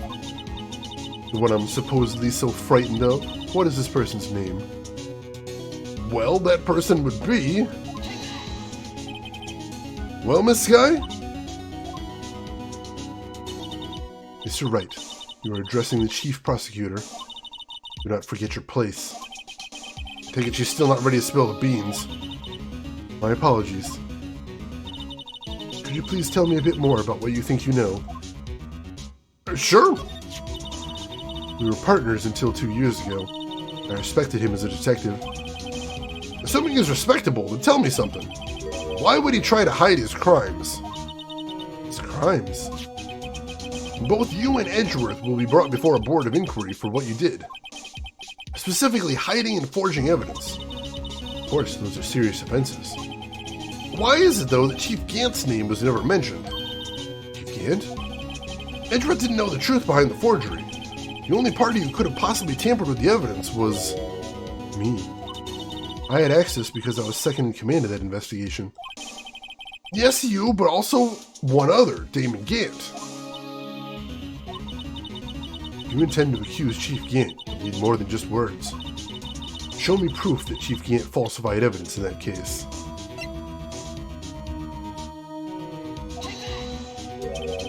I just found this in a safe in the Chief's office. This jar piece and this piece of cloth. You know what these are? They're pieces of evidence from the SL9 incident. The person concealing evidence was none other than Chief Gant himself. Now tell me, why are you taking all the blame for him? Touché, Mr. Wright. It's as you surmised. I cannot disobey the Chief's orders, even if it means being found guilty for murder. Why not? Come now, Mr. Wright. You can't possibly expect me to be able to tell you that. 3 days ago, I had no choice but to cooperate. In the murder of Detective Goodman. Or perhaps I should say follow orders. Yes, that's more accurate than cooperate. Although I can't tell you the details, I can say that I was given an order that day. I need you to dispose of Bruce Goodman's body. You'll find it inside the trunk of Miles Edgeworth's car.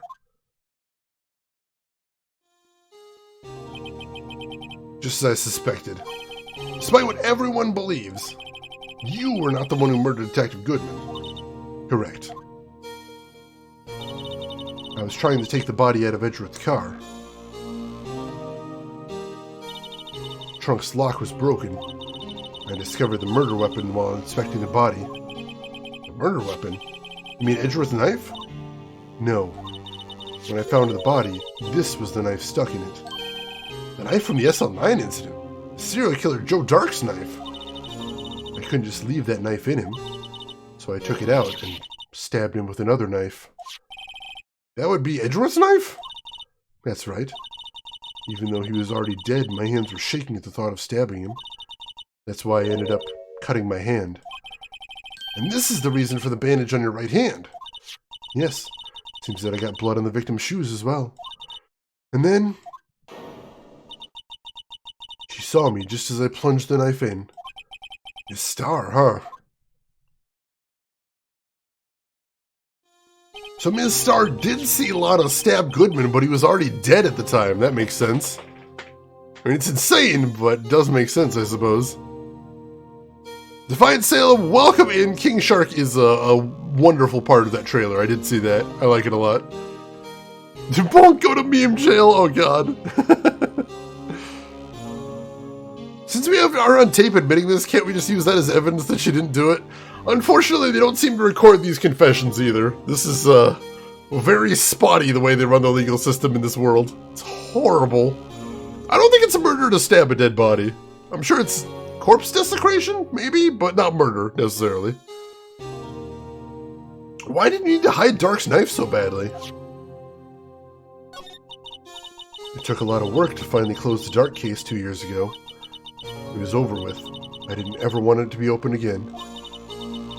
My intent was to prevent that by whatever means possible.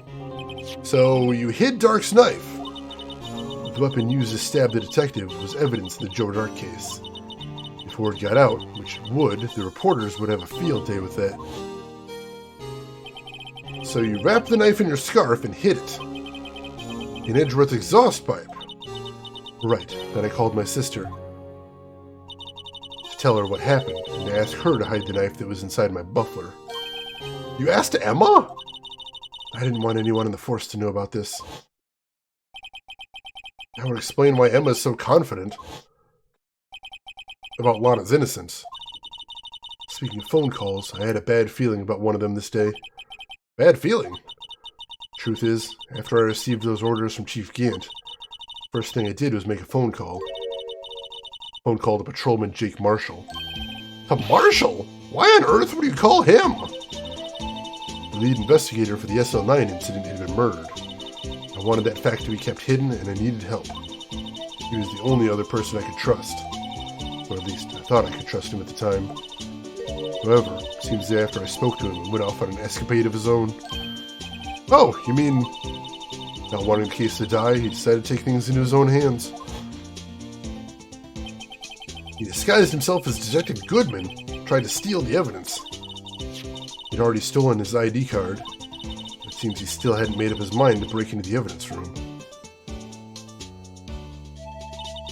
After my phone call, any remaining doubts he had must have disappeared. So your phone call caused the incidents in the evidence room?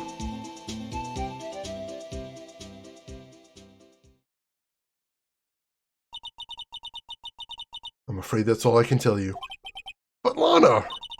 You've earned my respect, Mr. Wright, both as a defense attorney and an investigator. Now please, don't pursue this any further in court tomorrow. Tomorrow's trial. There's only one way to drive off Lana's demons.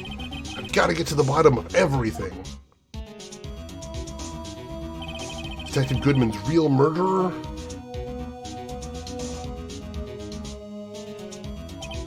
And what went down in the chief's office 2 years ago. I've got some ideas. I've got some ideas about what went down there, and hopefully we'll be able to put it together here. Let's see. Yeah, DB Stewart, we were talking about the new Suicide Squad trailer. It's really good. If you haven't seen it so far, I would definitely check that one out. It's pretty fun. I'm an invest attorney! That's a nice thing to put on a business card, I suppose. If you want to confuse everyone, most definitely. That'll do the job. Alright, so let's go ahead and save. And we're heading off to the final courtroom segment to bring not just this case, but the entire game to a close. Also, they haven't changed clothes in 2 years. Ew. The smell. February 25th, 9:47 a.m., District Court Defendant Lobby number 2. This is the defendant lobby, all right, but there's no defendant. I've been trying to reach Lana all morning. Where could she be? And where's Emma, for that matter? It almost seems as if something's been happening behind the scenes. Edgeworth! Knowing you, you've already figured it out. Who the owner of the 7777777 ID number is, that is. Well, I have a pretty strong hunch. Looks like I'm not the only one who's figured it out. You know, the only reason this trial didn't reach a verdict yesterday is because there was still room for doubt regarding this ID record. If that number does belong to whom you suspect, then no doubt will remain. After all, he hasn't been officially charged with anything. True, not yet. In any event, once all doubt has been removed from that list, I can call for a ruling.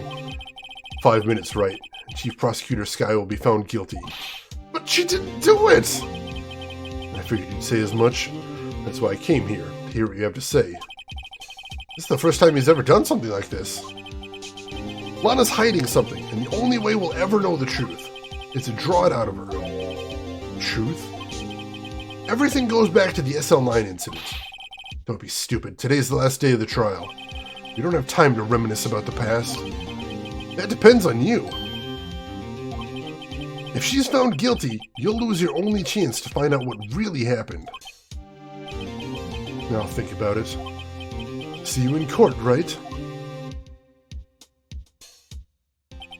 They just have one set of clothes they bought in bulk and buy like 30 outfits and just go through them. Disposable once they wear out completely. Hey, Mana Faye, welcome in. How are you doing today? How's your weekend going? Hope everything's going well for you. This is it. If I'm ever going to find out what Chief Gant has on her, it's now. February 25th, 10 a.m., District Court, courtroom number 9. Falls, you went down a kitchen nightmares rabbit hole. The UK version or the US version? Because the UK version I find to be massively superior. I'm curious.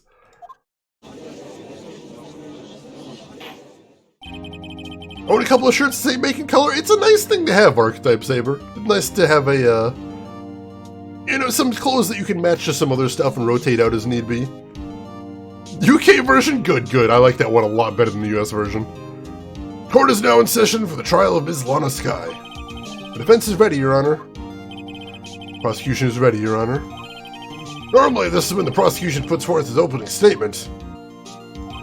But before that, the police chief has a proposal to make. Chief Gant.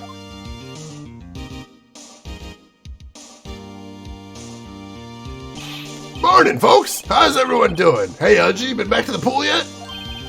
No, I've been drowning enough as it is in my work. Oh, that's a good one! Don't think I can top that. If you don't mind me asking, Chief, exactly what is this proposal of yours?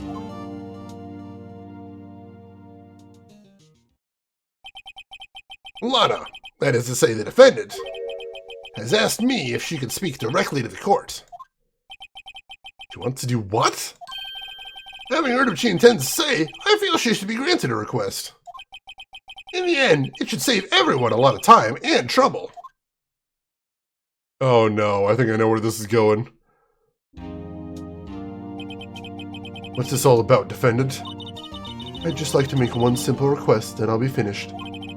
Well then, what's your request? Your Honor, I'd like you to put an immediate end to this trial. Huh? I confess to all charges against me. On February 21st of this year, I murdered Detective Bruce Goodman in the underground parking lot of the prosecutor's office. No, Lana!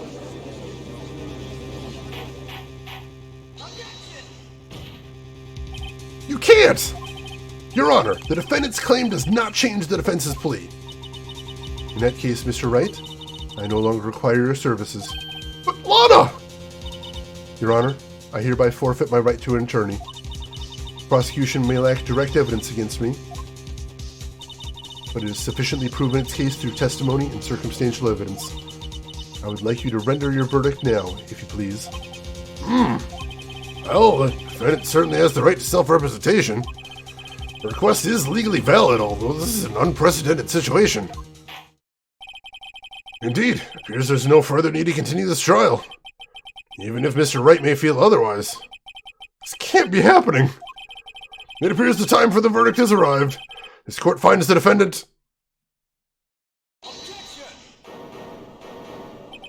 One moment, Your Honor. Mr. Edgeworth!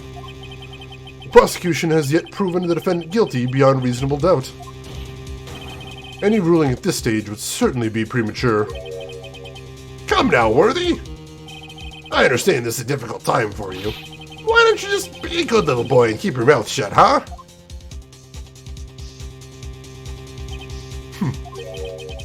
I don't think I care for your tone, Chief Gant. What? Creating another fabrication to cover up your past mistakes? Sorry, but I'm no longer the naive little boy you would have me be. With this sudden confession from the defendant, it's obvious to me some kind of deal was struck behind the scenes. Some kind of deal, Not everyone operates as you do, Worthy. I thought so. Your Honor, the prosecution would like to change its first witness. Oh, to whom? As its first witness, the prosecution would like to call Ms. Emma Sky. I request the court hear her testimony. Mr. Edgeworth, I am exercising my right to self-representation. I don't think we need to continue. I don't care what you think, Ms. Sky. The exposure of truth sometimes results in tragedy. However, no matter how tragic the truth may be, it would be an even greater tragedy to avert one's eyes from it. Very well, the court shall grant the prosecution's request. That's okay with you, right, Chief Gant? Worthy, you'll live to regret this. Mark my words. Ms. Emma Sky, please take the stand. Looks like Edgeworth has decided to take the horse by the reins. Well, this is getting intense right off the bat. Holy crap. We did tell her that we have evidence, but I think I know why she's still holding back, Emperor, and I think she has a very good reason for doing exactly the wrong thing here. But I won't say yet. The Edgeworth to the rescue, thankfully. Now then, witness, please state your name and occupation. My name is Emma Sky. My occupation? I'm Lana's little sister, and I want to be a scientific investigator. 2 years ago, you encountered the serial killer Joe Dark of the Joe Dark killings. Is this correct? Yes. I'm trying my hardest to forget about that, though. I'm sorry, but I'm afraid I'm going to have to ask you to recall those events one more time. Mr. Edgeworth, please remember this trial concerns the murder of Detective Goodman. Is an incident that was resolved 2 years ago really all that relevant? Yes, it most certainly is. Well, okay then. You sure gave in fast. Now, please testify about what happened to you 2 years ago. Trip to yesteryear has finally begun. It's bound to lead to the truth behind this trial. Alright, we're finally going to start putting everything back together now. How the SL9 incident relates to Goodman's murder, and why everything has happened exactly the way it has. I was waiting in my sister's office that day. A man came running in and took me hostage. Neil Marshall rescued me, but I'll never forget what I saw in that instant. The man raised up his knife and stabbed Mr. Marshall in the chest. It's a good thing you weren't harmed. I passed out. I don't remember much. That's understandable. However, please tell me, Mr. Edgeworth, what does this testimony have to do with Detective Goodman's murder? That will soon become apparent, Your Honor. Gotta admire him for his courage, considering he has no evidence. Very well, the defense may begin its cross-examination. So basically he's passing the ball back over to me to find the damning evidence at this point. Oh, jeez. Alright, give me just a moment to blow my nose, and then we will get into this. This is where the rubber hits the road, folks. It's going to get real interesting.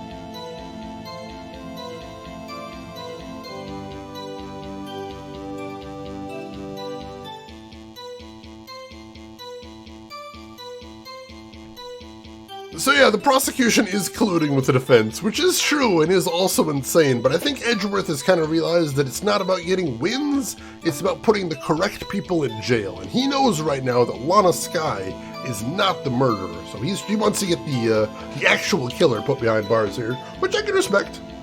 Alright, same thing as usual, we are going to first go through and press all of the statements here. So she's waiting in her sister's office. 2 years ago, the defendant was a detective at the police department, correct? Emperor, thank you for the gift sub to Objection! Gift sub number 746 in the channel. Objection bribe? Objection sustained. Thank you for that, Emperor, I appreciate it. 2 years ago, the defendant was a detective at the police department, correct? Yes.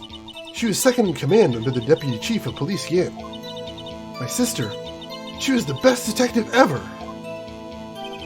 Yes, I remember. Deputy Chief Gant and Miss Sky used to be quite the pair. I believe they shared the same office. That's right. I'd always sit at my sister's desk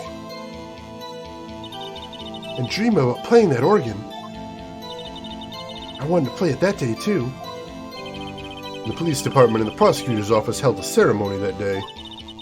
Lana promised to take me to dinner after she finished her work. So a man came running in and took her hostage. A man? Yes, Joe Dark. He was a serial killer. Joe Dark was brought in for questioning on the day of that ceremony. We were desperate to get anything on him that would lead to an arrest. When he saw his chance, he fled the room, right? Upon fleeing the room, Dark proceeded to take the elevator. He must have been in a panic because the elevator was going up. But then he ran into Sky and Gant's office. There was a lot of noise coming from outside, so I opened up the door to have a look. That's when I saw him. So Neil Marshall rescued her. What was the prosecutor doing there? That day, there were two people present during Dark's questioning. Deputy Chief Damon Gant and Prosecutor Neil Marshall. I almost forgot about Gant. Neil Marshall had just received the King of Prosecutors Award. Young and dedicated, he went straight to the questioning room after the ceremony. I assume that would also be why he was the first to run into Dark. When Dark grabbed me, I thought I was as good as dead. And that's when Prosecutor Marshall came running in. I don't clearly remember what happened then, but then she'll never forget what she saw in that instant. Can you tell us about that? Mr. Marshall jumped on Dark. Just then, the lights went out. The lights? It was just about this time of year. There was a terrible storm going on and lightning struck nearby. So the electricity went out? Wait a minute. If it was pitch dark in that room, you shouldn't have been able to see anything, right? Right, but just then lightning flashed again outside. That sudden flash left an unforgettable image of the scene in my mind. I see. I told the detective about what I saw then. The detective? Yes, Detective Goodman. He was in charge of the case. Detective Bruce Goodman, the victim. Let's keep this going. So you spoke with Detective Goodman about this 2 years ago? Yes, that's what's so scary about this trial. And you told Detective Goodman about what you saw? Yes, but at the time, the words just wouldn't come out. That's why I drew a picture. Picture? Yes, I think she mentioned that before. Well, Mr. Wright, have you heard enough? Let's ask about the picture. This picture the witness drew, I believe it has a very important meaning. But the list of evidence I was given 2 years ago didn't contain a picture. Witness, would you mind if we added this statement to your testimony? Yes, Your Honor. So she drew a picture of that scene once, but it seems to have been lost. Interesting. Hey, Galleon, welcome in. Yes, actually, Harvey Birdman was made by Capcom, the same people that made Phoenix Wright Ace Attorney. So the game itself is kind of a parody of Phoenix Wright, and it's based on an American TV show, if you've ever seen it before. It's actually pretty funny. And how are you doing, Galleon? Hope you're having a good weekend. So you drew a picture of the scene you witnessed, right? Yes, I wanted to do everything I could to help the investigation. I can still see it now, whenever I close my eyes. That's strange. I took over the case after Prosecutor Marshall died, yet I never received any picture. Perhaps the witness is mistaken? But I did draw it, I swear. I'm not just imagining it. This picture that Emma drew, that reminds me. So I should check the evidence again. We've already seen that. Well, anyway, let's continue. The scene that imprinted an image in your mind. Can you please describe it to us? The man. Alright, so we'll press on this last statement, then I know where we need to go with here. Oh yeah, I heard they might be working on a new Birdman project, maybe with Bird Girl. I'm gonna have to look into that, because yeah, I liked Harvey Birdman a lot, so if they make a new series, I will definitely check that out. So that must have been a real shock. Even now, when I close my eyes, I can still see it just as clearly. And tell us, what were you doing at that moment? I believe you testified that Joe Dark was holding you hostage. When lightning struck and the lights went out,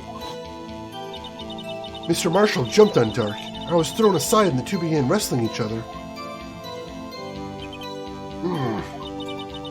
I'm pretty sure I was watching them. Emma doesn't have any reason to lie.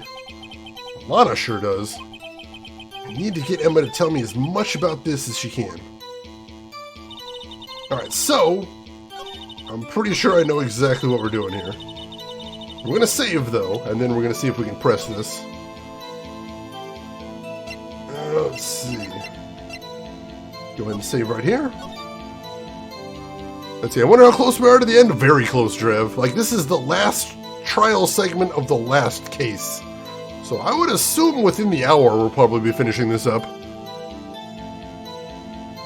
A Daredevil game with Phoenix Wright gameplay? Ooh, that could be really interesting. I mean, he is a lawyer, and you never really see that get used in a gaming context. Damn, that'd be cool as heck. I would love to see that Galleon. That would be really interesting. Alright, so we're all saved. So let's present the secondary evidence list. Mr. Edgeworth, this little girl put all her heart into drawing that picture. And yet, you would insist on denying its existence? Huh? Hey, I'm not the bad guy. All I'm saying is that as the prosecutor for that case, I wasn't handed such a picture. That may well be, but that doesn't mean it doesn't exist. Behold! This is the evidence list for the SL9 incident. Please turn it over, Your Honor. Turn it over? Turn its... Ah! What's this? Yes, what is that? Hey, that's it! That's the picture I drew! Indeed, two men appear to be wrestling here. What's the meaning of this? What are you doing with that list? Me? Only the prosecutor in charge should have access to that list. Huh? These lists, they're different from each other. What? It would appear, Mr. Edgeworth, that the evidence list you were handed 2 years ago was incomplete. These two lists fit together to form one. You can see the marks here where they were torn apart from each other. So you see, Mr. Edgeworth, it's quite obvious what happened. 2 years ago, only half of the evidence in the case ever reached you. What? What? Order, order! But, Ms. Sky, what did you draw your picture... why did you draw your picture on the back of such an important list? Because that's what Detective Goodman handed me in the questioning room, Your Honor. Wait a minute. If this list was torn in half, then that means... Your Honor, are you alright, Mr. Wright? Your eyes are bulging from your head. If the evidence list was torn in half, then there might be more of the drawing on the back of Mr. Edgeworth's list. Yes, that's quite conceivable. Mr. Edgeworth? It's possible. Let's see. Is something wrong? Do you even have to ask? Sorry, Your Honor. There is indeed something drawn on the back of my list. It's that thing. Oh God! The blue badger? That's that thing. That thing that was dancing in the evidence room. Clearly this is an act of vandalism and the work of a certain chief of detectives. I guess he was out of scrap paper. List of evidence in the SL9 incident. Half of this list was found in Gant's desk. Bailiff, arrest that badger immediately! I think we found our killer. Case closed. Oh, that friggin' badger. Oh my god.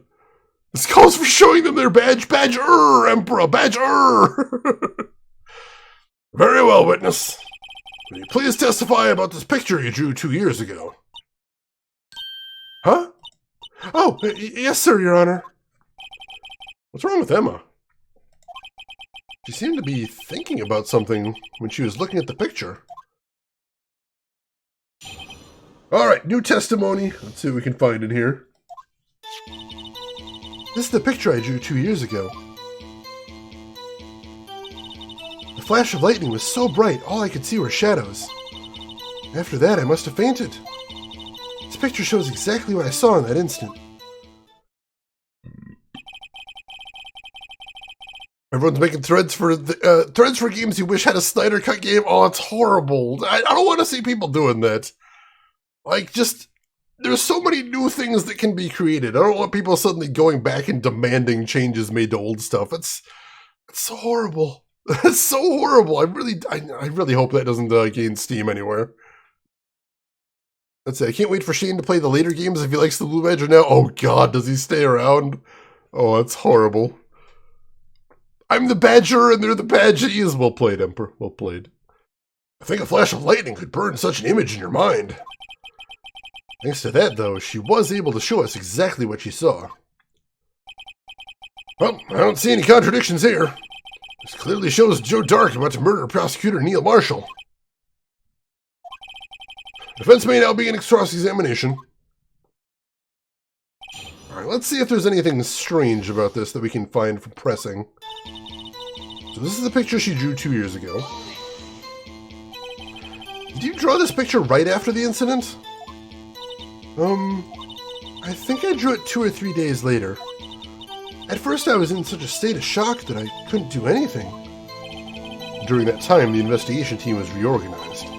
Detective Goodman was placed in charge, under the direction of Damon Gant and Lana Skye. 2 or 3 days later. Memory should still have been fresh in her mind. Excuse me, witness. But can you please tell us why this picture is painted all black? The flash of lightning was so bright, all she could see were shadows.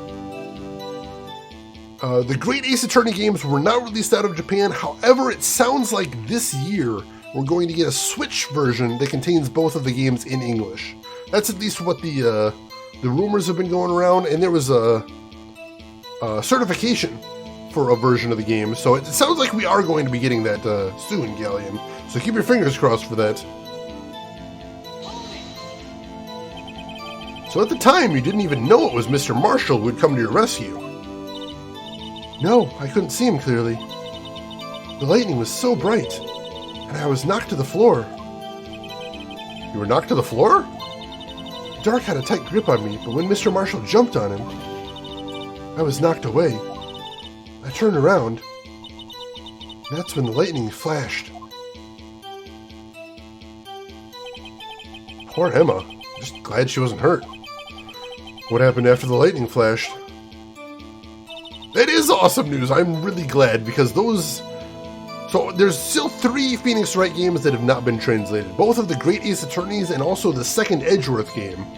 But I know the second Edgeworth game at least has a fan translation, so there is ways to play that in English if you wanted to. I know, Galleon, I'm the same way. I hope every game is available to everyone that wants to play it. That's always something I hope for, but there are definitely logistical challenges to that, most certainly. Alright, so after that she must have fainted, she says.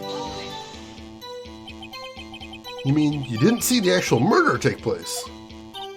No, I'm sorry. Flash of lightning only drove off the darkness for a split second. Not only that, but the trauma of the situation understandably caused the witness to faint. Do you really need to torture this girl any farther? What? I'm not the bad guy here. Anyway, this picture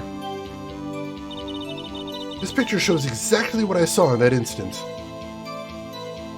Alright, let's press her on it. Sorry for asking so many times, but are you sure you drew exactly what you saw? Of course, this is the exact scene. Wasn't influenced in any way from your talks with the detective. Are you insinuating we somehow manipulated her memory, Mr. Wright? No, of course not.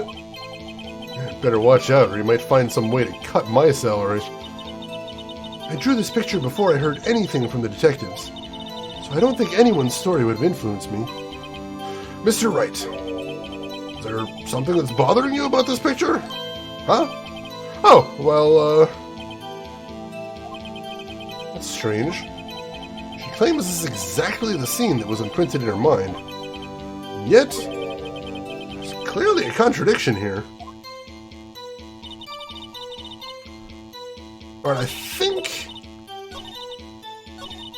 I've got an idea what the contradiction might be. I'm going to save again. I don't know if I've heard of that one, Manifei. What is that one about? Yes, there is a Layton vs. Phoenix Wright game that was released in English, although I believe it's only available for 3DS. But it is out there, most definitely. Alright, so save right here. And I believe I know the contradiction here, so let's present this.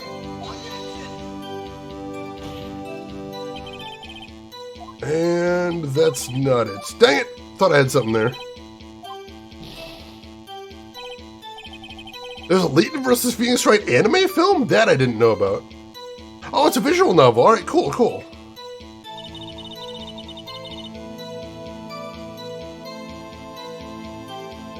Alright, so there's clearly a contradiction there.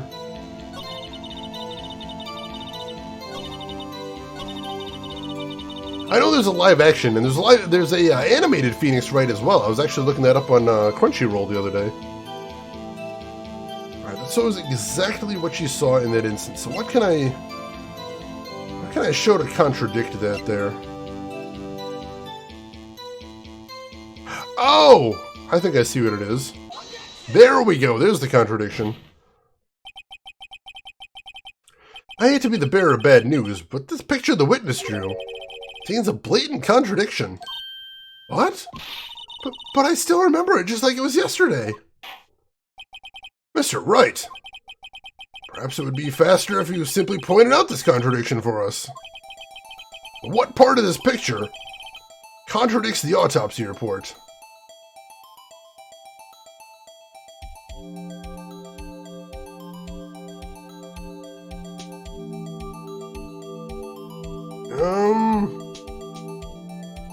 See, it should be Wright's. Can't actually look at the autopsy report now, which is not good. But I'm pretty sure it's this. No, that's not it. That's because the drawing stinks! Oh, god damn it! Alright, hang on, I'm gonna take another look at the autopsy report. Alright, I see what the contradiction is. I was trying to figure out what they wanted me to point out here. Mr. Wright, how could you? The act of making an innocent girl cry should warrant the death penalty. I guess he means I shouldn't shift the blame to others. Yes, well, as long as the defense learns a lesson. We're taking a little look at the autopsy report in that picture. Alright, so contradiction is right here, actually. The contradiction, of course, lies here. Take a look at the knife the man is holding. If you look closely, you can see its tip is broken. Even I don't have to look closely to see that, Mr. Wright. Mr. Wright, look at the evidence. See the murder weapon? Its tip is broken too. If I recall, the tip of the knife was found broken off in the victim's body. It was the conclusive piece of evidence that proved Joe Dark was the murderer.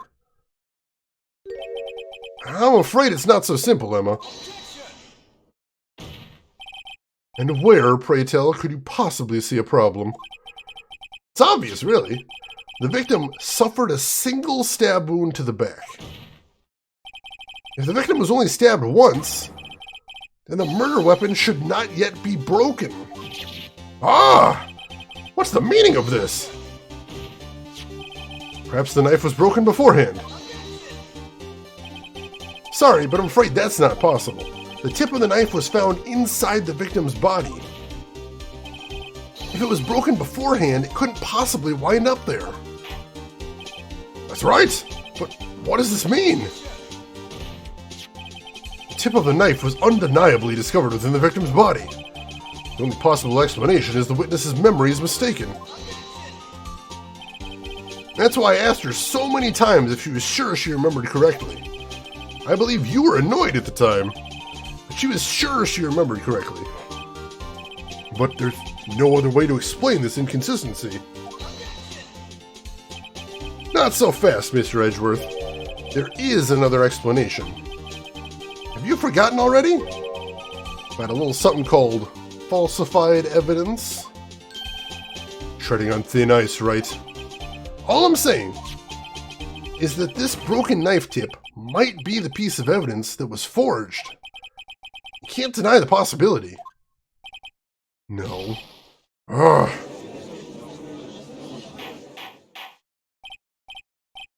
Mobile Suit Gundam Hathaway. Oh, I haven't heard about that one yet, but it looks cool, you say, Galleon? That's interesting. Order, order, order. Are you saying the investigation really was corrupted? Your Honor, please allow me to once again go over the events that took place on the day of the murder. The police department and the prosecutor's office were holding a ceremony that day.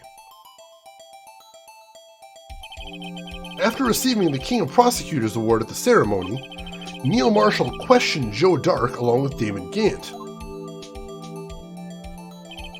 During his questioning, Joe Dark fled the room. Prosecutor Marshall chased him and was killed by Dark. It is my belief that somewhere in this story, there's a lie. I'm not lying. The man really was holding up a broken knife. That's true, and there's no other way around it. This could not have been the actual murder weapon. There must have been another broken knife. What are the chances of there being two broken knives? Another broken knife besides Joe Dark's. Could there have been one? There is another one, as a matter of fact. This is the longest trial ever by a lot. We had one other 2-day trial, but no, this one is super long. It is also very convoluted, so I'm glad they gave it a little time to breathe. But right now I'm excited to see how this is all wrapping up. I think they laid the groundwork for this part very well.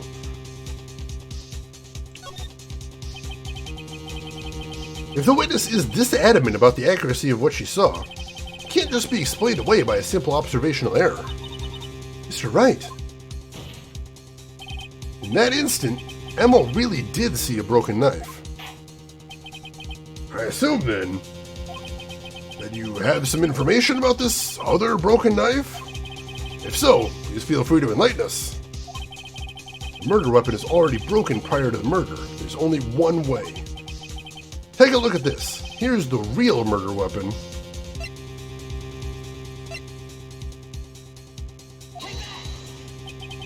The answer lies in the past.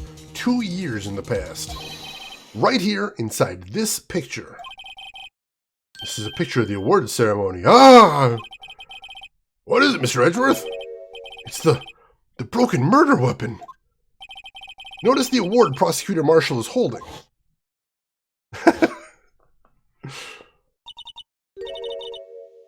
That's a broken knife. As we earlier concluded, the knife in the drawing was not Joe Dark's knife. That being the case, the knife the witness saw was in all likelihood from this award. Order, order, order!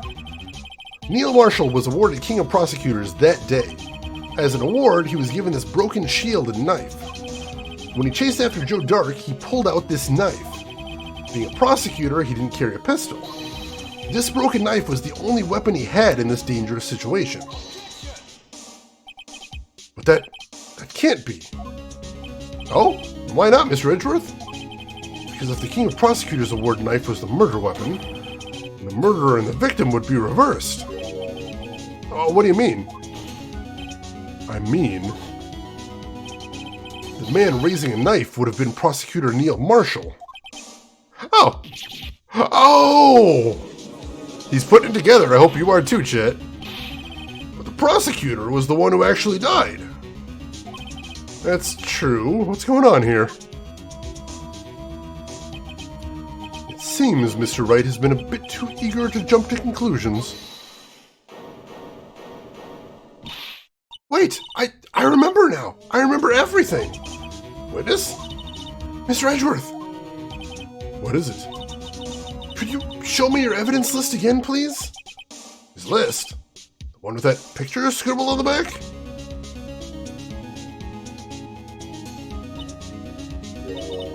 Let me get caught up on chat a little bit. Yeah, Hathaway's Flash sounds reasonable, but I guess, I don't know, Gundam Hathaway still sounds pretty cool to me, honestly. Gumshoe getting Chief Prosecutor? Oh, please don't give him any more responsibility. He can barely handle what he's got right now. Emperor, that's not a knife. That's a knife.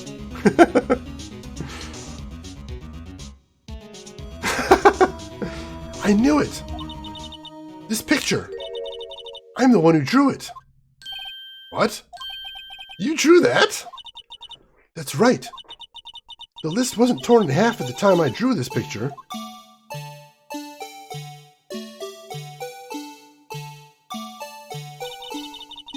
All this time I've been trying so hard to forget.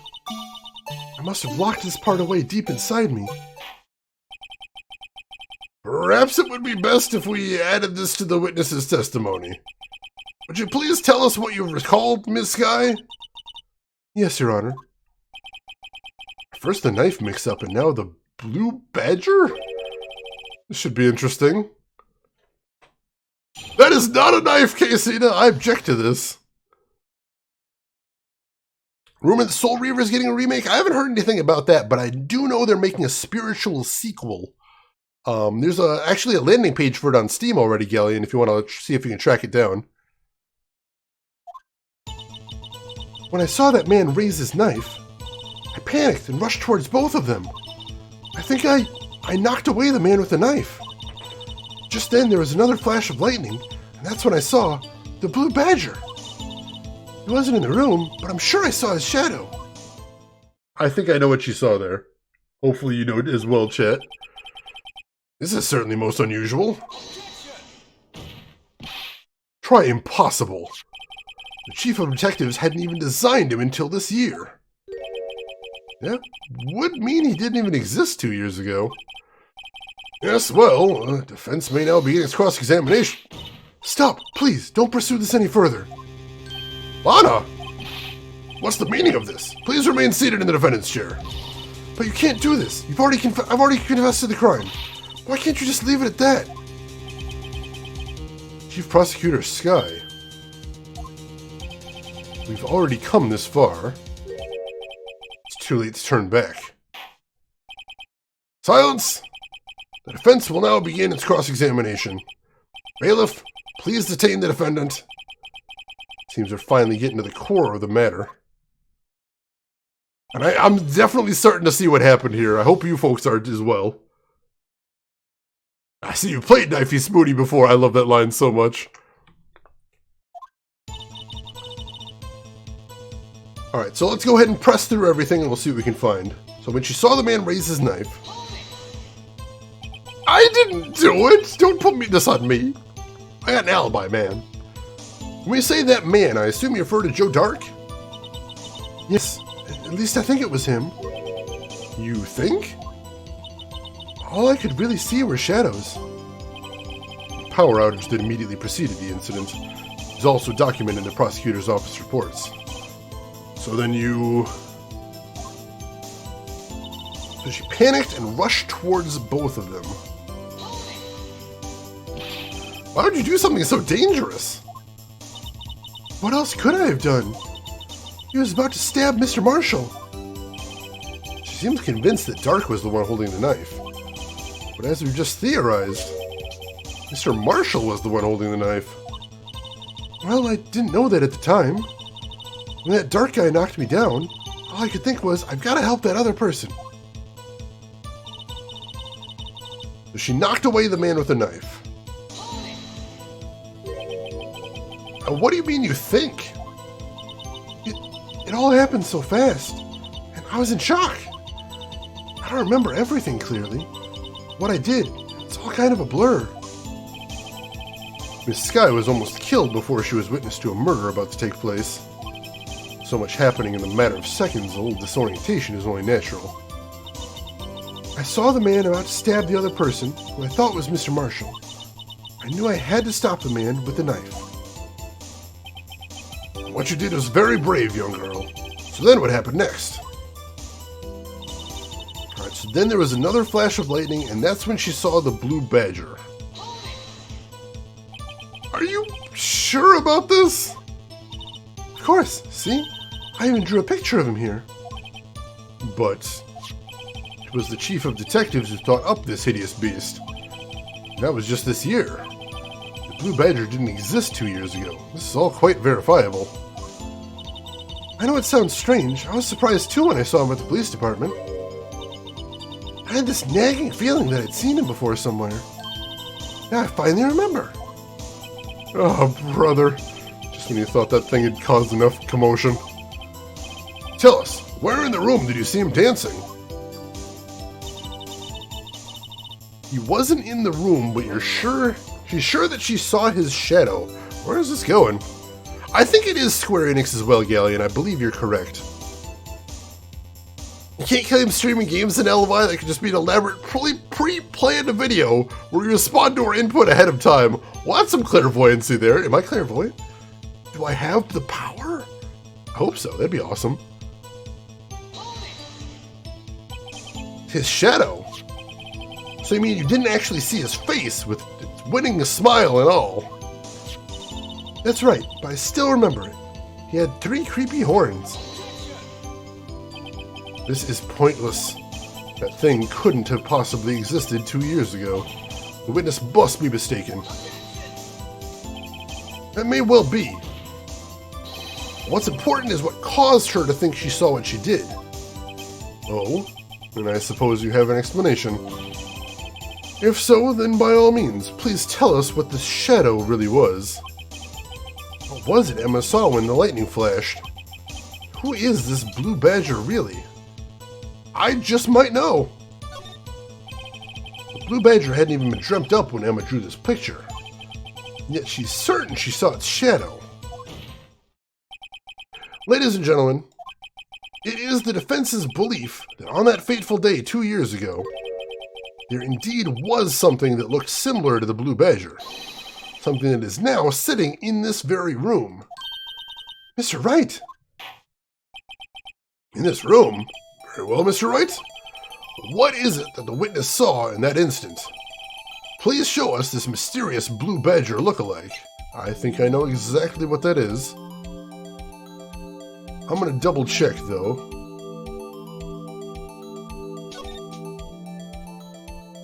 Maybe?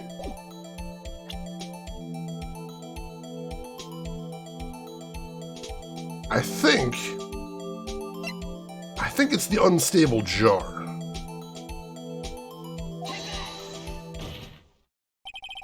The mysterious blue badger was in fact this. But that's... what exactly is that? I believe it's some sort of jar? But Mr. Wright, that doesn't look anything like the blue badger. Indeed it doesn't. As it stands now, it's just a plain jar. However, what if we were to change our viewpoint? Our viewpoint? Gotta show them the correct angle to look at this from. Alright.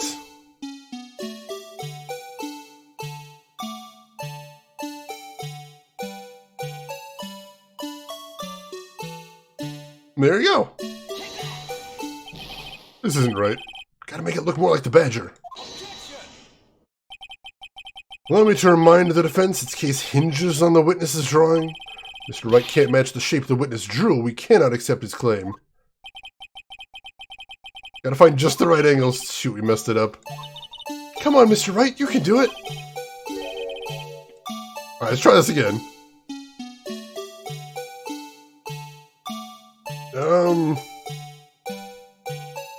Can we roll? There we go.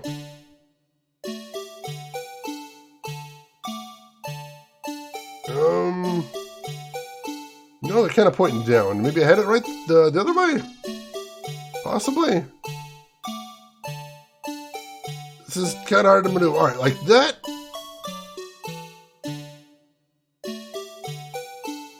Maybe like that?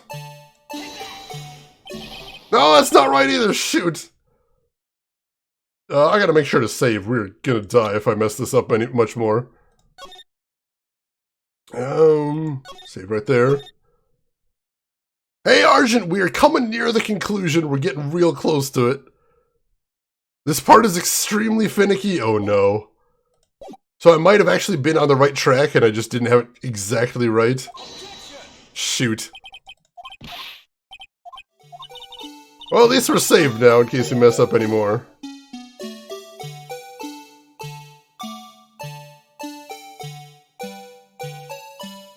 Let's see.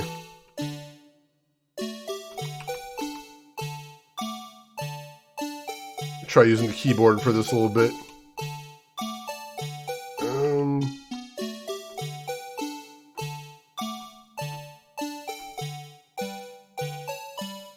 Flip it?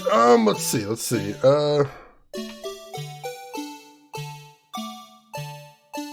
We could flip it like that, but then we're missing the thing on top is the thing. And I think that's the thing that we were missing before, is it's got the little horn on the top, and that's what she mentioned, is that it had 3 horns. She did mention that it had 3 horns, so I think that's what we gotta show. Oh! I didn't actually press the... Wait, oh, I accidentally pressed the button, dang it. I forgot the E button automatically submits, and I was using, you have to hit Q and R to rotate it, and I accidentally hit E there. Dang it!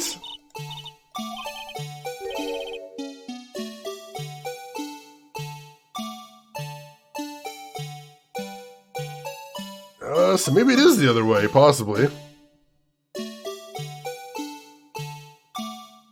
Let's see. Yeah, this seems really finicky. Oh, it's still only got the 2 horns that way is the thing.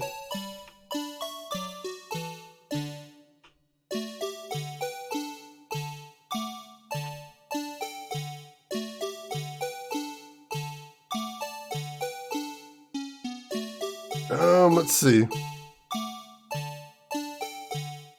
Tilt the base to be the horn? We tried that too, and that didn't actually work.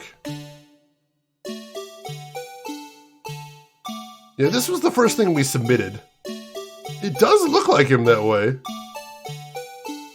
I think it does anyway. Oh, no, not that.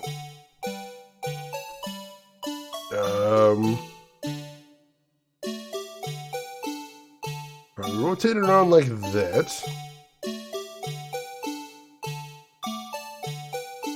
Well, it looks kind of like him to me.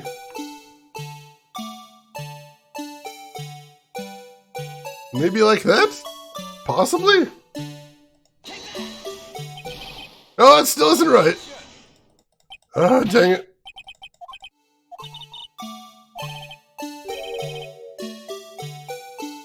What on earth is the angle they want?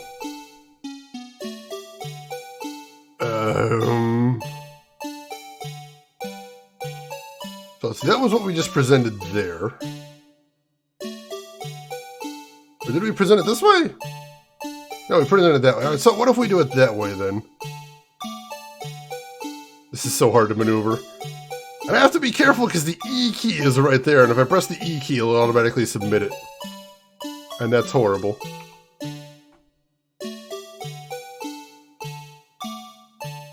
So the trial never ended and the defense was stuck in Badger Purgatory its whole life. Hey Wasabi, welcome in. How are you doing today, Wasabi? And Raven's Still Gaming, how are you doing today?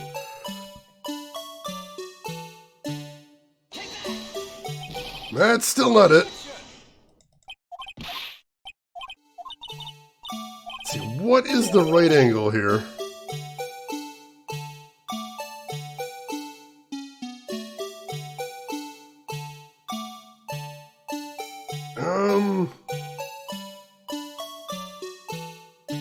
Alright, so I really do feel like it's gotta be this way somehow.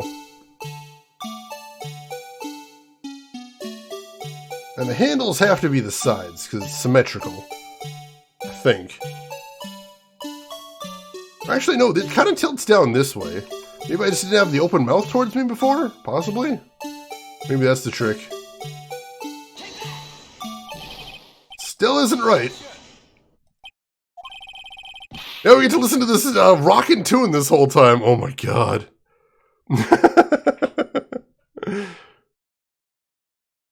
Yeah, I can understand that music driving people insane. That is a horrible, horrible music. Oh god. How do we... How do...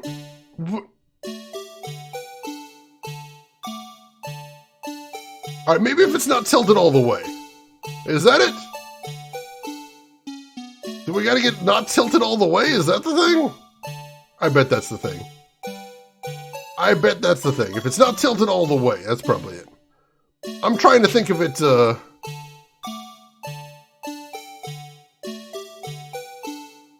Alright, so what if... Let me get my hands on the right keys here.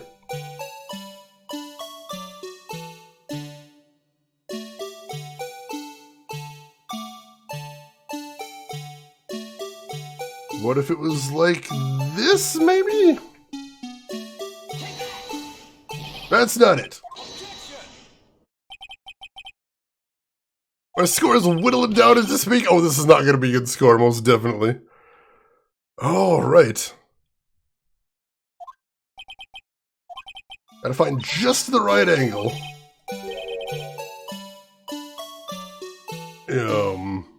Alright, so I know the two handles have to be its two side ears. That's definitely true.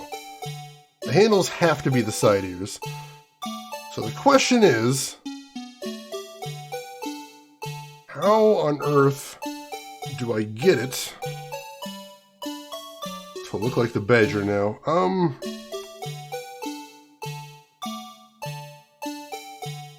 think we're close.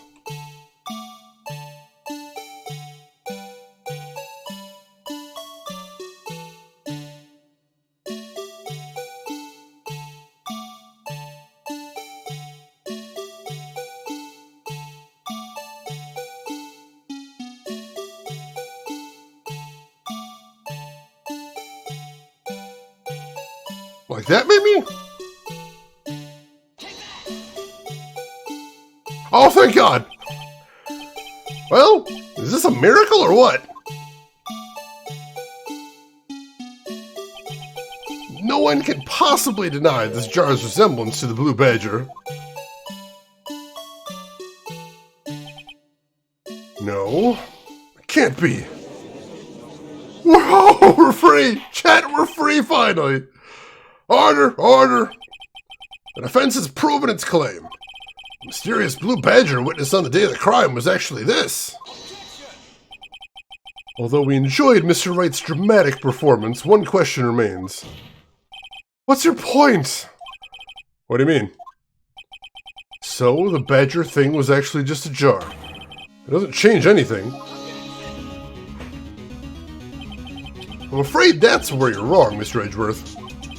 You see, this changes everything. Indeed. Very well then, please tell us, what's different now that we know that the witness saw this jar? Oh my god, we're gonna save right here so we never ever have to do that puzzle ever again. Thank you! I did it finally! Thank you for the GGs, I appreciate that. Oh god, alright. So what's different now that we know that the witness saw this jar? Well... that changes the location. Allow me to take these in turn. At the moment of the murder, the witness saw this jar. At a very specific angle, I might add, Mr. Wright. Yes, well, knowing this, where could she have seen this jar? Where? The location of the jar is shown in a picture taken on the day of the crime. It's on a shelf in the office of Damon Gant. But the body was found lying near Lana Sky's desk. The witness testified so herself. Yes, and it is these two facts that reveal what actually transpired. You see, the struggle between Dark and Marshall did not take place in Lana Sky's office. It happened on the other side of the room in Chief Gant's office. Are you implying the murderer moved the victim's body from Damon Gant's office to Lana Sky's office? Yes. Why would he do that? There's no reason. Exactly. If there wasn't a reason, he wouldn't have gone through the trouble. The only logical conclusion is that there was a reason. Do you know what that reason was, Mr. Wright? I finally figured it out. So this is why Lana tried to stop the trial. It's too late to quit now, though. Please recall the witness's testimony. She said she knocked away the man who was holding up the knife. In the next instant, the jar was hit and flew through the air.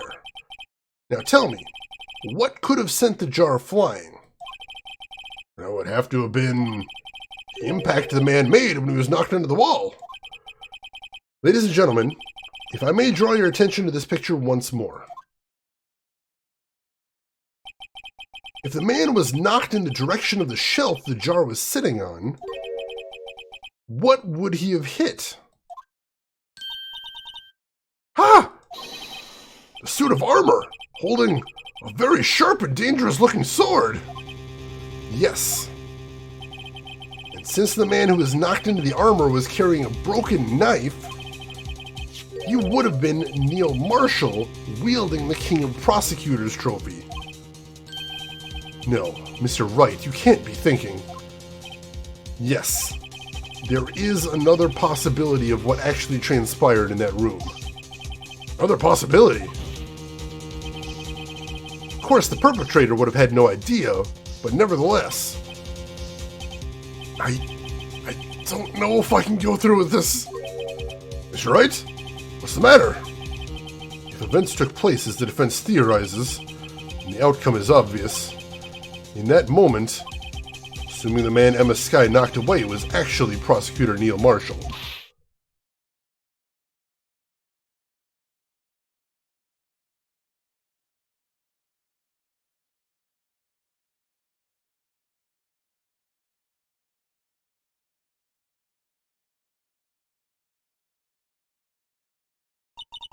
You mean Mr. Marshall died because of me?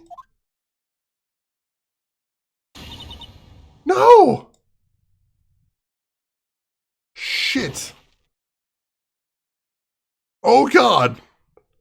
Oh God, what have we done? I never imagined her testimony would lead to this. So it was the witness who took the victim's life, and then proved so with her own testimony. This is unprecedented.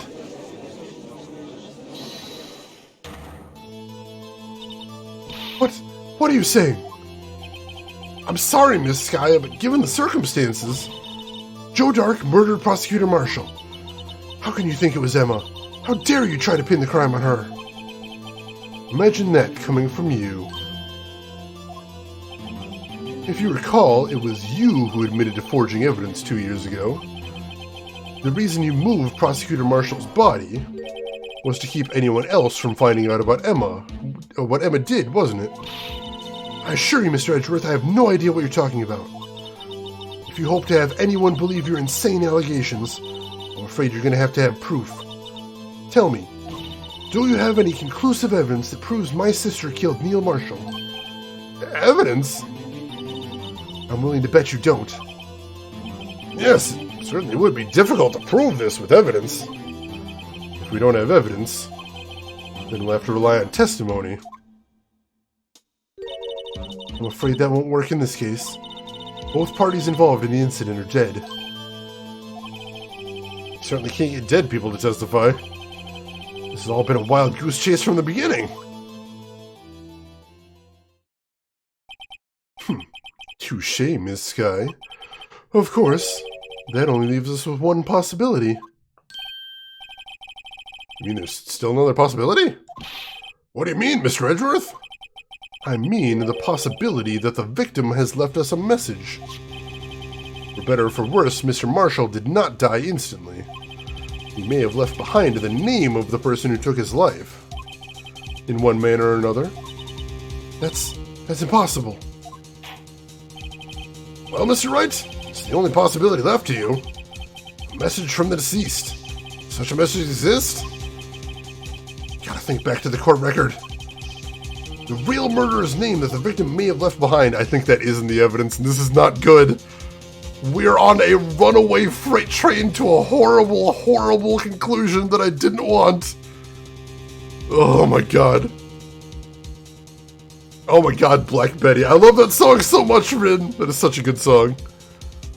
Yeah, the judge is really active in this case, and I think that's because it's gone so far off the rails. He's trying to figure out what's going on as much as we are. Secretly Meekins, that bastard. Let's pin it on him. Let's just do it. Meekins was hiding in the suit of armor. I knew it. Alright.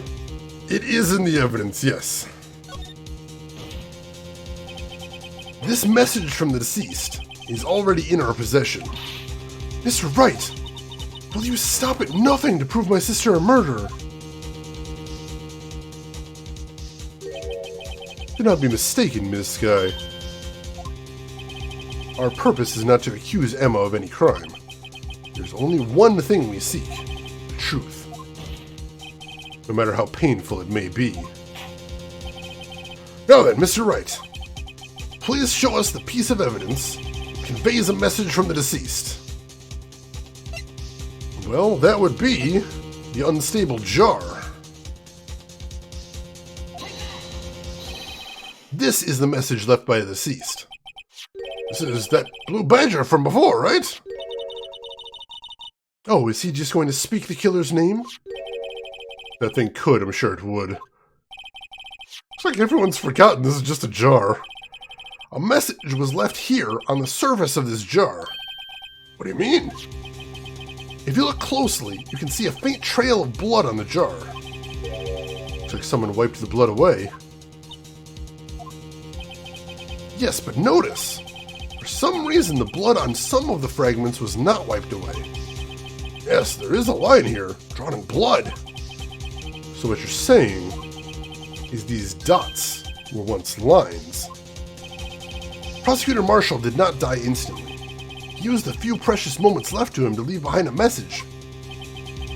One that someone apparently wiped away. Blood must have seeped into the jar where the lines changed directions. Precisely so. All we need to do is connect these points, and the victim's message will become apparent. No! Mr. Wright, let's make another save here. This is going down a very dark and terrible path, and I don't think I'm liking what I'm going to see here. We don't care about morals here. I do, Vesper. I do very much. Let's see. GW2, welcome in. How are you doing today?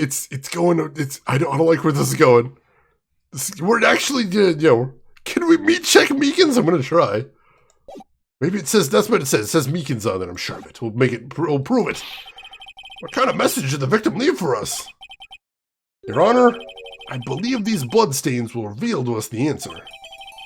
Gotta connect these dots to make letters. Only one thing the victim would have written given the circumstances. The murderer's name.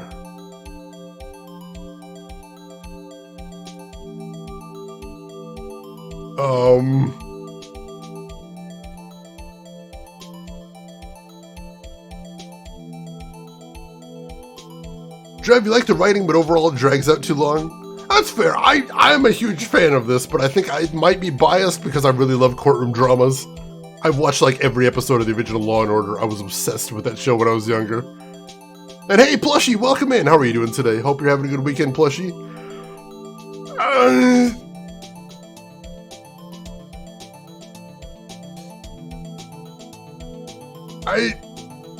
Well, there's that. And there's that.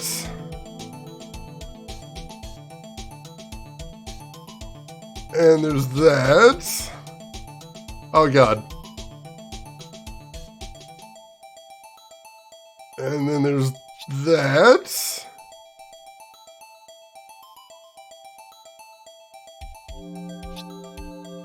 And then there's that.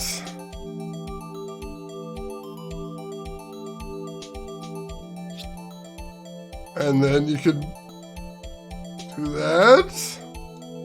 And if you really wanted to, you could do that. And suppose if you were a masochist, you could do that. And you could probably do that.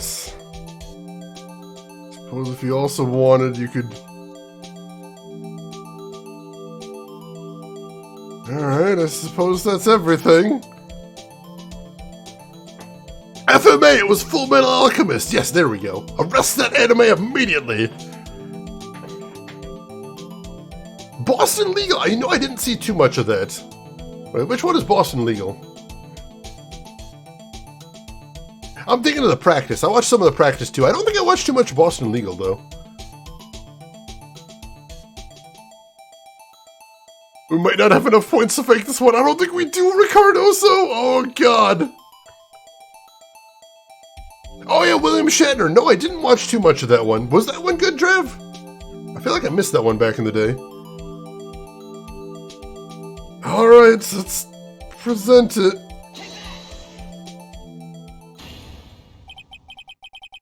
It's a defense attorney's duty to prove their client's innocence. That's why all I've been thinking about is saving Lana. After all my efforts, I never thought it would turn out like this.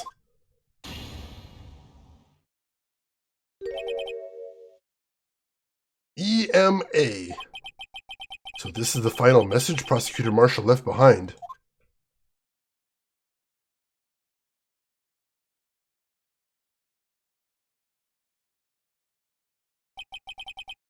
Of all people, he may not have meant it, but in the end, the one who took the victim's life was Emma Skye.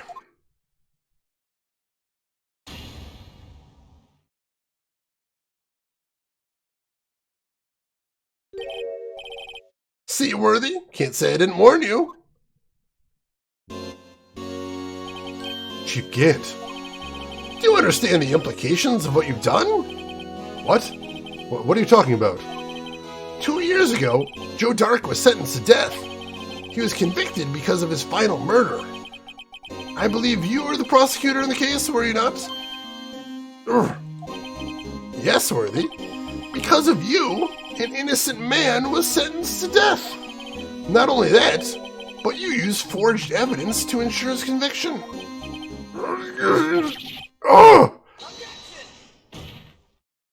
But Joe Dark really was a serial murderer. That's undeniable. I'm afraid that's not important. Didn't you know? We aren't defenders of justice. What?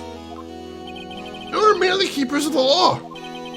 Sentencing a man to death is no light matter. Even if there wasn't any cover-up or evidence forgery, ultimately, the responsibility falls on the prosecutor in charge. Despite what anyone may say, this fact cannot be denied. Oh, God! What's going on at the prosecutor's office? They might have sent an innocent man to his death. How can he just stand there like it wasn't his fault? Order! Order! Order! Order! We're gonna have to take Gant out. I feel like Gant is at the very center of this case, and I intend to prove it here. Yeah, Gant's way too keen on this. All roads end at Gant here, and we need to figure out how to prove it in here, most definitely. The gavel's pounding fell on deaf ears. Unable to settle the crowd, the judge declared a recess. Where this trial is headed, no one knows.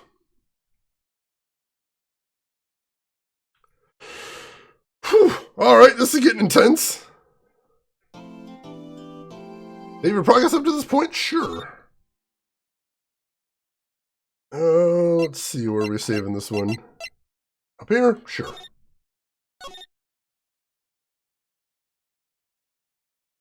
Alright.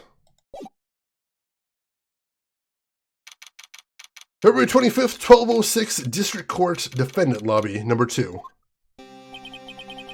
Sorry, Edgeworth. I didn't mean to get you in trouble. Don't worry about it. This is my problem, not yours. Hope not interrupting anything, pals. Oh, guess I am. I'll come back later.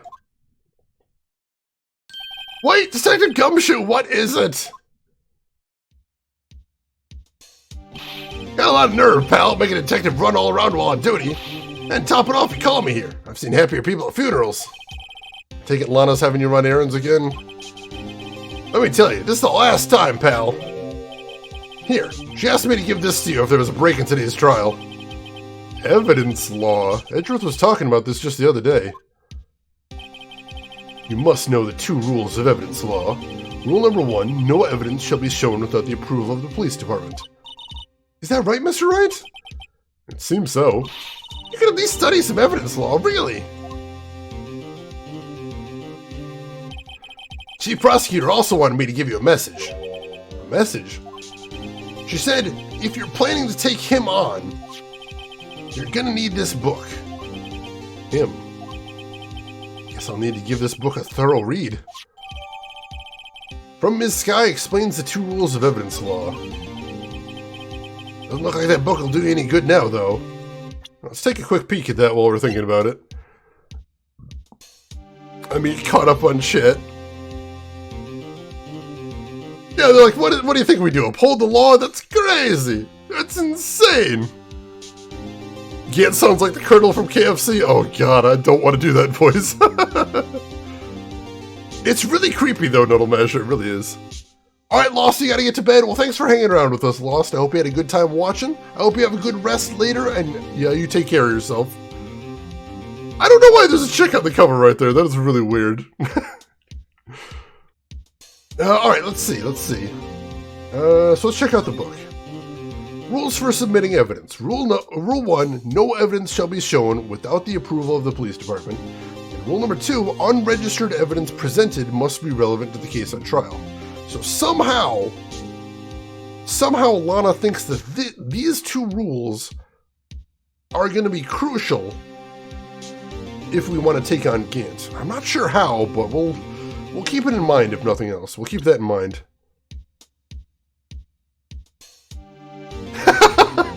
I'm still working on it. I've got it on my to-do list. It's right at the top of my to-do list. Like, as soon as I get some spare time, I'm gonna return that necklace. I promise you. I've got it right over there, sitting right over there. I'm just, I've been so very busy recently. I haven't been able to find the time. I'll get to it. You'll see. All that's left now is Chief Prosecutor's sentence. That's where you're wrong, Detective. Huh? Haven't you figured it out yet? Why I'm still sitting in that prosecutor's seat, despite all these allegations being thrown at me? Mr. Edgeworth! The real trial today hasn't begun yet. What? What else is there left to do?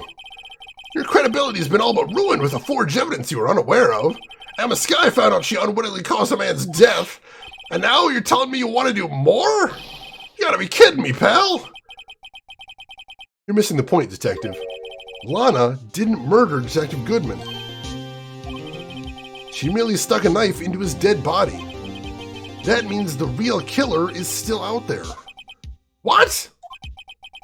And we're gonna expose him, no matter what it takes. This case has hurt too many people. It's time to bring it to an end. Yeah, once I get through my backlog, I should have some spare time there, most definitely. February 25th, 12:52, District Court, Courtroom Number 9. This is so dramatic. I'm really into this. Court will now reconvene for the trial of Ms. Lana Sky. Mr. Edgeworth. Yes, Your Honor. The Inquiry Committee is planning to impose harsh penalties for your actions. Thank you for the news, Your Honor. Yes, well... Normally, this is where the prosecution calls forth a witness. But,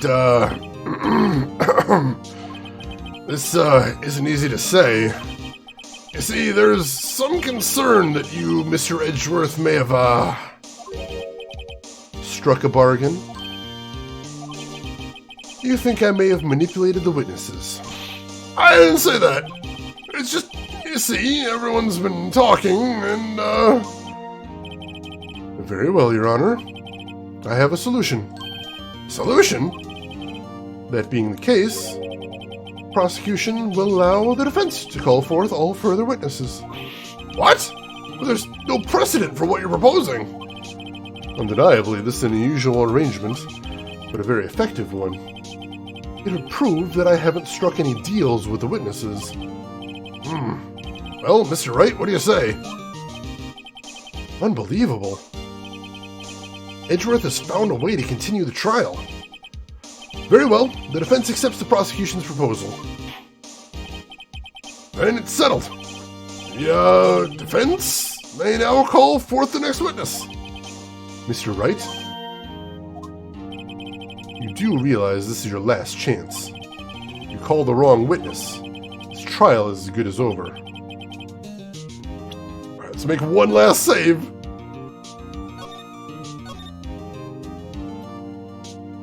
Yeah, oh my god. The judge is easily manipulated here, but at least we're pulling it out. We're making this work. The defense calls. Time's finally come to bring out the real murderer.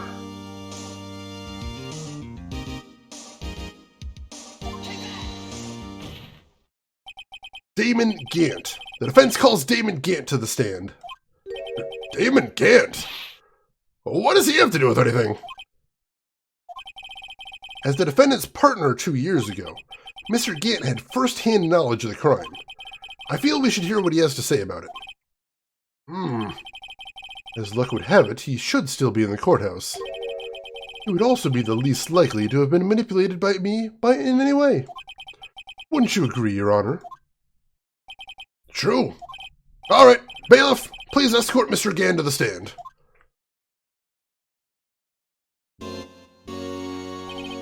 Witness, please state your name and occupation. What is this, some kind of practical joke?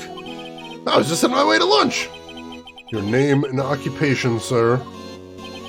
Worthy, are you sure you want to do this? Your name and occupation. So, you want to play hardball, eh? Please, Mr. Gant. Fine. My name is Damon Gant. I'm the acting chief of police. Now then, Chief Gant, the court requests to hear your testimony. Oh, righto. What's with the grim face? First, let's clear up this SL9 incident. Oh, you mean the time when Lana's sister murdered that prosecutor? Personally, I think it's been made pretty clear already. There's still some things unaccounted for. Oh, like what? Like the role you played in all of this. Son, either you're very brave or very foolish. You are aware, of course, that a police chief has all kinds of weapons at his disposal. Weapons? Sure. Take my testimony, for example. I don't have to give it if I don't want to. What? Is this true? I'm afraid so. Chief of police has the right to refuse to testify. Of course, such an action carries with it certain risks. Don't worry, I'm not here to hinder your trial. Just remember, this turns out to be a big waste of time. Don't say I didn't warn you. Very well, the witness may now begin his testimony. Well, that's a fucking threat. Holy shit. Whew. Alright. As I recall, Neil and I were questioning him that day. To make a long story short, we slipped up. That power outage didn't help either. When I went to my office, I found Lana there. Apparently, she'd already arranged the crime scene. As you can see, I had nothing to do with the forgery. Yeah, let me threaten the prosecution in front of the judge and the lawyers and the audience. Oh, God. Is that when Dark was arrested? Him? He was lying on the floor unconscious.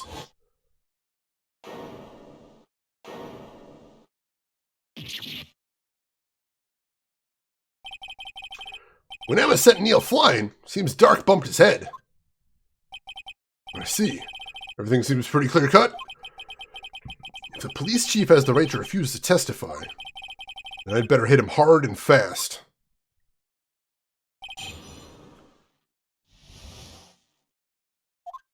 Alright, let's go through and press everything first, see if we can make sure we have the most information possible here. So Neil and him were questioning him that day. As I recall, a ceremony was held at the police department that day. Yes, that's right. I guess you could say I'm a workaholic. After winning his award, Neil was all fired up too. That's probably what spooked Dark and made him run away like that. Was the defendant, Lana Skye, also present in the room? I don't quite remember. At the very least, she wasn't there when Dark ran for it.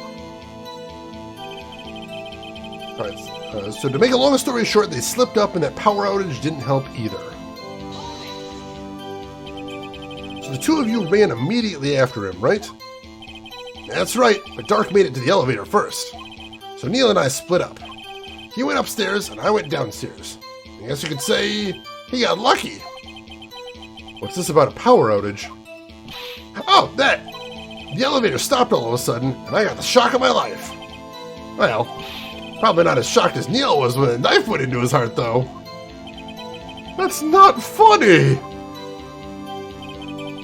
So when he went to his office, he found Lana there. Could you tell us what you saw? Yeah, seriously, Jitsubin, what the hell? It was a shocking sight. Neil and that serial killer were lying in a heap on the floor, all tangled together. Dark was also lying collapsed on the floor? Yeah, apparently he hit his head and was knocked out. Next to them were those two poor girls, Lana and Emma. Lana was cradling Emma in her arms. Looking back at it now, she must have already known what her sister had done.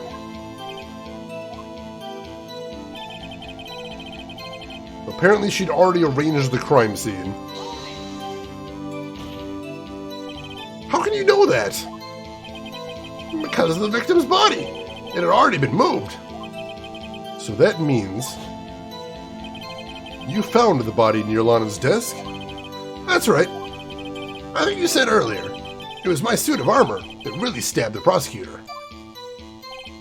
Yes. Anyway, as you can see, I had nothing to do with the forgery. So you're saying that the forgery had already taken place by the time you arrived at your office? That's exactly what I'm saying. I can understand how Lana must have felt. But moving a body and hiding evidence are inexcusable no matter what the circumstances. Is this how it really went down? Staring at the witness won't do you any good, Mr. Wright. If you're going to stare at anything, you'd better start off at staring at the court record. Worthy, always a smooth talker. Which piece of evidence ties Gant to the forgery? Lana did admit to forging evidence. But that can't be the whole truth. Somehow I've got to link Gant to the incident. I mean, we did find some stuff inside Gant's safe.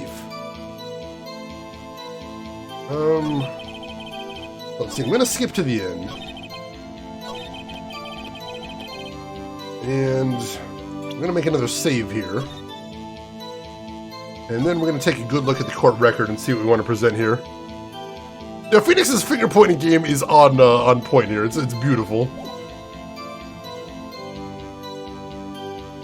If the suit of armor is by his desk, why would she move it in front of hers? Because there's no suit of armor over there. So you wouldn't suspect that her sister accidentally killed anybody. And you'd have to assume that Marshall, or that the murder happened because of Dark. So basically she moved them over to her desk to make sure that the only answer to the murder was that Dark killed Neil Marshall. And that's how they ended up convicting him. Because the only killing that they actually had evidence for on Joe Dark was the one that he did in that office, which we now know that he didn't actually do. Well, he got in the elevator and then there was a blackout, so he got zapped while he was inside of there, so he must have got trapped for a while. Alright. So let's take a look at our evidence again. The heavy metal suit of armor, correct. So let's see, we've got evidence law. Let's see. We've got the evidence list that was found inside of Gant's safe. If he had nothing to do with a forgery, why did he have this in his safe, I wonder? Yeah, basically she was trying to set it up. She didn't want people to walk in there and say, oh no, this guy accidentally got killed. She wanted people to say, oh no, the killer killed this guy and now we have to convict him of it. No worries, DB Stewart, I'm always happy to explain. Alright, so let's be real sure before we present anything, but I think one of the things that was found in his safe is what we want to present here. That's what I'm feeling. Oh, very cool. Married with Children house? That's awesome, Manafay. How do you like how it's coming together? Hopefully you're appreciating it there.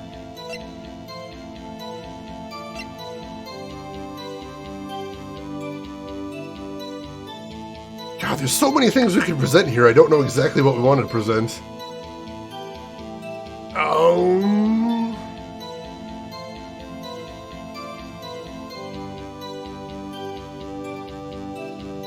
I'm gonna try presenting this. That is not the thing. And we're losing health already. Dang it, that's not a good start.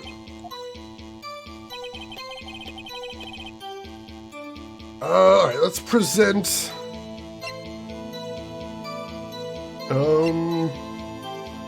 Let's see, the evidence list. There we go. Should've went with my first instinct there. You claim you had nothing to do with the forgery.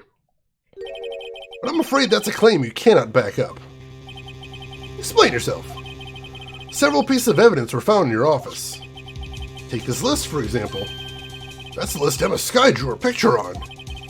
This was discovered in your desk. Not only that, but a piece of this jar that was sitting in your office was found inside your safe. Was found where? You see, Chief Gant, these articles of evidence uncovered in your office are both concrete proof that you also played a part in the illegal investigation. Chief Gant, what's the meaning of this? This is a remaster, technically, Manafay. It's the same game, but with upscaled assets and a changed UI. Oh! Here's a defense attorney who may even rival Worthy. So you admit to it, then, that you were involved in the forgery. Oh, me? Or do you mean you? Me? Why would I have anything to do with that? Well...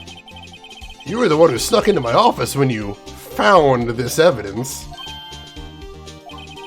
Prosecutors aren't the only ones capable of forging evidence, you know. Defense attorneys can do so too. Isn't that right, Righto?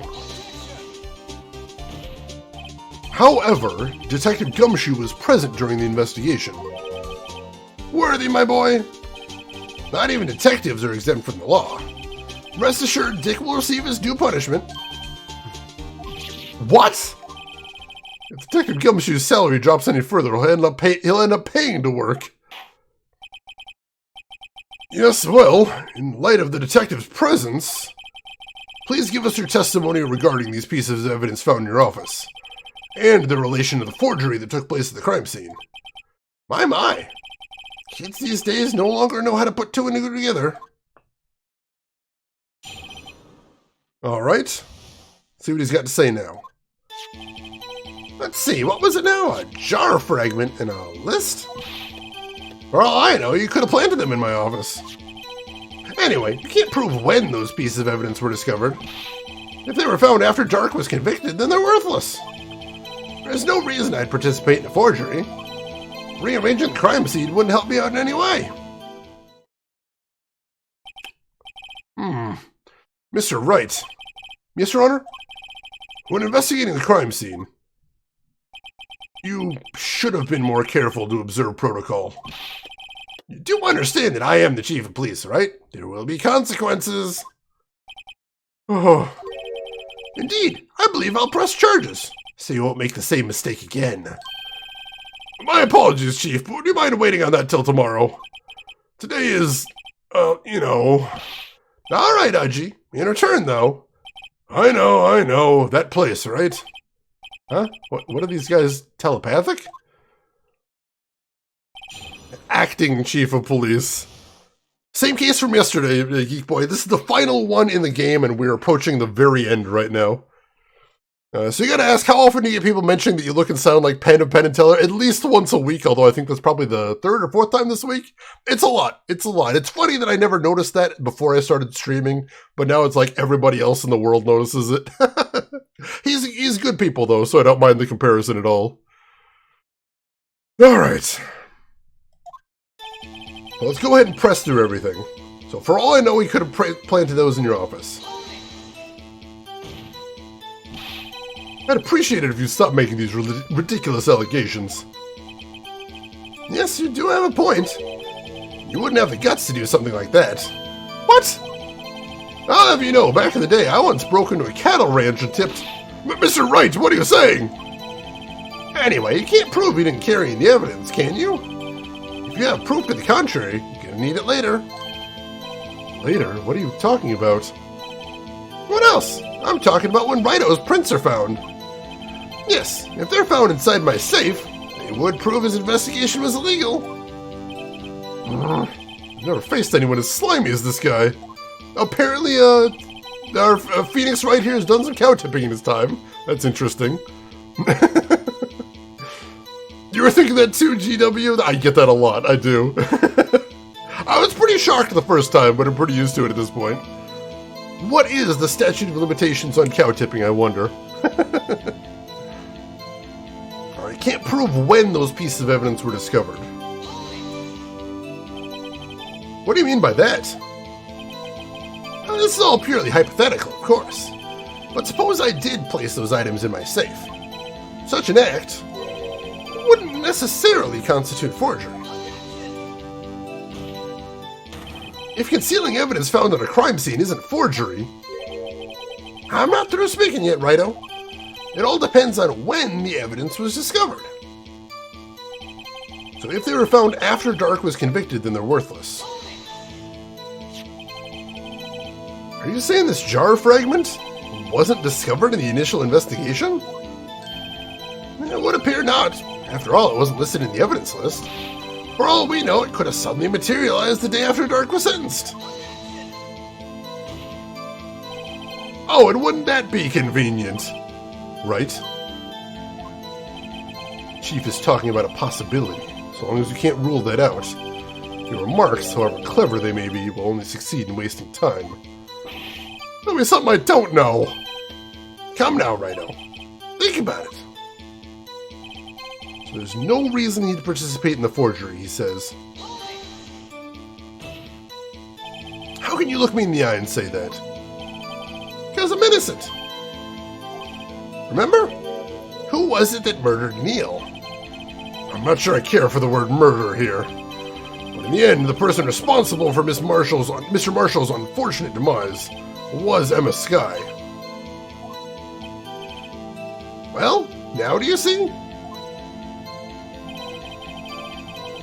So he says rearranging the crime scene wouldn't help him out in any way. Really, Chief Gant. At the very least, there is one large benefit you reaped from all this. Oh? I wasn't aware. What is this benefit? That would of course be the position you have, Chief of Police. Oh. The resolution of the SL9 incident secured a promotion to Chief. That in itself is sufficient motive. Ha ha ho! Oh, that's a good one. Huh? You really think I'm that incompetent? What do you mean? Even without that case, I was already in line to become the next chief. The resolution of SL9 merely sped up the inevitable a little. That true, Edgeworth? Yes, he was going to be made chief anyway. Be careful when pointing that finger, or he might wind up being the one pointed at. So that means there's only one possible motivation for you to commit forgery. If you didn't do it for yourself, then you did it for someone else. Don't be silly, Worthy. You know me better than that.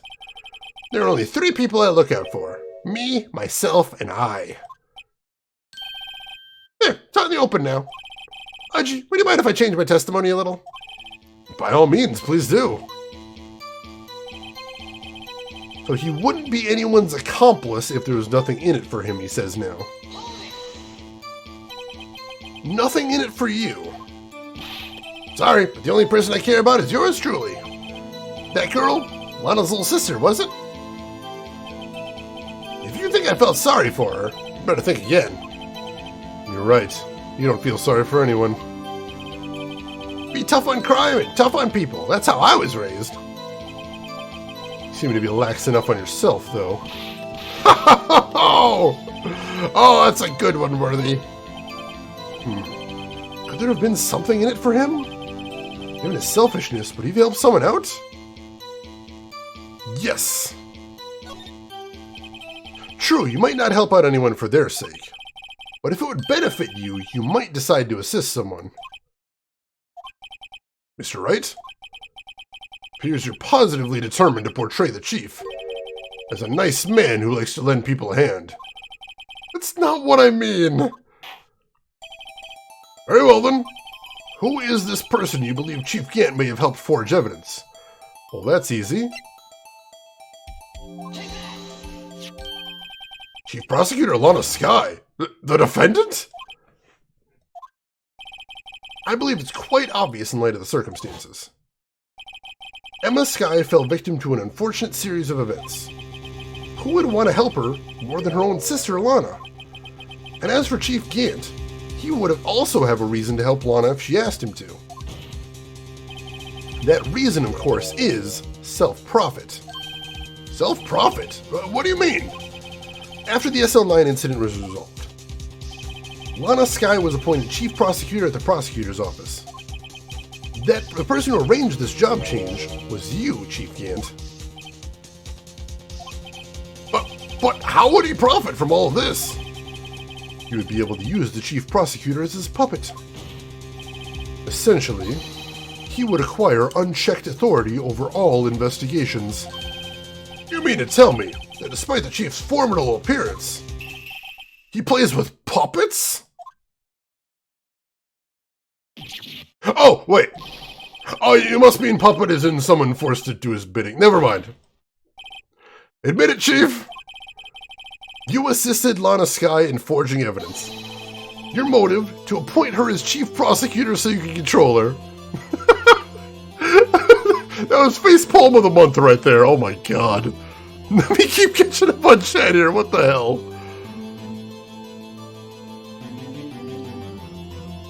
Let's see. The switchblade was found in Marshall, but we believe it was planted there in order to implicate Joe Dark, and to also cover up for what happened with Emma right there as well. Yeah, the testimony changes. This is killing me right here. The judges lose his mind. Abstractism, welcome in. How are you doing today? Hope you're doing well right here. Righto, my boy. You have quite an imagination. Let me ask you something. What? Do you have any proof of this? That I controlled Lana? For example, is Lana testifying that I've done such a thing? Lana... she's keeping quiet to protect Emma. There's no way she'd testify against Gant. I'm afraid without any proof, this all amounts to nothing more than mere conjecture. Unless... that it also is what happened in this incident. This incident? Which one would that be? Of course, I'm talking about the murder of Detective Bruce Goodman. The chief prosecutor has been acting strange throughout this entire trial. Almost as if someone had been controlling her.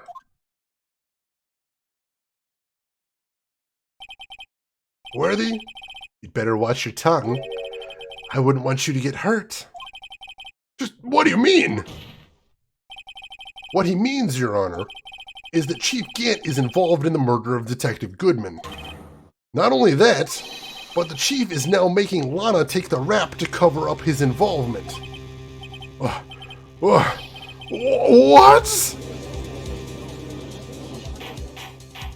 And now finally we've reached the end of the road. We've come out and said it. We've suspected it for a while, but now it's out there. We put it out there. Order! Order, I said. Order! Mr. Wright, you can't be serious. Huh? This is an affront to the highest ranking officer in the law enforcement agency. To accuse the chief of police of blackmail and murder. That's impossible. Your Honor, I was merely reiterating what Mr. Edgeworth said in easier to understand language. It's too late, Mr. Wright. There's no turning back for us now. Looks like he's the one who's decided to go through with this. Can you prove this, Mr. Wright? That the chief, a high-ranking officer of the law, is involved in this murder? Good question. Regardless of his rank or title, Chief Gant is just a man. The question is he a criminal? I believe the evidence will tell. I see. Alright then, looks like we're gonna have to save again. Let's see, where are we saving? Right here, right here. Definitely gonna have to move out of the country. Oh yeah, we're gonna have to flee from here. This is going to be very bad. Let's see what Mr. Wright's got, and it had better be good. Show us this evidence that ties Chief Gant to the murder of Detective Goodman. Alright, what evidence do we have that ties him to the Goodman murder? We've got plenty of evidence showing he was deeply involved in the SL9 incident, but how do we tie him to this murder? Whole lot of saving going on, most definitely. Lone Grin, welcome in. This is your favorite case? This is really intense. And really challenging as well. What do we have that ties him to the murder?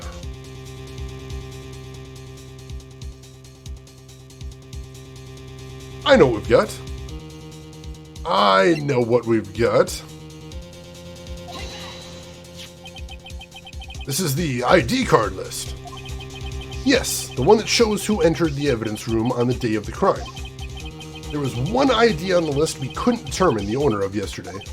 777-7777. Sorry, but there's no way you can prove that's my card number. It's your number. What? How do you know that? The safe in Chief Gant's office requires a code to open. A 7-digit code. 7 digits? You don't mean... I'm afraid so, Your Honor. The code was 777-7777. Same as the remaining ID card number on that list. Chief Gant, you entered the evidence room on the day of the crime. Order! Order! Chief Gant, what do you have to say? Nothing. The defense's search of my office was in violation of regulations. And I will demand Mr. Wright be punished to the maximum extent of the law. But right now, this court demands an explanation from you about the use of this ID card. Chief Gant, so you admit it? You entered the evidence room on the day of the crime? What about it? I'm chief of police. Whether it's the evidence room or the bathroom. What's the difference? I can go anywhere I want. Tell me, when you entered the room, were you alone? I always go to the bathroom alone, as I do at the evidence room. Detective Goodman wouldn't happen to be with you on that day, would he? Of course not. Why would he be? I hadn't seen him in days. You hadn't seen him in days? Chief Gant, I'm afraid you've just undone yourself. On that day, you had to have met with Detective Goodman. What do you mean? This trial's purpose is to determine Lana Sky's guilt. No, it isn't, Your Honor. This trial's purpose is to determine the truth. If Chief Gant met the victim on the day of the crime, then we need to determine one thing. What transpired during that meeting? In that case, Mr. Wright, I'm going to have to ask you for evidence. Alright, time to make another save then.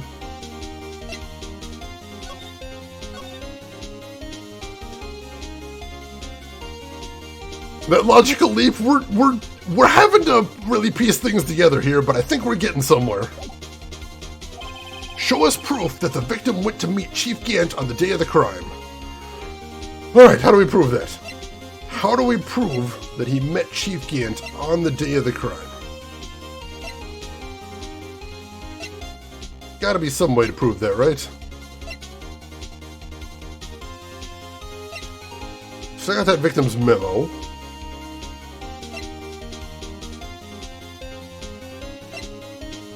Could be the memo, it could be a thing, potentially.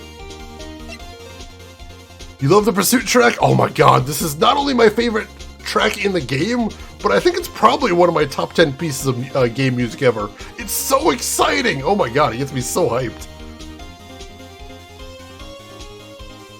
So let's see.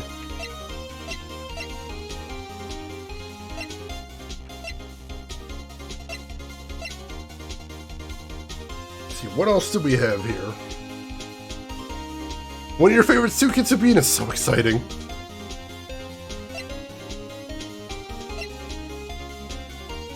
Take a quick peek at this though. Nah, that doesn't prove anything.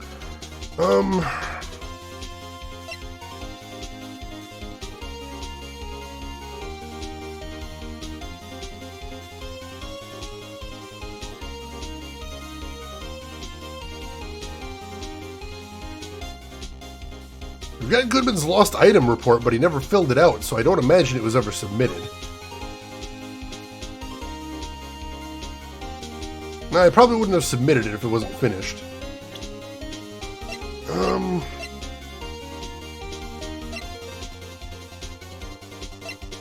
Security video.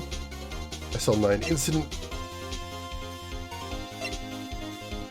Alright, I think I'm going to present Goodman's note here.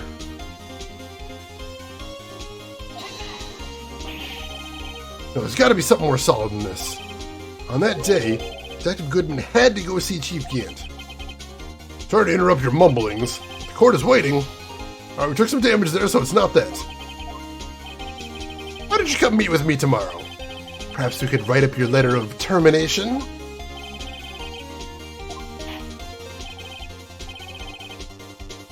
Where's our evidence? Where is our evidence? Let's start from the back this time. Let's see, the evidence list, found against desk, Neil's autopsy report, SL9 files,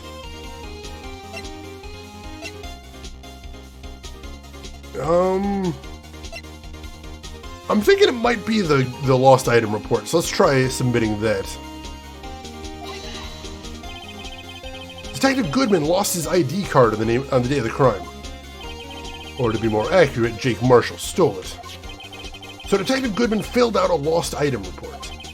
You would have had to give that report to the Chief of Police. Yet you're in possession of the report, which means you can't be sure if he filed it. He filed it. How do I know, you ask? Because he needed to enter the evidence room that day. He needed to. Yes, to transfer the evidence out. Oh! Detective Goodman took the form to you, Chief Gant. Then, you accompanied the detective to the evidence room. I accompanied him? There's no other way the murderer and Detective Goodman could have entered the room. Hold on, let me guess what you're going to say next. I, the Chief of Police, murdered poor Goodman. Exactly. But wait! The Chief didn't necessarily need to accompany him into the evidence room. Could have just lent him his ID card. Yes. Now that you mention it, I believe I might have done something of the sort. Sorry, but that's not possible. According to the record, your card was only used once. Yet you showed us your ID card earlier. If you had really lent it to Detective Goodman, it would have been found on his body. No! What the shit happened there? Chief Gant, you didn't. Let me caught up on chat a little bit right here. When was the date of the 7-7 card used for the room? It was actually only about an hour before the murder. So yeah, it was the same day. It was the same day. Rain, that would definitely keep people on their toes, most definitely. Cake or death? I love that sketch. Yeah, the anime freakout. What the hell happened?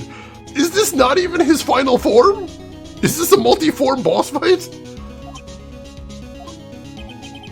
The murder was most likely a spur-of-the-moment crime, for no one in their right mind would choose the police department as a place to commit murder. After the murder, you contacted Lana at the prosecutor's office. Why? To dispose of Detective Goodman's body, of course. You're forgetting, Mr. Wright, that the victim's body was discovered in the prosecutor's office parking lot. How did he manage to move it there? I was at the police department the entire day, you know. And everyone's aware that Lana stayed at the prosecutor's office after the ceremony. Everyone except me, it seems. Still, you're the chief of police. You have an entire police force at your disposal. Oh, so you think I just ordered an officer to do it? Hey you, take this dead body over to the prosecutor's office. I don't think so. Chief Gant, you left all the evidence we need to prove how you moved the body to the prosecutor's office. All this time I thought it was just a useless clue just taking up space. How could the chief have moved the body?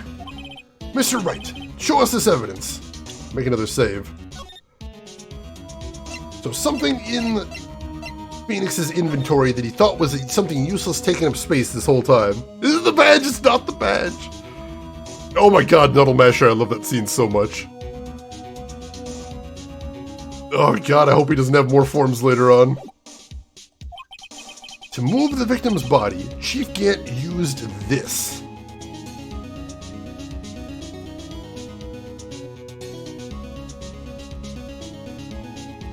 How can he move the body, though? Alright, let me take a quick look. Don't think it's anything there.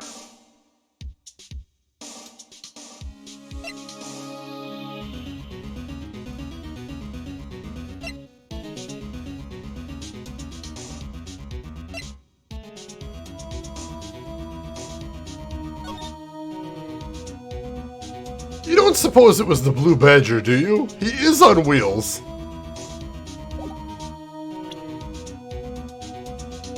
Could the Blue Badger have been how he moved the body?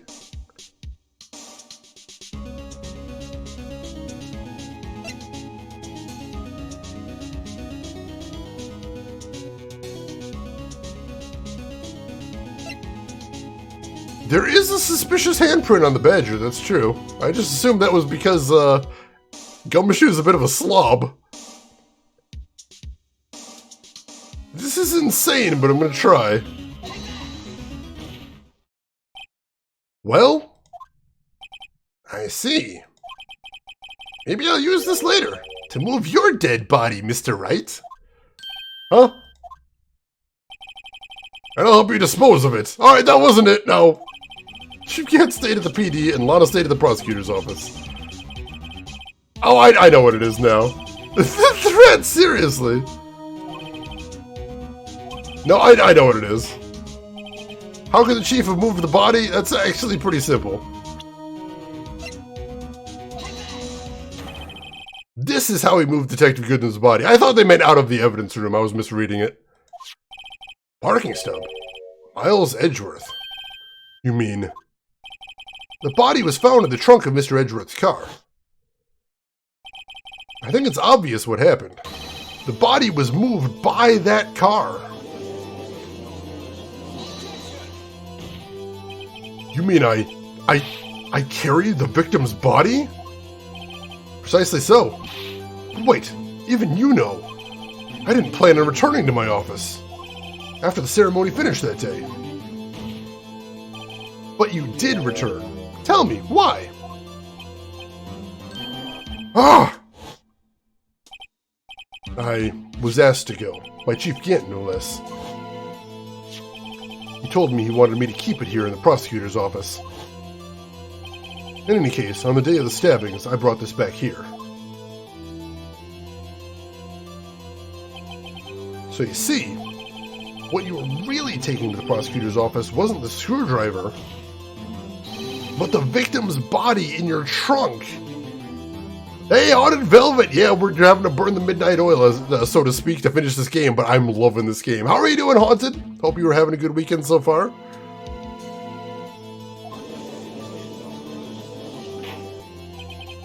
Detective Goodman's body was carried in the trunk of Mr. Edgeworth's car. Yes, unless, of course, you have another explanation, Chief. Why else would you have asked Mr. Edgeworth to transport evidence from a closed case? There's only one plausible explanation. Transport the body to your accomplice, Ms. Lana Skye. Order! Order! Order! What's going on here? Is there no room for rebuttal to the defense's outrageous accusations? Think back to the photograph Miss Starr took at the prosecutor's office. This was not a photo of the body being stuffed in the trunk to be taken away. It was exactly the opposite. It's a photo of the body being taken from the trunk. Chief Gant, please say something!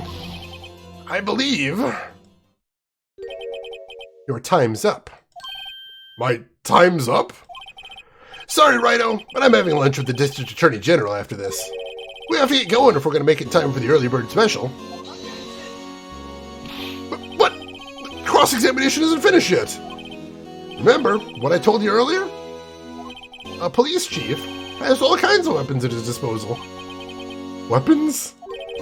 Like the right to refuse to testify. I'm invoking that right now. What? That is not a right to be casually invoked. There are certain risks to be considered. So you're going to just run away after all this? Run away? Don't make me laugh, Worthy. I stabbed old Goodman. That's what you're saying, right? But if you had conclusive evidence, you would have presented it by now. Well, You think I had Lana dispose of the body? If so, then show your proof and get it over with. Say it again, Mr. Wright. Damon Grant is the current chief of police. I think we might have to say if things are getting real dangerous now.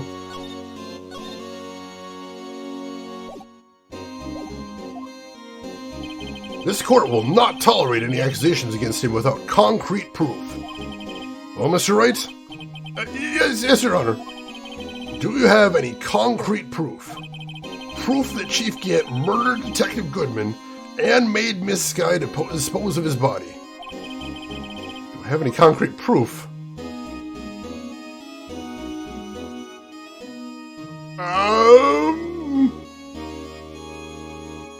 Do I have any concrete proof?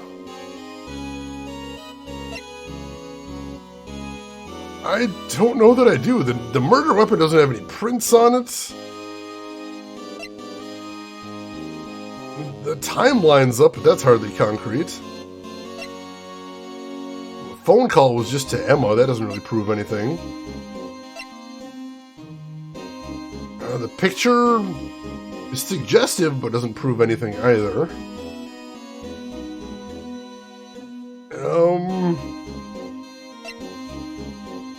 Broken knife?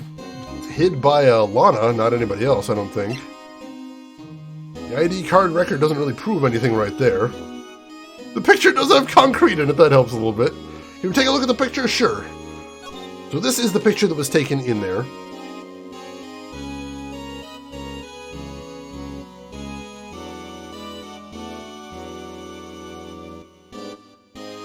I don't think there's anything that really proves it conclusively there, unfortunately.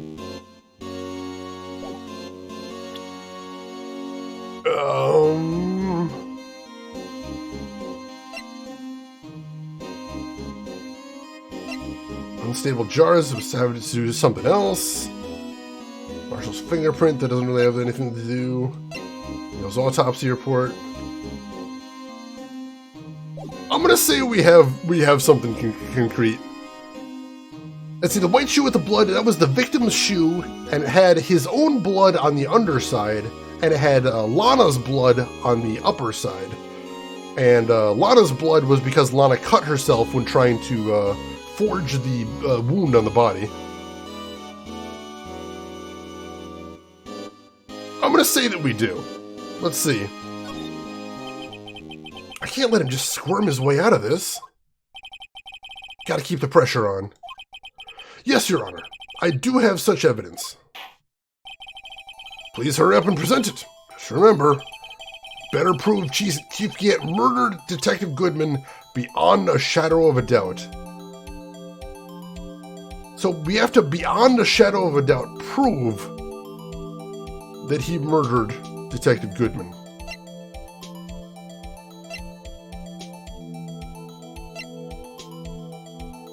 How do we do that? How do we prove that? That's a very good question. Good luck, thank you, Vesper. Oh my god. How can we prove it beyond a shadow of a doubt?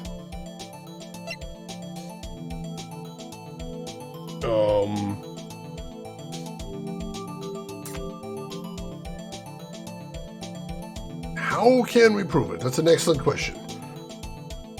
Beyond a shadow of a doubt. You have a good hint if you need it? Alright, I'm not 100% sure here. And that's mostly stuff for the old case. How can we prove it?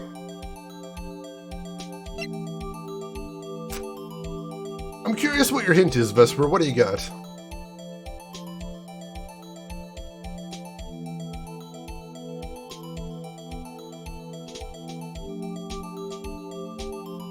We've got lots of things relating to the murder, but how do we get one that is definitively tied to Damon Gant here? I've got some ideas, but I'm not sure if it actually works.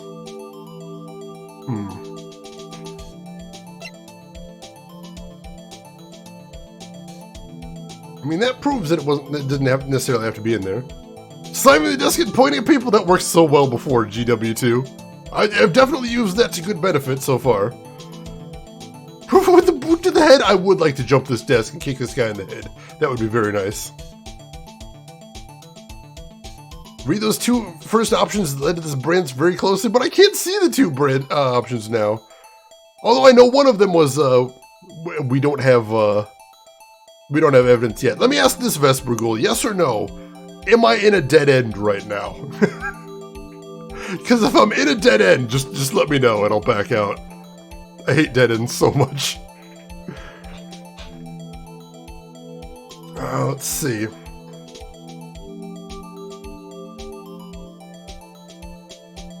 I feel like I might be in a dead end, honestly. This feels like I might be.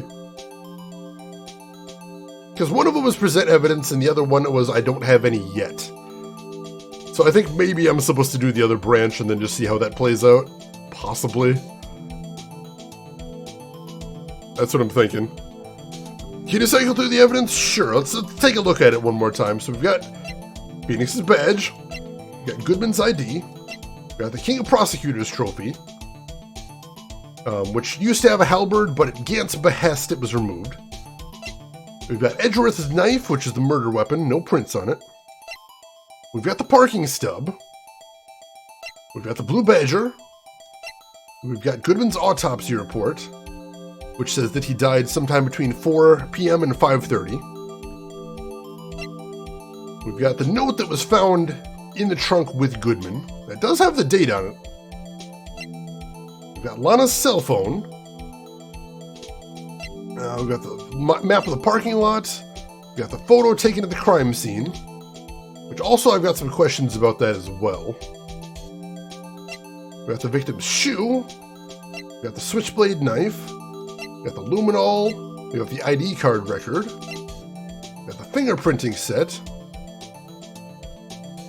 We've got the screwdriver. We've got Goodman's lost item report. We've got the map of the evidence room, which we can I think we've already addressed everything in there. I am in a dead end. Alright, let's go ahead and back out then. Let's see, can I actually get there from here? I think I have to take damage before I can do anything. Alright, so let me just try presenting something and see what happens. Or, what exactly is this evidence? Proof, as to whether or not it's enough to demonstrate the chief's guilt. I'll let you be the judge. What? I am the judge. Oh, right. Well, what do you think, Your Honor? What I think, Mr. Wright, is I'm going to be late for lunch. Alright, so let's load my last save then. Like I said, I kind of had a feeling I might actually be in a dead end. I think this should be a good save. Hey, Valkos! It's been a while. How have you been, Valkos? Hope everything is going good with you. Do you have any concrete proof? Proof that Chief Gant murdered Detective Goodman and made Miss Sky dispose of his body. Do I have any concrete proof? I guess I don't have any yet. It's no use showing evidence, I'm not even sure of myself. No, Your Honor. At present, I have no conclusive evidence. Huh! See, Edgy? In that case, this court is forced to penalize you for your allegations against the chief. What? Here's a tip. Never gamble with what you can't afford to lose, Righto. Seems that Lady Luck was on my side again today. Okay, Edgy, I'll leave the rest to you.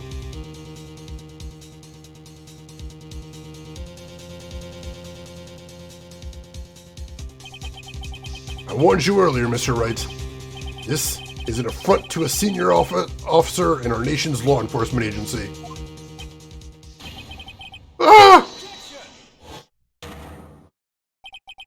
Lady Luck, Maybe we should have a word with her. Mr. Edgeworth, what do you mean? There's one lady who knows the real truth behind this trial. We haven't yet had the honor of hearing her testimony. Lady who knows the truth. Another witness. In the absence of conclusive evidence, the only other method of proof is testimony. But Chief Gant has invoked his right to refuse to testify. There's still someone else, one more witness who can answer all these questions raised in the trial. Someone right in this very room. Mr. Edgeworth, who is this person? Why are you asking me, Your Honor? Have you forgotten? The defense is the one calling witnesses today. Mr. Wright, does such a witness exist? She may not be willing to tell the truth. We can't just stop now. Yes, Your Honor. The defense calls forth...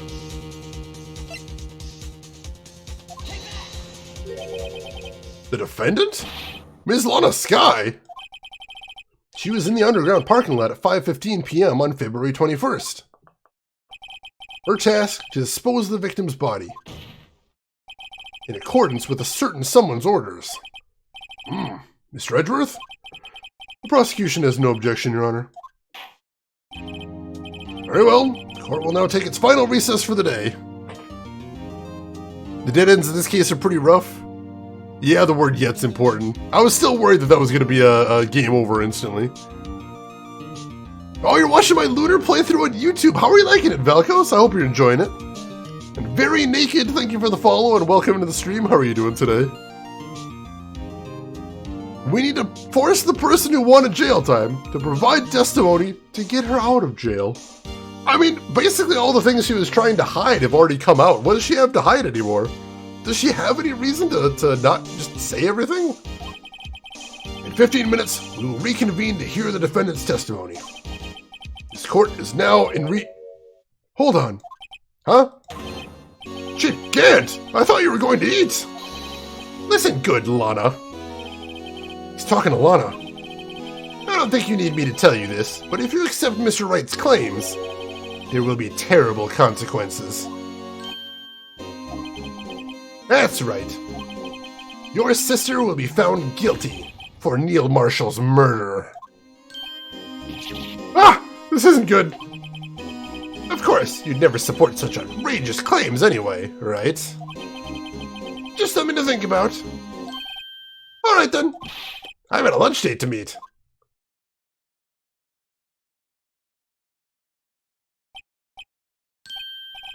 Okay, if there aren't any further objections, this court is now in recess. We're just gonna let that slide. We're just gonna let that slide. Cool. We're just gonna let that slide. We're gonna let that slide. We're gonna let that slide, chat. We're letting it slide. Slide on down. Slip and slide. Just slide on by. Cool. It's fine. Guess we're all just gonna stare straight at the guy threatening the witness, and we're just gonna let it slide. Are we letting it slide, Vin? I think we're letting that slide. Oh, what is happening in here?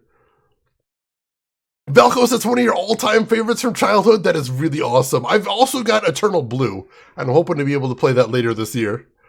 I'm really excited. Slip and slide. Oh, God, how does he get away with these things? February 25th, 2:04 p.m., District Court, Defendant Lobby number 2. Looks like we managed to stay in the game. Yeah, thanks to your help, Edgeworth. That chief needs something else, eh, pals? Detective Gumshoe. I'm not a detective anymore. Oh yeah, sorry about that. Don't worry, I've already decided where to work now. At your office. My office? Sure. I'll take the place that top-knotted girl you used to work with. What do you mean, Maya? Still, looks like we're all out of moves now. Chief Gant's done it again. How is he always gets the upper hand? It's not fair he has the right to refuse to testify. Settle down, Wright. Remember what the judge said. Chief, that is not a right to be casually invoked. There are certain risks to be considered. Risks? What did he mean by that? It's simple. If the chief refuses to testify, the opposite also holds true. You mean he forfeits his right to say anything too? Emma! Are you okay? Yeah, when I came to, I was in the medical office. I've been listening to the trial from the gallery. So you heard everything that's been going on. Emma, I'm sorry for what I said before. No, don't be. It was the truth. You know, it's funny. I almost feel somehow relieved. Relieved? Yeah. Now I finally know what really happened. I think that all this time, my sister was being blackmailed by that terrible man. And she did it all just to protect me. Ever since her appointment as chief prosecutor, everyone who knew her said she changed. Perhaps it was easier that way for her. What do you mean? What do you think I mean? To follow Chief Gant's orders. She must have shut herself up deep inside, forced herself to do anything and everything the chief told her to do. That must be why she became so cold. It was all my fault. It's all because I murdered Mr. Marshall. Hey, don't go blaming yourself now. If you want to blame anyone, blame society, pal. Chief Gant may be able to fool everyone else with his forgery, but he can't fool my memory. I remember now. I knocked Mr. Marshall into that armor. I see. Well, we better get back. It's time for the final act. Emma, why don't you wait? No, I'm going with you. I want to be there when Lana tells the truth. Let's go, Wright. It's time to end this. Need a Shayna's fine emote for these moments? Oh my god, we kind of do, don't we? Yeah, what happened to witness intimidation or lawyer intimidation? Why are they just letting all of this slide? I don't understand.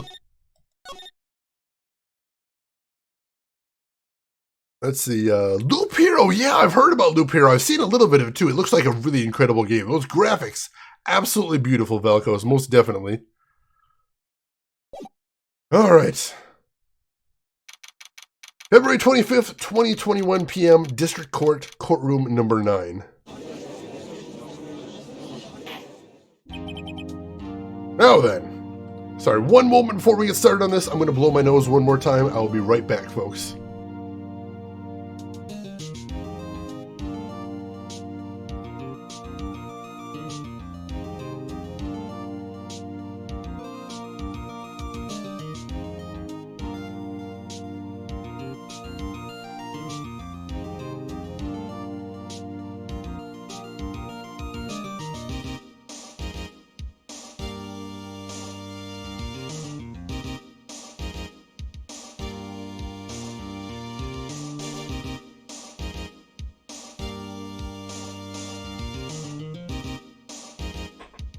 Alright, let's finish this thing. Will the defendant, Ms. Lana Skye, please take the stand?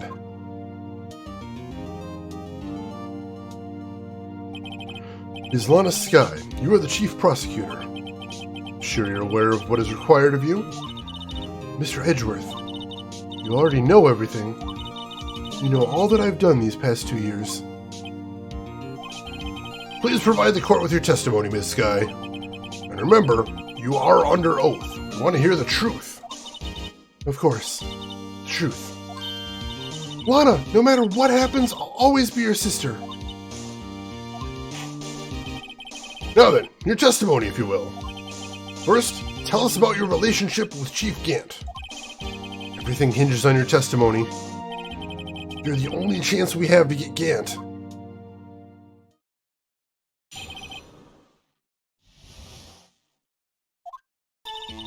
I worked alongside Gant for years.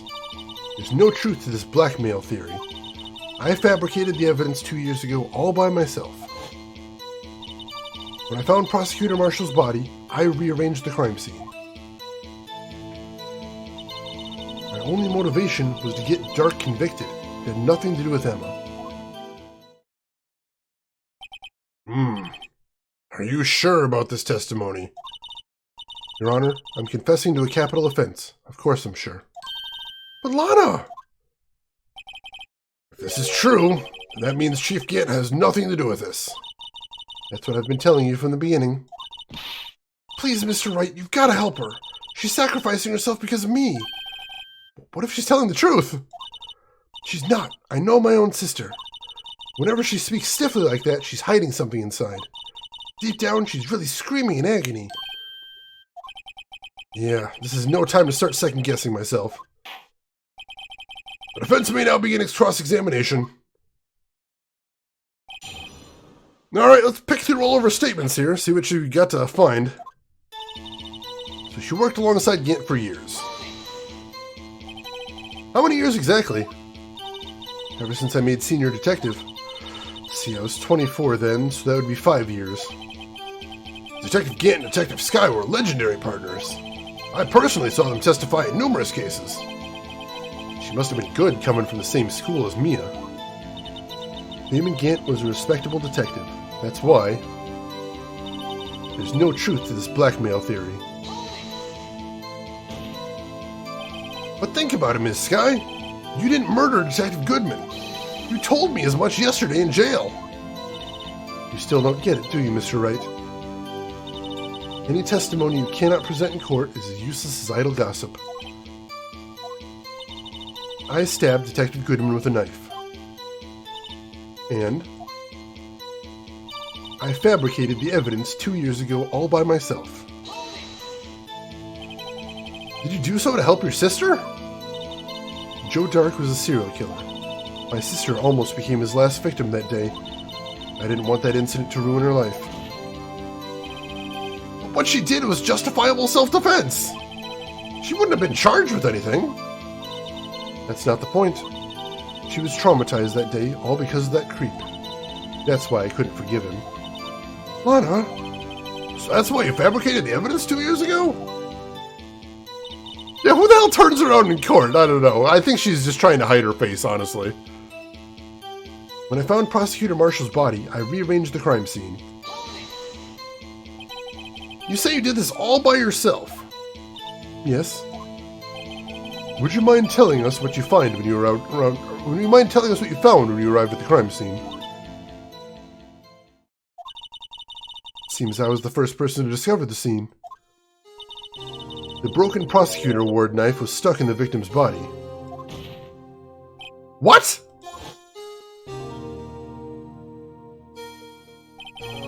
But Prosecutor Marshall died from an unfortunate accident. That's only a situation you dreamed was possible. The reality is, it wasn't my sister who took the prosecutor's life. Fantasize all you want, Mr. Wright, but I'll never change this statement. You mean Prosecutor Marshall wound up being killed by Dark? Something like that. If that's so, what happened to the other murder weapon? Dark was carrying a switchblade knife. Oh, that was lying on the floor a little distance away. It was probably knocked away in the struggle. That's not how it went down! She's trying to cover up her lies with more lies! Well, just to protect me. So when you found the scene like this, what did you do? After all, this is what everything boils down to. Yes. I broke off the tip of Dark's knife, planted it inside the wound, and then moved the body. You planted the tip of Dark's knife in the victim's wound, and then you moved the body. But why? Why would you do that? You of all people should know, Edgeworth. You've always had a good head on your shoulders. My head isn't that bad, but maybe I'd also ask for the sake of others.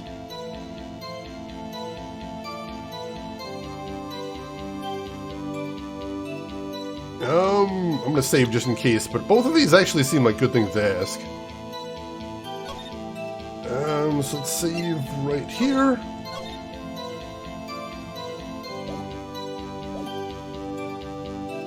Why did you plant the knife? Why did you do that? Come now, Mr. Wright. Even you should be able to figure it out. Very well, let's add this to the witness's testimony. The reason Miss Sky fabricated the knife. I knew the tip of the weapon found buried in his body would be all the proof we needed.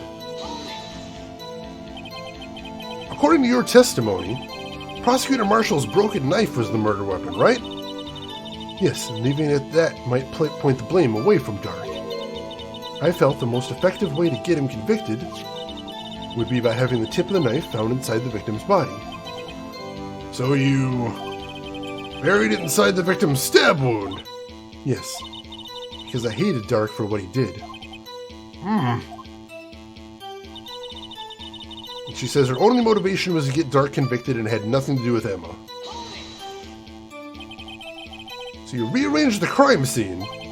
Are you sure you didn't do this to keep Emma from looking like the murderer? How many times do I have to tell you, Mr. Wright? Emma didn't do it. Period. You're so desperate to hide that fact? You're willing to risk the death sentence? She's lying. She did it so I wouldn't be blamed for what happened.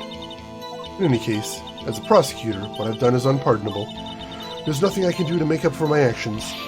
Mr. Wright, my sister's lying! Looks like she's determined to protect you to the end. She insists she fabricated the evidence by herself. There's no way she could have done it alone. Gotta get Lana to talk more. If she's lying, then she's bound to slip up and make a contradiction. I think I've actually got an idea here. I think I might have done the wrong thing here. I want to see if I can do this right here. I want to try pressing on this.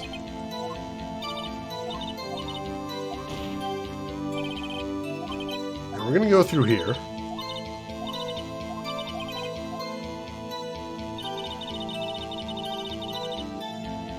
Let's see, she rearranged the crime scene.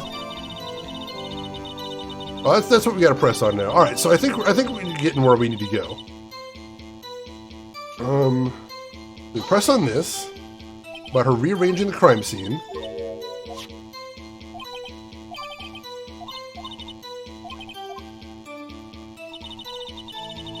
I kind of feel like I might be dead-ended again because I think I chose the wrong option.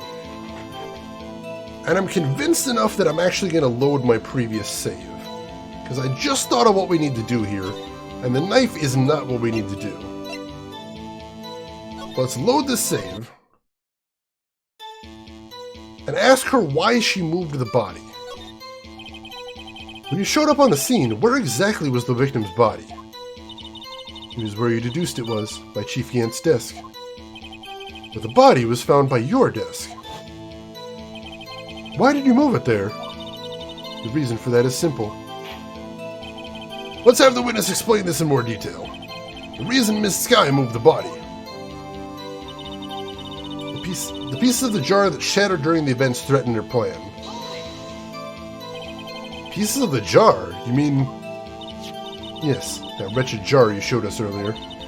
In order to show that Dark committed the crime, I felt it would be more expedient to move the body. So... when you first found the body, the jar was already... Of course, it had been shattered to pieces. If you looked at the crime scene, it would have been clear right away what happened.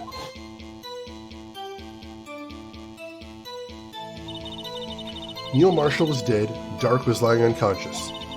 In other words, the jar must have been broken during the struggle. I see. What's the matter, Emma? Apparently the jar shattered at the time the crime was committed. But I have a feeling there's more to it than that. There must be a contradiction here somewhere. Anyway, I committed this fabrication completely alone. I think I actually know the contradiction here. The piece of the jar that shattered during the events threatened her plan. Alright, let's try presenting something here. So I think I see what's happening. What's wrong with her story, anyway.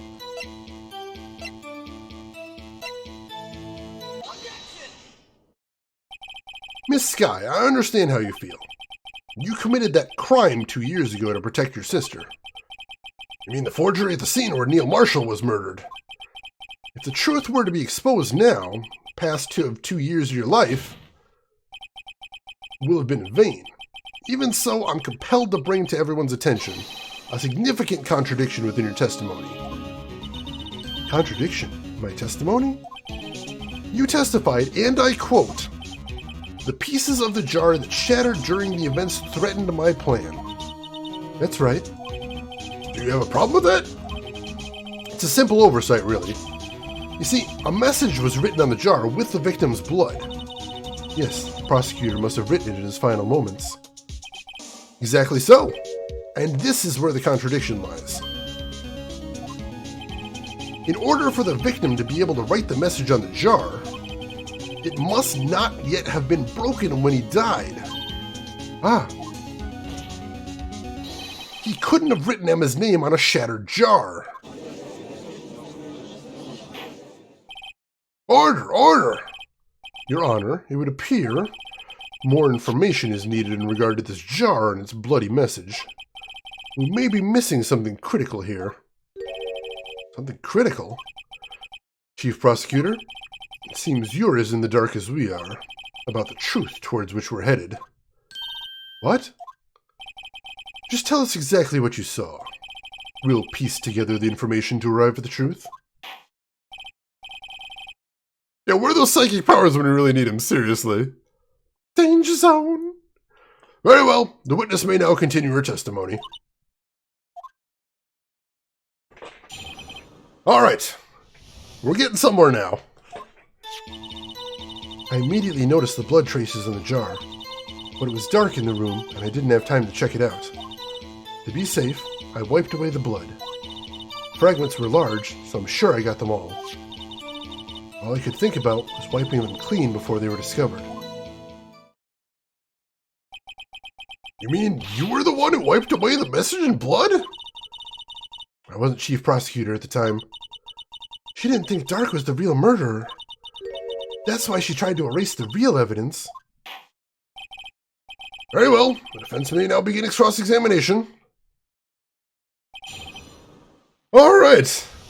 We're making progress. Let's make another save here, because this is at least progress. Move forward a little bit. Alright. And now we start pressing on everything. So she noticed the blood traces in the jar. So the jar was already broken. It's a miracle that the thing hadn't broken earlier. It certainly looks feeble as the defense's case. Now, as feeble as the judge's judgment. So many saves today, Drab, but I'm trying to be safe because I really do want to finish this thing today. If you were an ace detective who never missed a deal, do you really expect us to believe you didn't investigate what was written on the jar pieces? Normally I would have. But it was dark in the room and I didn't have time to check it out. So you didn't know your sister's name was written on the jar? No. If I had known, I would have gathered all the pieces and ground them to dust. Well, that helps my case. Lana, you'd do that for me? It seems you two might make up yet. Anyway, I just barely had enough time to move the body as it was. If someone happened upon the scene, you'd lose your chance to erase the evidence. You must have been in a hurry. I was. I knew I had to destroy the evidence before anyone came. This is rather shocking.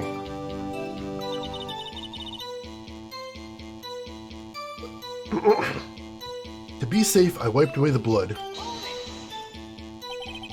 I'm afraid this action of yours reveals what really happened. What do you mean? If you really thought Dark killed Prosecutor Marshall, you wouldn't have wiped away the blood. What else could I have done in the situation? Lana? I only had a few moments. There wasn't enough time for me to do anything else but gather up the pieces. The fragments were large, so she's sure she got them all. But how can you see with the power out? Should have been pitch black in that office. A detective is always prepared, Mr. Wright. Even now, I always carry a pocket light and a camera with me. Even I carry a bottle of emergency luminol wherever I go. I never miss anything. I got every last piece. All I could think about was wiping them clean before they were discovered. So you illegally rearranged the crime scene? Yes. I don't have any excuse for my actions. I'm so sorry, Lana. I didn't know. I've treated you so badly all this time. It's not too late. There's still plenty of time to make up. After we've gotten to the bottom of this incident. No doubt the stay will leave a permanent stain in the history of the prosecutor's office. More contradictions have surfaced in her testimony. Your sister's really putting up a fight. She must really care about you. Still, she's not doing this the right way. I think I've finally figured out the contradictions in her testimony. There's one final possibility that might turn everything around. I think I know what the contradiction here is. I have to figure out how to prove it. Let's see. How do I prove this? I think this is what I have to do here.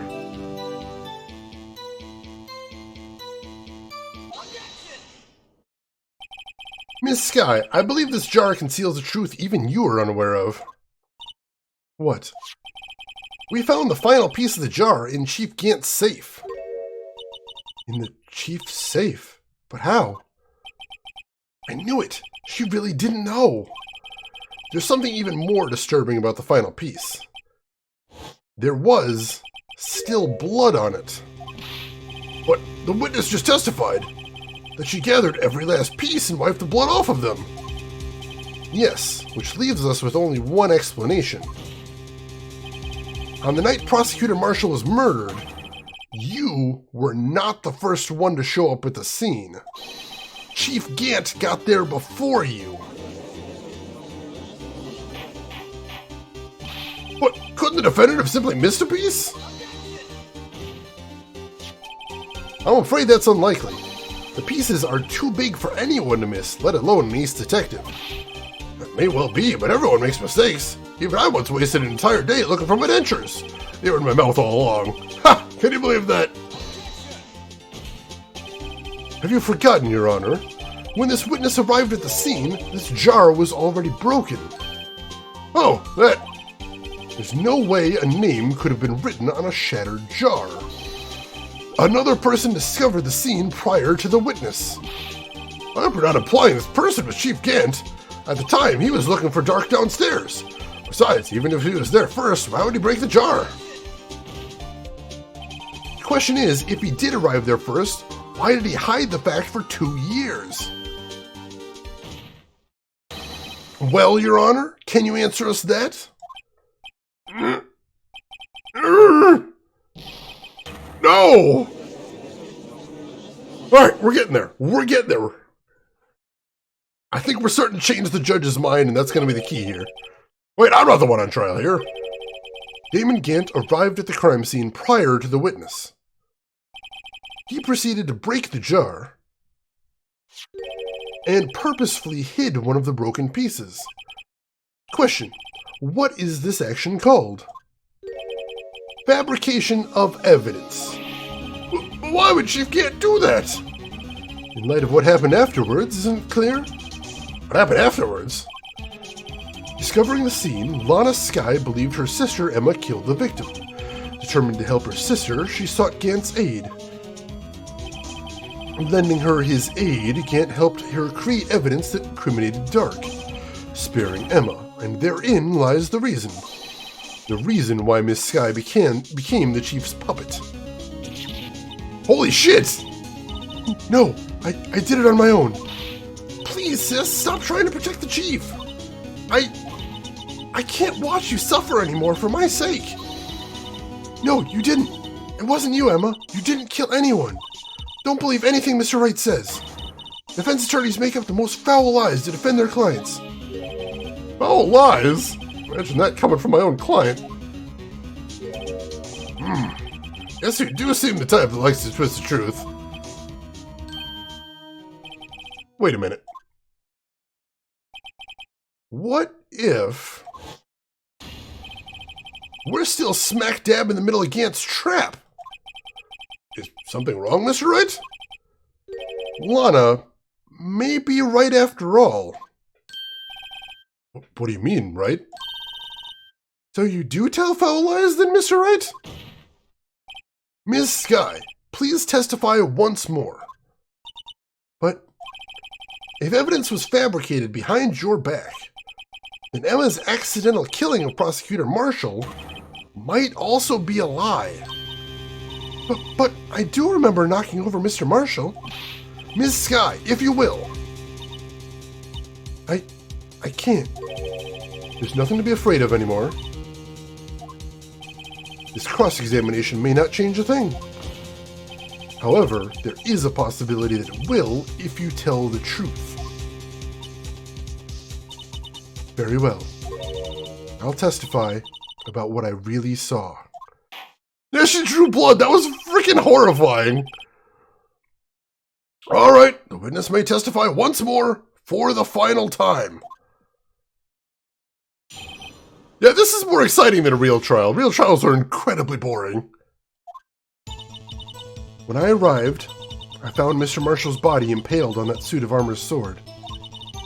Emma and Dark were lying unconscious on the floor nearby. When I saw what had happened, I thought she did it. That's why I erased all the evidence that linked her to the murder. I had Chief Gant help me remove the body from the sword and carry it. But if it all really was a fabrication, Emma might be innocent. This trial is incredibly long. I'm actually shocked at how long it's going on. Unbelievable! The body was impaled on the armor's sword? You were the only one who saw that. If only you had proof. Actually, I do have proof. I gave it to Mr. Wright just this morning. What? To me? It's a picture I took of the crime scene as I encountered it. I thought it might be needed. What? I don't remember receiving a picture like that. Lana must have known. See, Mr. Wright, she really does have faith in you. Very well, Mr. Wright. Please present this picture. Let's save.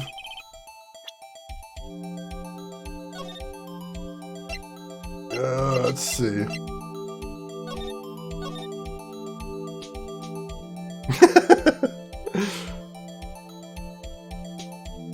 Let's see. Yeah, that little ding right there, that is really cute. I don't remember receiving any pictures from Lana. Lana said she gave it to you this morning, right? I seem to remember getting something from her then.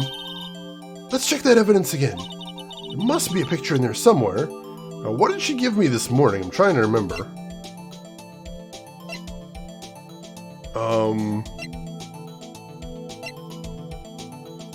She gave us the SL9 incident reports this morning. The book, I think she gave us this afternoon, didn't she? I feel like that was something she gave us this afternoon. I could be wrong, though.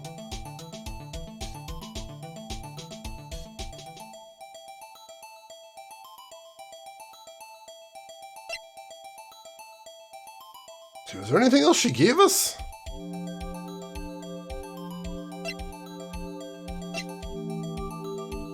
I think that's the only thing she did. She gave us she sent us the SL9 incident files, and she also sent us the book on evidence law. It's both things right there. Rin does not believe in Jedi Master Chad Kroger. Oh, God.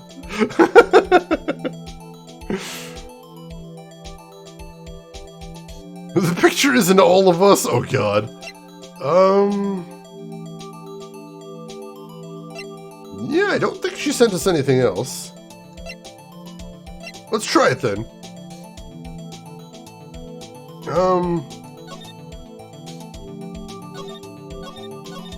Oh, we actually have to look in things, is what we're doing. Alright, so let's check the book then. Ah, wait. Holy shit! Hey, there's a picture here.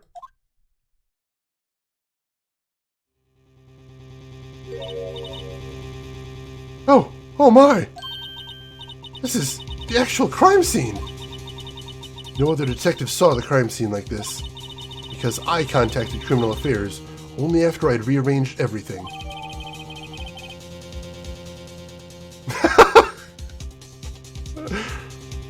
You know, Rin, I gotta say, I'm just throwing this out there, but that does seem like something a Sith would do. You know, I'm just mentioning that. You know, if anybody else was thinking that right there.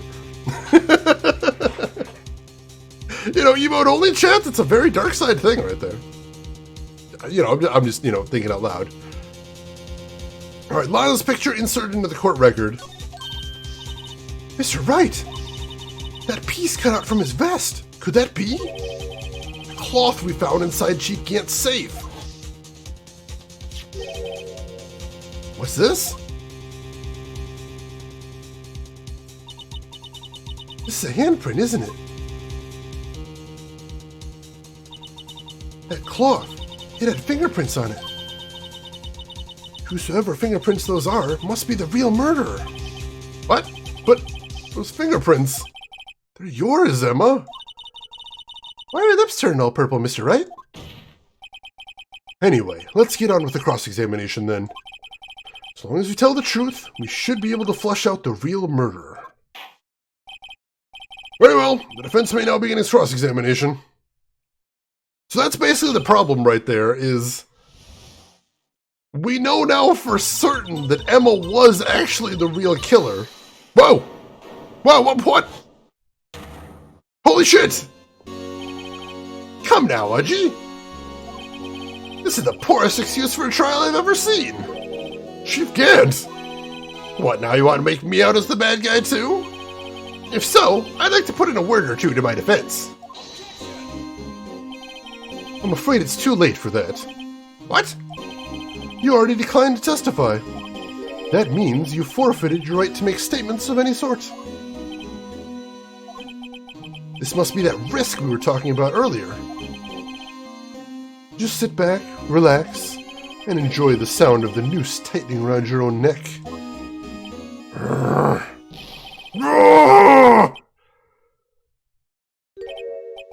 Ah, so what? You think I'm worried? Sorry to disappoint you. But I don't need to make any statements. What do you mean? The evidence will do all the talking for me. Even if I can't testify, I can still present evidence. Yes, that's true. Wait, you mean you still have some conclusive evidence? No, I don't. But someone does.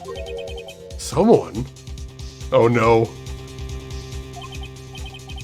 So, what's your excuse, Righto? Why have you been keeping quiet about it? You do have something to show us, right? Something that proves who knocked over Neil Marshall, causing his death. Conclusive evidence that leaves no room for doubt. Is this true, Mr. Wright? If I show that piece of evidence now, Emma's sure to be made out as the murderer. Mr. Wright! Oh jeez, let's make a save. This sounds really dangerous.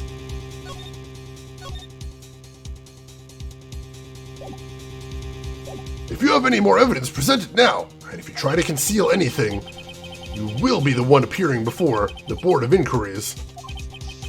What do I do now? I better think this through carefully. I can't afford to make the wrong decision. Should I present that piece of evidence? The one that shows who really killed Prosecutor Marshall? The only reason he showed up right now is because he's trying to pull us into a trap. It's a risk. We're opening ourselves up to getting hit by the Board of Inquiries, but we can't show it right now because that's what he wants us to do. We gotta get him caught in our pace here. Cannot show evidence. Your Honor, I don't have any evidence I can present at this point in time. What? You lie! Chief Gant? You opened my safe! I know you took what was inside. The conclusive evidence! I don't know what you're talking about. Mr. Wright, why don't you show them? We found it together. Oh, I see. It's because you know the truth, don't you?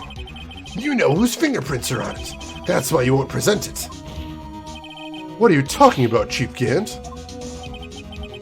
Can't you figure it out? Take a good look at this picture. See the victim's vest? Notice anything odd about the chest area? Looks like part of it's been cut out for some reason. You mean you had this in your safe? What? That means you, the Chief of Police, have been concealing evidence. This is going to be the biggest scandal in the history of the police department.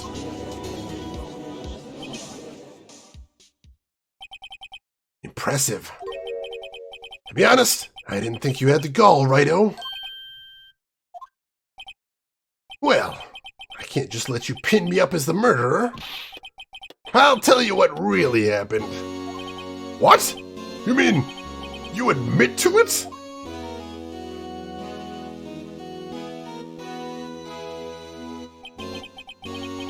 Get played himself. He tried to draw me into a trap, and all I had to do was we lied, and then he basically just confessed that he was concealing evidence. That was good. That was good. I was the first person to arrive at the crime scene that day. It then occurred to me that I could use the situation to control Lana. So you really were manipulating her. I knew Lana. If I made it look like the blame lay with her sister, that when she saw the scene, she would ask me for my aid. So you assisted Ms. Sky. I told her to arrange all the evidence. I had her plant the knife tip in the victim's body and move the bodies across the room. I ended up using that evidence to get Joe Dart convicted. When I tampered with the crime scene, I hid 2 pieces of evidence. This was before Lana arrived at the scene, mind you. 2 pieces of evidence? You mean those items in your safe? But why? For insurance, of course. Insurance? I was sure my plan would work, but it's always best to be prepared for the worst. I wasn't about to let anyone blame me for a murder that girl committed. You mean you were calculating that far ahead while forging the evidence? What do you take me for, a fool? I didn't make police chief by dumb luck. See this jar fragment? I hid the most legible part of Emma's name. I didn't expect Lana to go and wipe the blood off the pieces. But if you fabricated all the evidence, what's to say you didn't fabricate the message on this jar, too? Ho ho ho! Some people just don't know when to quit, do they? That's why I kept one more item for insurance. You mean that piece of cloth? Come on, Righto, cough it up already. I know you have it. Make another save. Let's see, right here? Right here.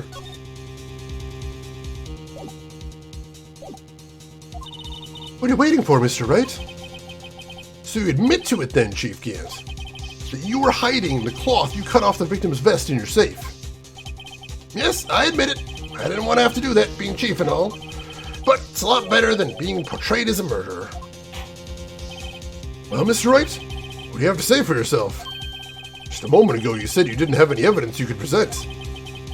Foolish move, Righto. Should have shown it then before it was too late. It's been a long battle. But the moment of truth has finally arrived. As long as I don't mess up here, victory is mine. We're going to show the evidence. Your Honor, I do have evidence to present now. Alright then, let's see this conclusive evidence. The evidence that shows who actually murdered Prosecutor Marshall.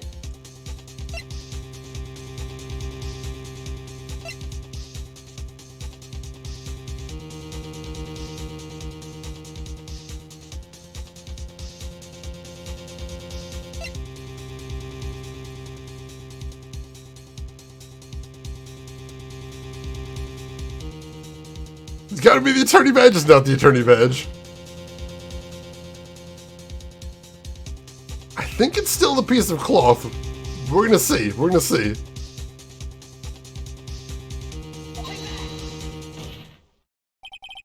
Let me verify this once more. On the day of the crime, you personally cut out this piece of the victim's vest. Oh yes! At last you finally brought it out into the open. There's a handprint on this piece of cloth. Your Honor, the prosecution requests that it be immediately sent to the lab for analysis. This handprint on the leather. There must have been a strong impact for it to be left so clearly. You mean, it could not have been forged. It must be authentic, conclusive evidence. Ho ho ho! You're as slow on the uptake as ever, Worthy. What? Think about it. Righto had all this time to present this evidence. Yet he was reluctant to do so. Why would that be? You mean you already know? You know whose fingerprints are on that? Mr. Wright, do you really know? Whoever the fingerprints belong to must be the real murderer. Whose fingerprints are they? Very well, I'll tell you. Should be okay now. Everything is proceeding as predicted. The person to whom these fingerprints belong to is...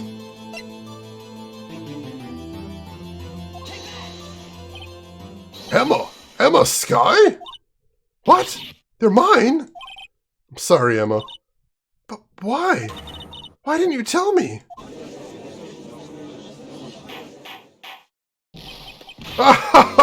Oh, you're really something, Righto. You knew the girl did it all along, and you still tried to pin the murder on me. So it's true. Tragic, but true. This girl really did shove Prosecutor Marshall to his death. How could you? You monster! Miss Skye! You knew whose fingerprints those were all along, yet you acted like she really didn't. Miss Skye, it's not over yet. What? I said this trial isn't over yet. Ha! But I'm afraid it is over, boy. Not only this trial, but your career, too. You purposely concealed this conclusive evidence. That, my friend, is a serious offense. I'm looking forward to pressing charges after the defendant is convicted. I'll have your badge, boy! What's the matter? Can't get your tongue? Aren't you going to tell us how it feels? How it feels to be the one who single-handedly turned a poor little girl into a murderer? Before I do that, there's just one little thing I have to clear up. Oh, and what's that? Who really killed Prosecutor Neil Marshall? What?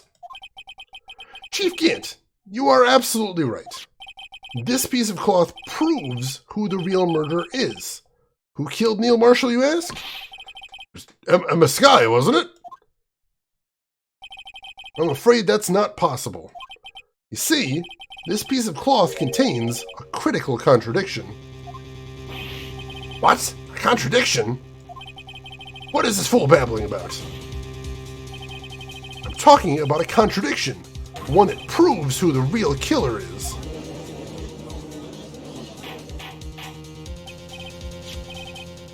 I think we're gonna need to save again.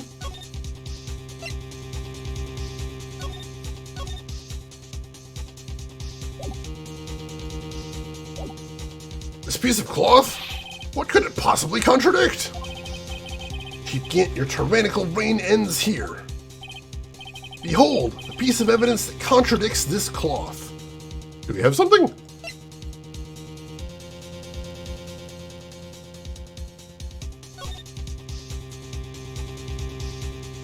Something in the photo?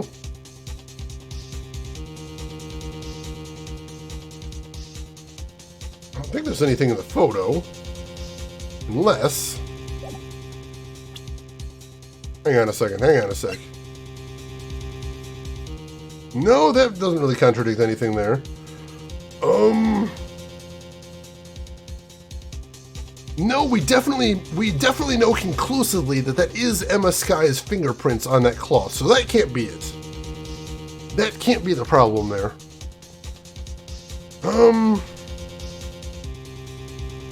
Yeah, we've got this handprint. But that is Detective Marshall. That was for something else. Look closer. Let's see what we got there.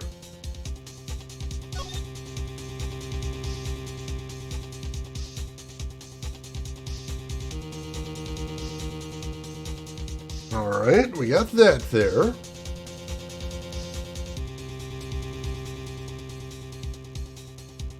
I must be missing it, hang on.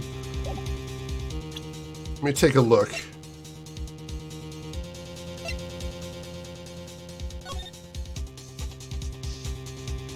No, nothing there. Think about physics, but I love physics.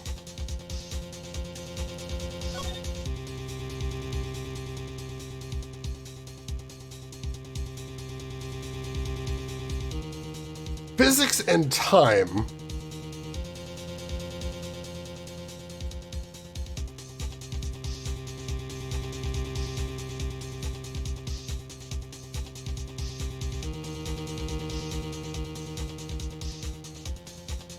All right, hang on.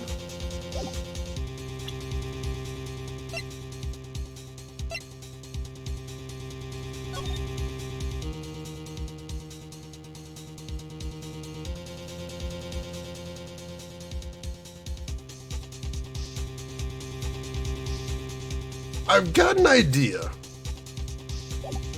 I think I've got an idea.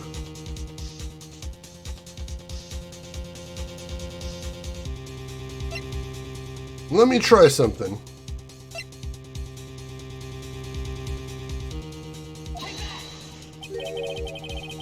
And what exactly is this supposed to be? This is the picture Miss Sky took. Take a good look at it. See where the piece of his vest was cut out? Yes. Shirt is showing underneath. Hard to make out with all the blood from his vest, though. Exactly my point. His chest is soaked with blood. It's only natural. His lungs no doubt were punctured. Blood poured out of his mouth. Oh, with that piece of cloth. Wait, there's no blood on it. Ah! Since Emma Sky's fingerprints are on this cloth, there's no doubt that she shoved the prosecutor aside. However, Mr. Marshall was not impaled on the sword at that time. No, this is nonsense. Now then, Chief Gant, let me ask you something. Prosecutor Marshall was not impaled when he was shoved aside. He most likely hit his head on the ground and was knocked out. If so, then tell me, who could it have been? Who could have arrived at the scene before Ms. Lana Sky, picked up the unconscious prosecutor, and impaled him on the armorer's sword? Then, to make it look like Emma was responsible for the prosecutor's death, said person proceeded to write her name on the jar with the victim's blood, a jar that they then broke on purpose to leave behind a clue, and make Lana believe her sister did it. Remember what you admitted only moments ago? That you personally cut out this bloodless piece of the victim's vest? Ironic, isn't it? Through the very act of creating insurance, you proved that you were the actual murderer. No! It's finally all over. Wait, no. What? What now? What now?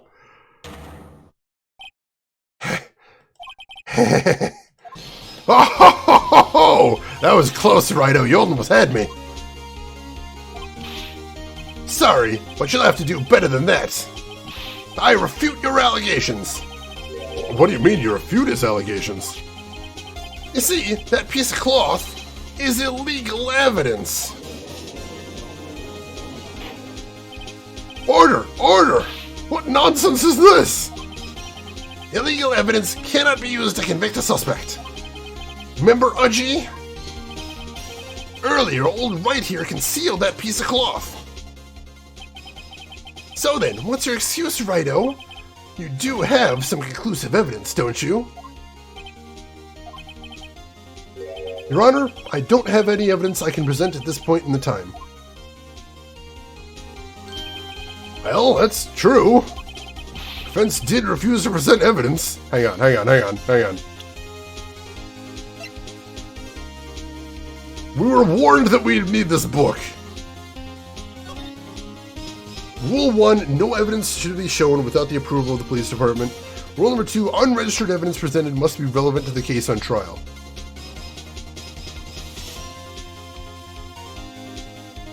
I think I know what we're doing here. I think I know exactly what we're doing here. It's gonna be okay. We're gonna fix this. At that moment, that piece of cloth ceased to be illegal evidence. But that's not fair! Ho ho ho ho!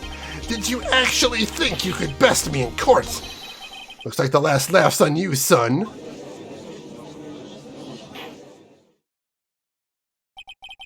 I'm afraid Mr. Gant's claim is legally correct. Well, Mr. Edgeworth? True, illegal evidence cannot be used to convict a person. Assuming, of course, that the evidence is indeed illegal. Well, Mr. Wright? Seems at last. Alright, let's take one final save right here. At the critical juncture, when everything is on the line, time for me to reveal my plan has finally arrived. Mr. Wright, do you admit it? You purposefully and illegally concealed this piece of cloth. I did not, sir. I admit I refused to present it at one point. Ha ha ha! So the evidence is illegal. No, it isn't, Mr. Gant. Huh? It's not that I didn't present evidence then. It's that I couldn't. What do you mean you couldn't? There are certain procedures involved in presenting evidence. No, Udgy, don't listen to his lies! He's nothing but a coward! You can't really believe! There is only one issue left to be resolved in this trial. Is this evidence legal or not? Very well, let's settle this once and for all. Earlier, you refused to present evidence. If you can prove your conduct was not in violation of the law, then do so now. Hell yeah, I can. The final masterstroke. This is my proof, Your Honor. Evidence law. What's this? I've done my homework too, Chief. Indeed, Emma Sky's fingerprints were on this piece of cloth. However, at that point in time, this was merely a piece of cloth. Nothing more. What? You see, it's written right here in the book. The second rule of evidence law. Rule 1, no evidence shall be shown without the approval of the police department. I found this piece of evidence myself, inside your safe. Goes without saying, I did not have approval from the police department. Rule number 2, unregistered evidence presented must be relevant to the case on trial. And here is the crux of the matter. You see, at the time, it was impossible for me to prove the relevance between the cloth and the SL9 incident. What? What kind of nonsense is this? You want relevancy? Just take one look at this picture and... Sorry, can you recall when was the picture presented? That was shown only a few moments ago. No. He's right. At the beginning of today's trial, that piece of cloth was still meaningless. The person who gave it value as evidence was you, Damon Gant. You yourself confessed to a certain truth. Let me verify this once more. On the day of the crime, you personally cut out this piece of the victim's vest. Oh, yes! No! It was then that you approved this cloth as conclusive evidence. Yes, you, the chief of police, personally approved this cloth. The only person who could have cut this from the victim's vest is the one who stood before Prosecutor Marshall in his final moments. In other words, the real murderer. And there's only one person that could be. Damon Gant. The killer was you.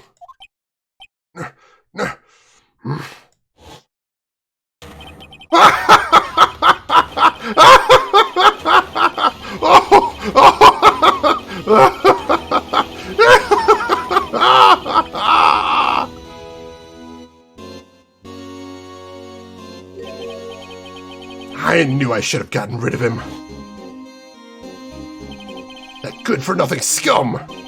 For 2 years he's been snooping around the department trying to get something on me.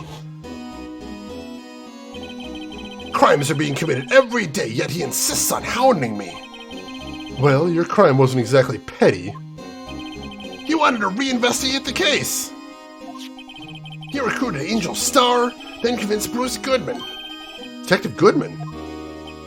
Yeah, that's right. If the evidence is transferred, I'll lose my only chance to find out the truth. Please, you have to help me.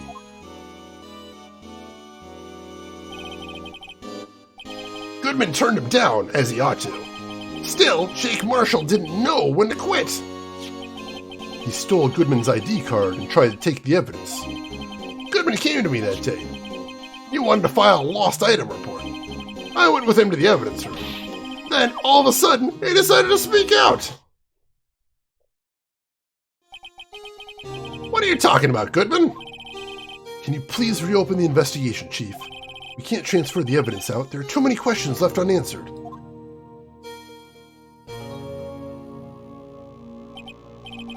He opened the evidence locker, and as he was taking the evidence out, he said, "It's not too late.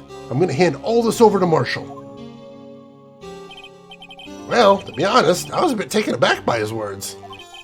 I had a bad feeling when he came to see me, but I never thought he'd bring up SL9. That's when I saw it, that accursed knife.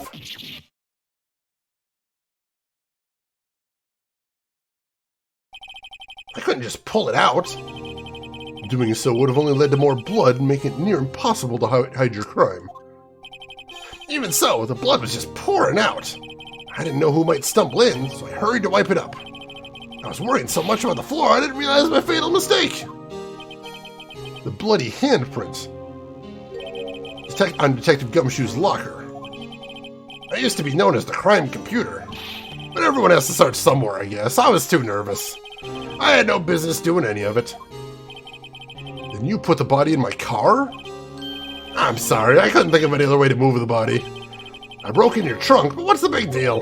You make a lot more than us detectives ever will. Leaving the prosecutor's car aside, how could you get Miss Sky involved in all this? Well, she had as much to lose if the truth came out as I did if the truth came out. So you took the evidence from Detective Goodman's locker. I felt bad for having to do it. I also didn't have the time to pick and choose what to take. So, you left the jar fragments in the glove. Yeah. Looks like I was better off being an investigator of crimes than a committer. Gant literally had the only thing to incriminate him in his safe, and he still killed Goodman even though they couldn't figure him anyway. The guy panicked. He realized that once that evidence left, he'd be completely safe. And here Goodman was saying, actually, let's not send it off. Let's keep investigating. And he panicked. He realized that would restart the clock for how long he'd have to worry about being convicted of the crime. They all did their best to get in my way. Gotta hand it to them. They do their jobs well, much to my dismay. Fake evidence doesn't hold up very well upon close examination. You must have known that. Tell me, Worthy, why do you stand in court? Me? You despise criminals. I can feel it. You and me, we're the same. One day you'll understand. Oh, believe me, you will. You're just one man. You'll see what it really takes to bring them down once you try to go it alone.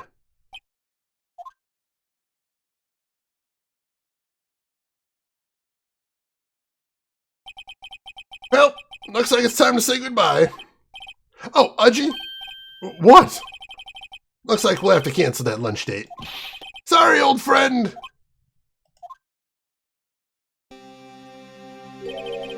I'm sorry too, Damon Gant. I knew you as you used to be, long ago. You were once a fine investigator and a fine example to others on the force. Sorry to learn that you are no longer that person. Those days are gone now, Udgy. Thanks for all the memories, though. Don't worry, you'll be fine. Now you have Wright here. And Worthy. With these two around, you can't go wrong. In fact, I can hear them already. The melodious sounds of a new beginning. Alright, Joda, you take care of yourself. Thanks for hanging around. There are two things I want you to understand. Yes? First, your sister never hurt anyone. Second, Damon Gant betrayed you from the beginning. You see, Ms. Sky? You no longer have any reason to keep silent. You're right. When this trial is over, I'll tell everything. All that I've done these past 2 years. From the time I had Gant help me forge evidence up till today. So, seems all the questions raised in this trial have been answered. I'm sorry, Miss Sky. I couldn't get you out of all your trouble. My, what high standards you have for a rookie. I can see why Mia thought so highly of you. Who knows? A few years from now, you just might make it to the top. Oh, and we got a smile out of her. I'll give you my thanks, Mr. Wright. Miss Sky. And to you too, Mr. Edgeworth. You've suffered every bit as much as I have over these past few days. Believe me, I know how much of an ordeal it's been for you. It was nothing. Liar! I was worried the pressure might break you. And yet, you rose above it all and guided Mr. Wright to victory. You've done well, Mr. Edgeworth. Stop it! I only did my job. In light of this case, seems a good self-examining is in order for all of us. Miss Sky? Yes, Your Honor? You are innocent of murder. However, although the chief blackmailed you, the fact is you still acted as his accomplice. A trial will be scheduled for those crimes at a later date. Yes, I understand, Your Honor. Is there something amusing about all of this? Why are you smiling? It's been a long time, Your Honor. A long time since I felt free of these heavy chains.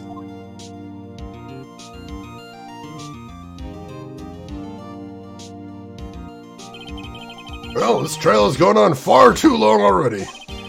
Regarding the charge of murder, this court finds the defendant, Ms. Lana Sky, not guilty. We did it! Oh, at long last, we have done it. That is all. This court is adjourned. Whew. February 25th, 5:03 p.m., District Court, Defendant Lobby Number 2. At long last, it's finally over. Emma? Why the long face?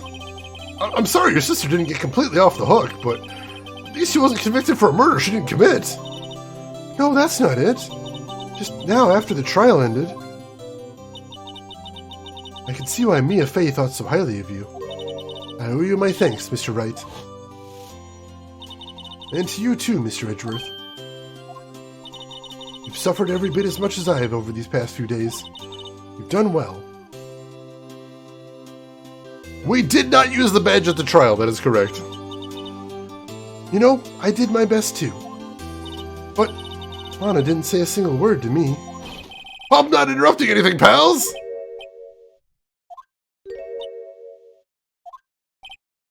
Oh, guess I am. I'll come back later. Wait, Detective Gumshoe, what is it? You're doing this on purpose, aren't you? Making a detective run around all on duty? And top it off, you call me here. I've seen happier people at funerals. Hey, lighten up, pals. I'm only kidding. Oh, are you here because of my sister again? Nope, not this time. I came today because of you, pal. Me? That's right. I thought you'd like to see someone. Lana! Should you be doing this? She's still under arrest, you know. Well, I won't tell if you don't. Emma, I owe you an apology. It's okay, sis. Don't worry about it. That day 2 years ago,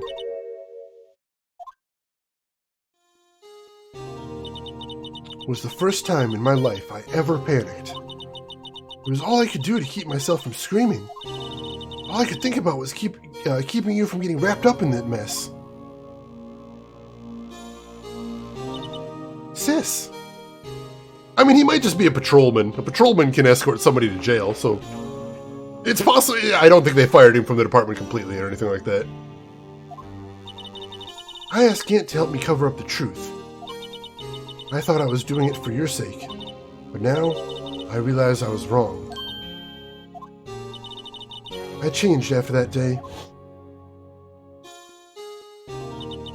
I had to. It was the only way I could make it through the past 2 years. I knew how much I was hurting you by distancing myself, but I couldn't bring myself to tell you what I did. I was scared. Scared that you'd look at me with those eyes of yours. I was scared of how you'd react if you knew. But sis, you were only doing it for me. No. Huh? I turned my back on you that day. In hiding what I believed to be the truth, I was deceiving you. Sis. I'm such a fool. It took me all this time to realize it. Emma, I'm so sorry. But sis, you don't have to apologize. I'm happy now. You're happy? Of course. You know, sis, I always knew that one day you'd come back. And now you have. Oh, Emma. Emma. Oh. Oh, that's sweet. Happy ending. No one can change the past. The only thing we can do is strive to make up for our mistakes. Why must we make up for our mistakes, you ask? Because, in doing so, we can find the way back to our rightful path. And it is from there that we can move on towards a brighter future. At least, that's what I felt watching the two sisters make up. Mr. Wright, Mr. Gumshoe. Me? Thank you both for all that you've done. I'm sure we'll meet again someday. Isn't that right, Edgeworth?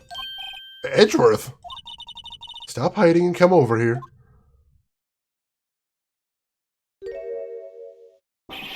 Where was he hiding? I just came to say, congratulations.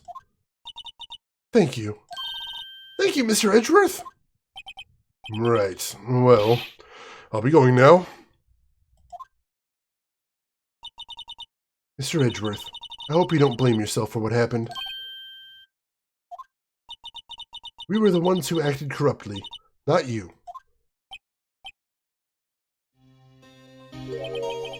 too late for me. No matter what anyone may say, I realize today that I can't correct my mistakes. Mr. Edgeworth! Not only that, I don't even trust myself anymore. Chief Gant was right. You despise criminals. I can feel it. You and me, we're the same. One day you'll understand. Oh, believe me, you will. You're just one man. You'll see what it really takes to bring them down once you try to go it alone. I do despise criminals. I plan to dedicate my entire life to fighting them. But in order to fight crime on my own, I need a weapon. It's scary, but I've known that to be true for quite some time now. But Edgeworth! Who knows? Given enough time, I might have tried to pull something like Chief Gant did. That thought terrifies me. That's why I can't continue on as a prosecutor. Edgeworth, don't you understand? Damon Gant, your mentor, Manfred von Karma, were both the best of the best when it came to fighting crime. But they both made the same mistake. You said, in order to fight crime on my own, I need a weapon. That may be true, but think back to today's trial. You weren't alone. You were working together with Mr. Wright. And because of that partnership, you were able to present evidence that otherwise would have gone undiscovered. Isn't that right, Mr. Wright? Huh? What? Oh, yeah! What is this, a pop quiz? Come on, Mr. Wright, show him what Lana's talking about. Oh, God. Evidence, huh? Something that neither Edgeworth nor I would have been able to find on our own?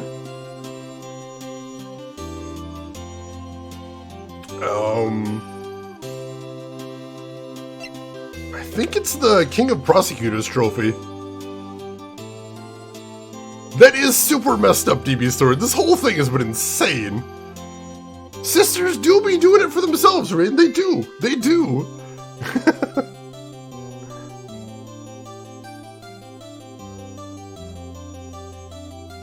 I think it's this one. I probably should have saved, though. It's not the badge!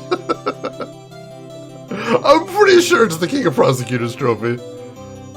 Only one chance? I know, I gotta get the happy ending here.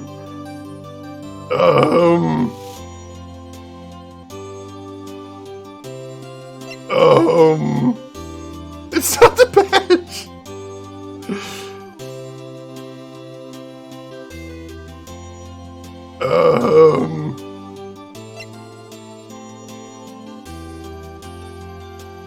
The Badger. You both had a part of it and both helped to make it. You can't defend without a prosecutor. I suppose there is that. I can't save now, unfortunately. Or can I save? What if I have the escape button? Nope, I can't save here, unfortunately. No way to save.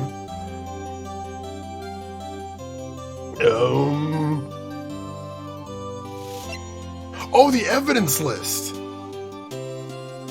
Because Phoenix found half of the evidence list, but Edgeworth had the other half of the evidence list, and they had to combine the two to make the picture that ended up having the most crucial evidence right there.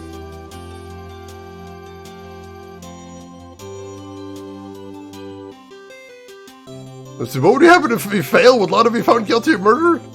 I mean, like right here? Probably not. Alright, I'm going to ask before I click it, because I didn't actually get a chance to save. Is the evidence list it? Or do you actually know, Vesper? I think it is. I think it's the evidence list. But since I saved, I don't get a second chance. It is the evidence list, alright. That's the picture I drew. Our counterattack began with this. You had one half of the evidence list, and I had the other. Apart, we wouldn't have been able to completely restore Emma's picture. That didn't just happen by chance, Mr. Edgeworth. It's time for me to go. Mr. Edgeworth? If you'll excuse me, there are still some loose ends that need wrapping up. Take care, Chief Prosecutor.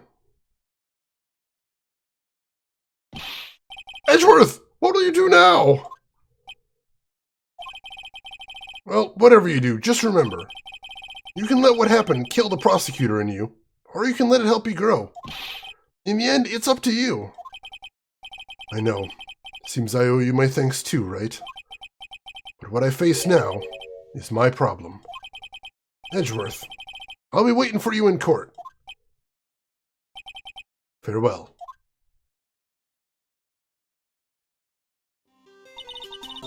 I'd better be going too. Okay, but I'll be by to visit soon. Seems we both have a lot to learn and catching up to do. Here, this is a little something for you. Scientific investigation? It's the first book I ever bought. Study it well. Thanks, sis. I will.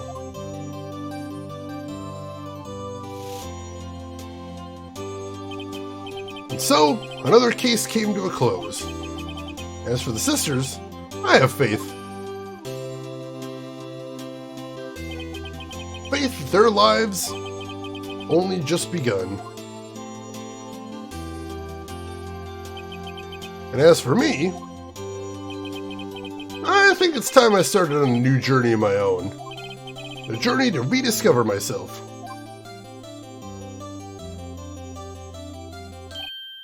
Well, don't go checking off just yet, pal. Huh? What is it, detective? There's just a little matter to be resolved about the chief prosecutor. You see, she isn't supposed to be out of jail like this. But I thought you said it was okay. Oh, well, it may be okay with me, but the folks at prison are a different story. Huh?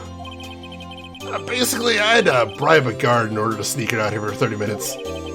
Believe me, it wasn't cheap either. Huh? Way to go, detective. I didn't know you had a wild side. Yeah, well, you see, Mr. Wright here is the one who will be footing the bill. Huh? Huh? Oh, you think I can afford it with my salary? You gotta be kidding me, pal. Huh? What? Thank you, Mr. Wright. You're the best. Why is it I suddenly feel like I want to scream? Hey, I got an idea. Why don't we all go pay it off together? Yeah, it's a great idea. Come on, guys. Let's go.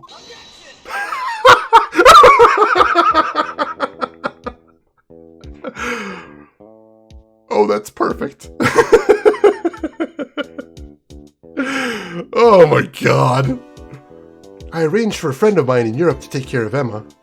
I hope she'll be pleased to study under a top coroner. As for me, this affair has pretty much ended my days at the prosecutor's office. Still, I'll manage to find my way back to the field somehow. Then, I'll be able to investigate crimes together with Emma. Good luck to you, Lana. Good luck to you. Yeah, Emma is 16 right now, I believe. And Lana's in her mid-20s, I believe. I want to say 26, 27? Somewhere around there? Yikes! I thought I was a goner for a moment there. In the end, though, they overlooked my unauthorized investigation at the chief's office. If we penalize you any more, it'd be worse than firing you. Yep, that's what they said. Just goes to show. Can't shake me off that easily. Yeah.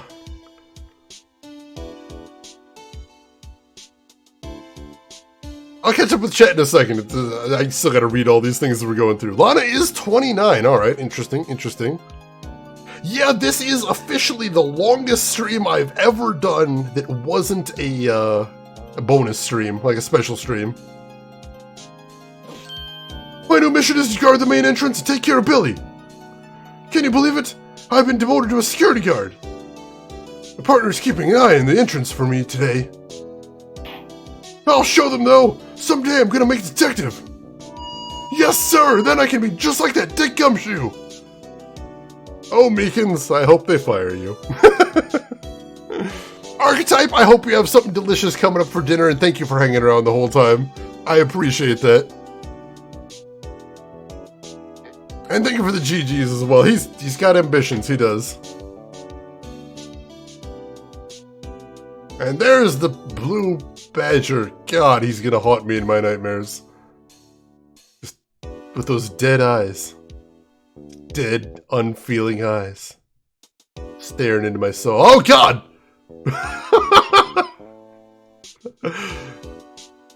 I'm fine. I'm fine. Don't worry. Everything's cool. She killed Badger! Yes! Take that, you blue asshole! What is it? Can't you see I'm having me a showdown with a steak lunch partner? Miss Star managed to sneak this into me. She's seen one of the guards, it seems. Well, cowboy, looks like you did it. You even gave Bambina back her smile. Can you make sure Billy and the gang get their water? I'll see what I can do, Marshall. I'll see what I can do. The SCP has died! We're free, Casina! We're finally free! Looks like we won't be seeing each other for a while. As a farewell gift, I put a new meal on the menu, the Right Way Lunch. The top layer tastes as bitter as defeat, while the bottom layer is as sweet as victory. Kids seem to dig the turnabout theme. It's a hot seller around exam time. Just make sure not to eat it backwards. Gotcha. Thank you for... Yes. Yeah, Billy's his cactus. Billy is his prized cactus. I was confused for a second too. I'm like, wait, who is Billy again? Right. The cactus. I'll never forget what that young defense lawyer said after the trial. Let's see, what was his name again? Mr. Left?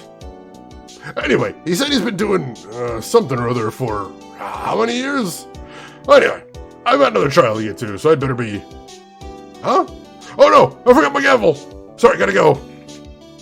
Oh, I never actually saw his chair before, holy crap. That's what his chair looks like.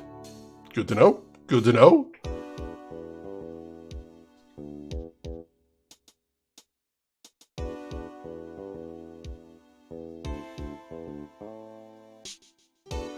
Alright, is that it? Do we have any more scenes? I feel like we've covered just about everybody.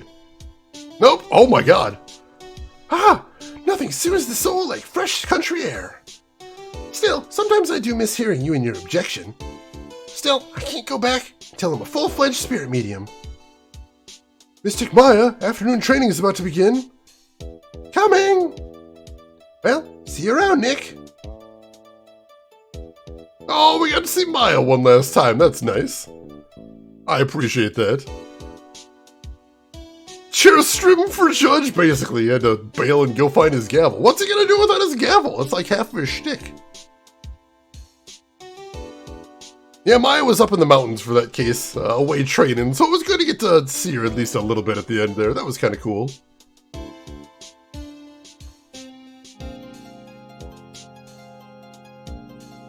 Mr. Edgeworth. Mr. Edgeworth? I brought you your tea. What's going on? Oh, and yet the bellboy is still coming to bring the afternoon tea. No one counted gavel bangs, but oh my god, it would have been a lot. There was a lot of gavel bangs in that game. Whew. Thanks for coming to see me off. I can't believe I'm going to Europe. Thank you, Mr. Wright. Thank you so much for everything. I'm a little sad, but I'll be alright. Whenever I want to see Lana, all I have to do is open this book. Aw. Wait, is there actually something in here? There does seem to be something in that book.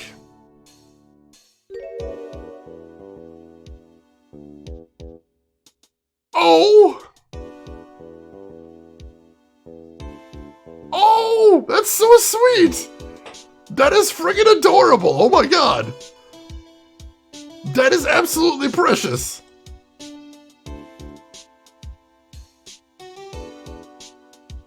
That makes me smile. Oh, that was a nice note to end on right there. That's pretty. Whew. And with that, it's done. So hang on a sec. So I did see your comment, Drav. I wasn't able to actually respond because everything was going by so fast. So Drav, you said the first 4 episodes were well written, but you worried they were a little bit repetitious. and you didn't like episode 5 and you say it shouldn't have existed. See, that's the interesting thing is, I don't know if you heard this before, Trev, but the interesting thing about episode 5 is it wasn't originally in the game. Ace Attorney was originally a Game Boy Advance game, but only in Japan, and the Game Boy Advance version, the first version that was released, only had the first 4 cases. So in Japan, the DS version was a remaster, and when they brought it on a DS, they wanted to add something else, so they added Case 5, which had several mechanics like the fingerprinting and the luminol that were supposed to use the touchscreen a little bit. So not only was it not in the original release of the game, but it was actually made, when was this did this come out? But it was actually made something like 4 years later, so it probably has a different team working on it as well. So there is good reason that it was a little bit different out of all those. Yeah, you had to blow into the DS mic in the handheld version to get the fingerprint powder off. I heard it was finicky too. Emperor, I'm so glad you enjoyed it, most definitely. I had a bit of a cuteness-gasm there. I hope you folks really enjoyed this game. I wouldn't have kept playing as long today if I wasn't enjoying this game, but oh my god, I want to know how it ended. I had a wonderful time playing this, and I really enjoyed sharing this with all of you too. Thank you so much for being here, all of this. Tomorrow, we are going to be playing a new game. We're going to be starting on Star Wars The Force Unleashed, so I hope you will join us for that as well. I'm pretty sure we're going to have a very good time with that. So we are wrapping up today, but please don't leave just yet because we do have one last thing to do before we call it a night. And that is, let's see who else is online so we can go take this party elsewhere. Make sure to hit follow, of course, if you haven't already, so you'll be able to find me tomorrow. If you enjoyed watching this, you'll probably enjoy what we continue doing in the future. And I'm going to go see who else we've got streaming right now. And also, I'm going to put some links in chat that might interest you if you haven't seen them yet. We've got links to my Twitter if you want to see what I'm up to outside of the stream. We've got a link to my YouTube if you want to see any of the games in the past. Or if you missed any of Phoenix Wright and you want to get caught up on there, that is all going to be in there. So feel free to jump in on that. And we have a link to my Discord as well. If you would like to chat with us outside of the stream, please feel free to jump in on that. Everyone is invited to that. And let's see, where do we want to go today? You know, I see somebody that I don't think I've ever gotten to raid before. And I would love to drop you over there. If this is somebody that you've never met before, you are in for an absolute treat. So ladies and gentlemen, I would love it if you came with me as we raided none other than NK, who's a very cool retro streamer and an amazing artist as well. I'm always watching her art stuff on Twitter, absolutely amazing. And she also plays some really cool MSX games. You don't see too many people on Twitch playing MSX, so I think that's really awesome as well. So why don't you join me over there? Say hi to Anne, throw a follow if you like what she's doing. But hey, if you've got other things to do, it's late, I understand. I'll just say as I always do, have a good morning, afternoon, or evening, wherever you're at in the world. I will see you folks tomorrow for some Star Wars. Take care of yourselves till then, everybody.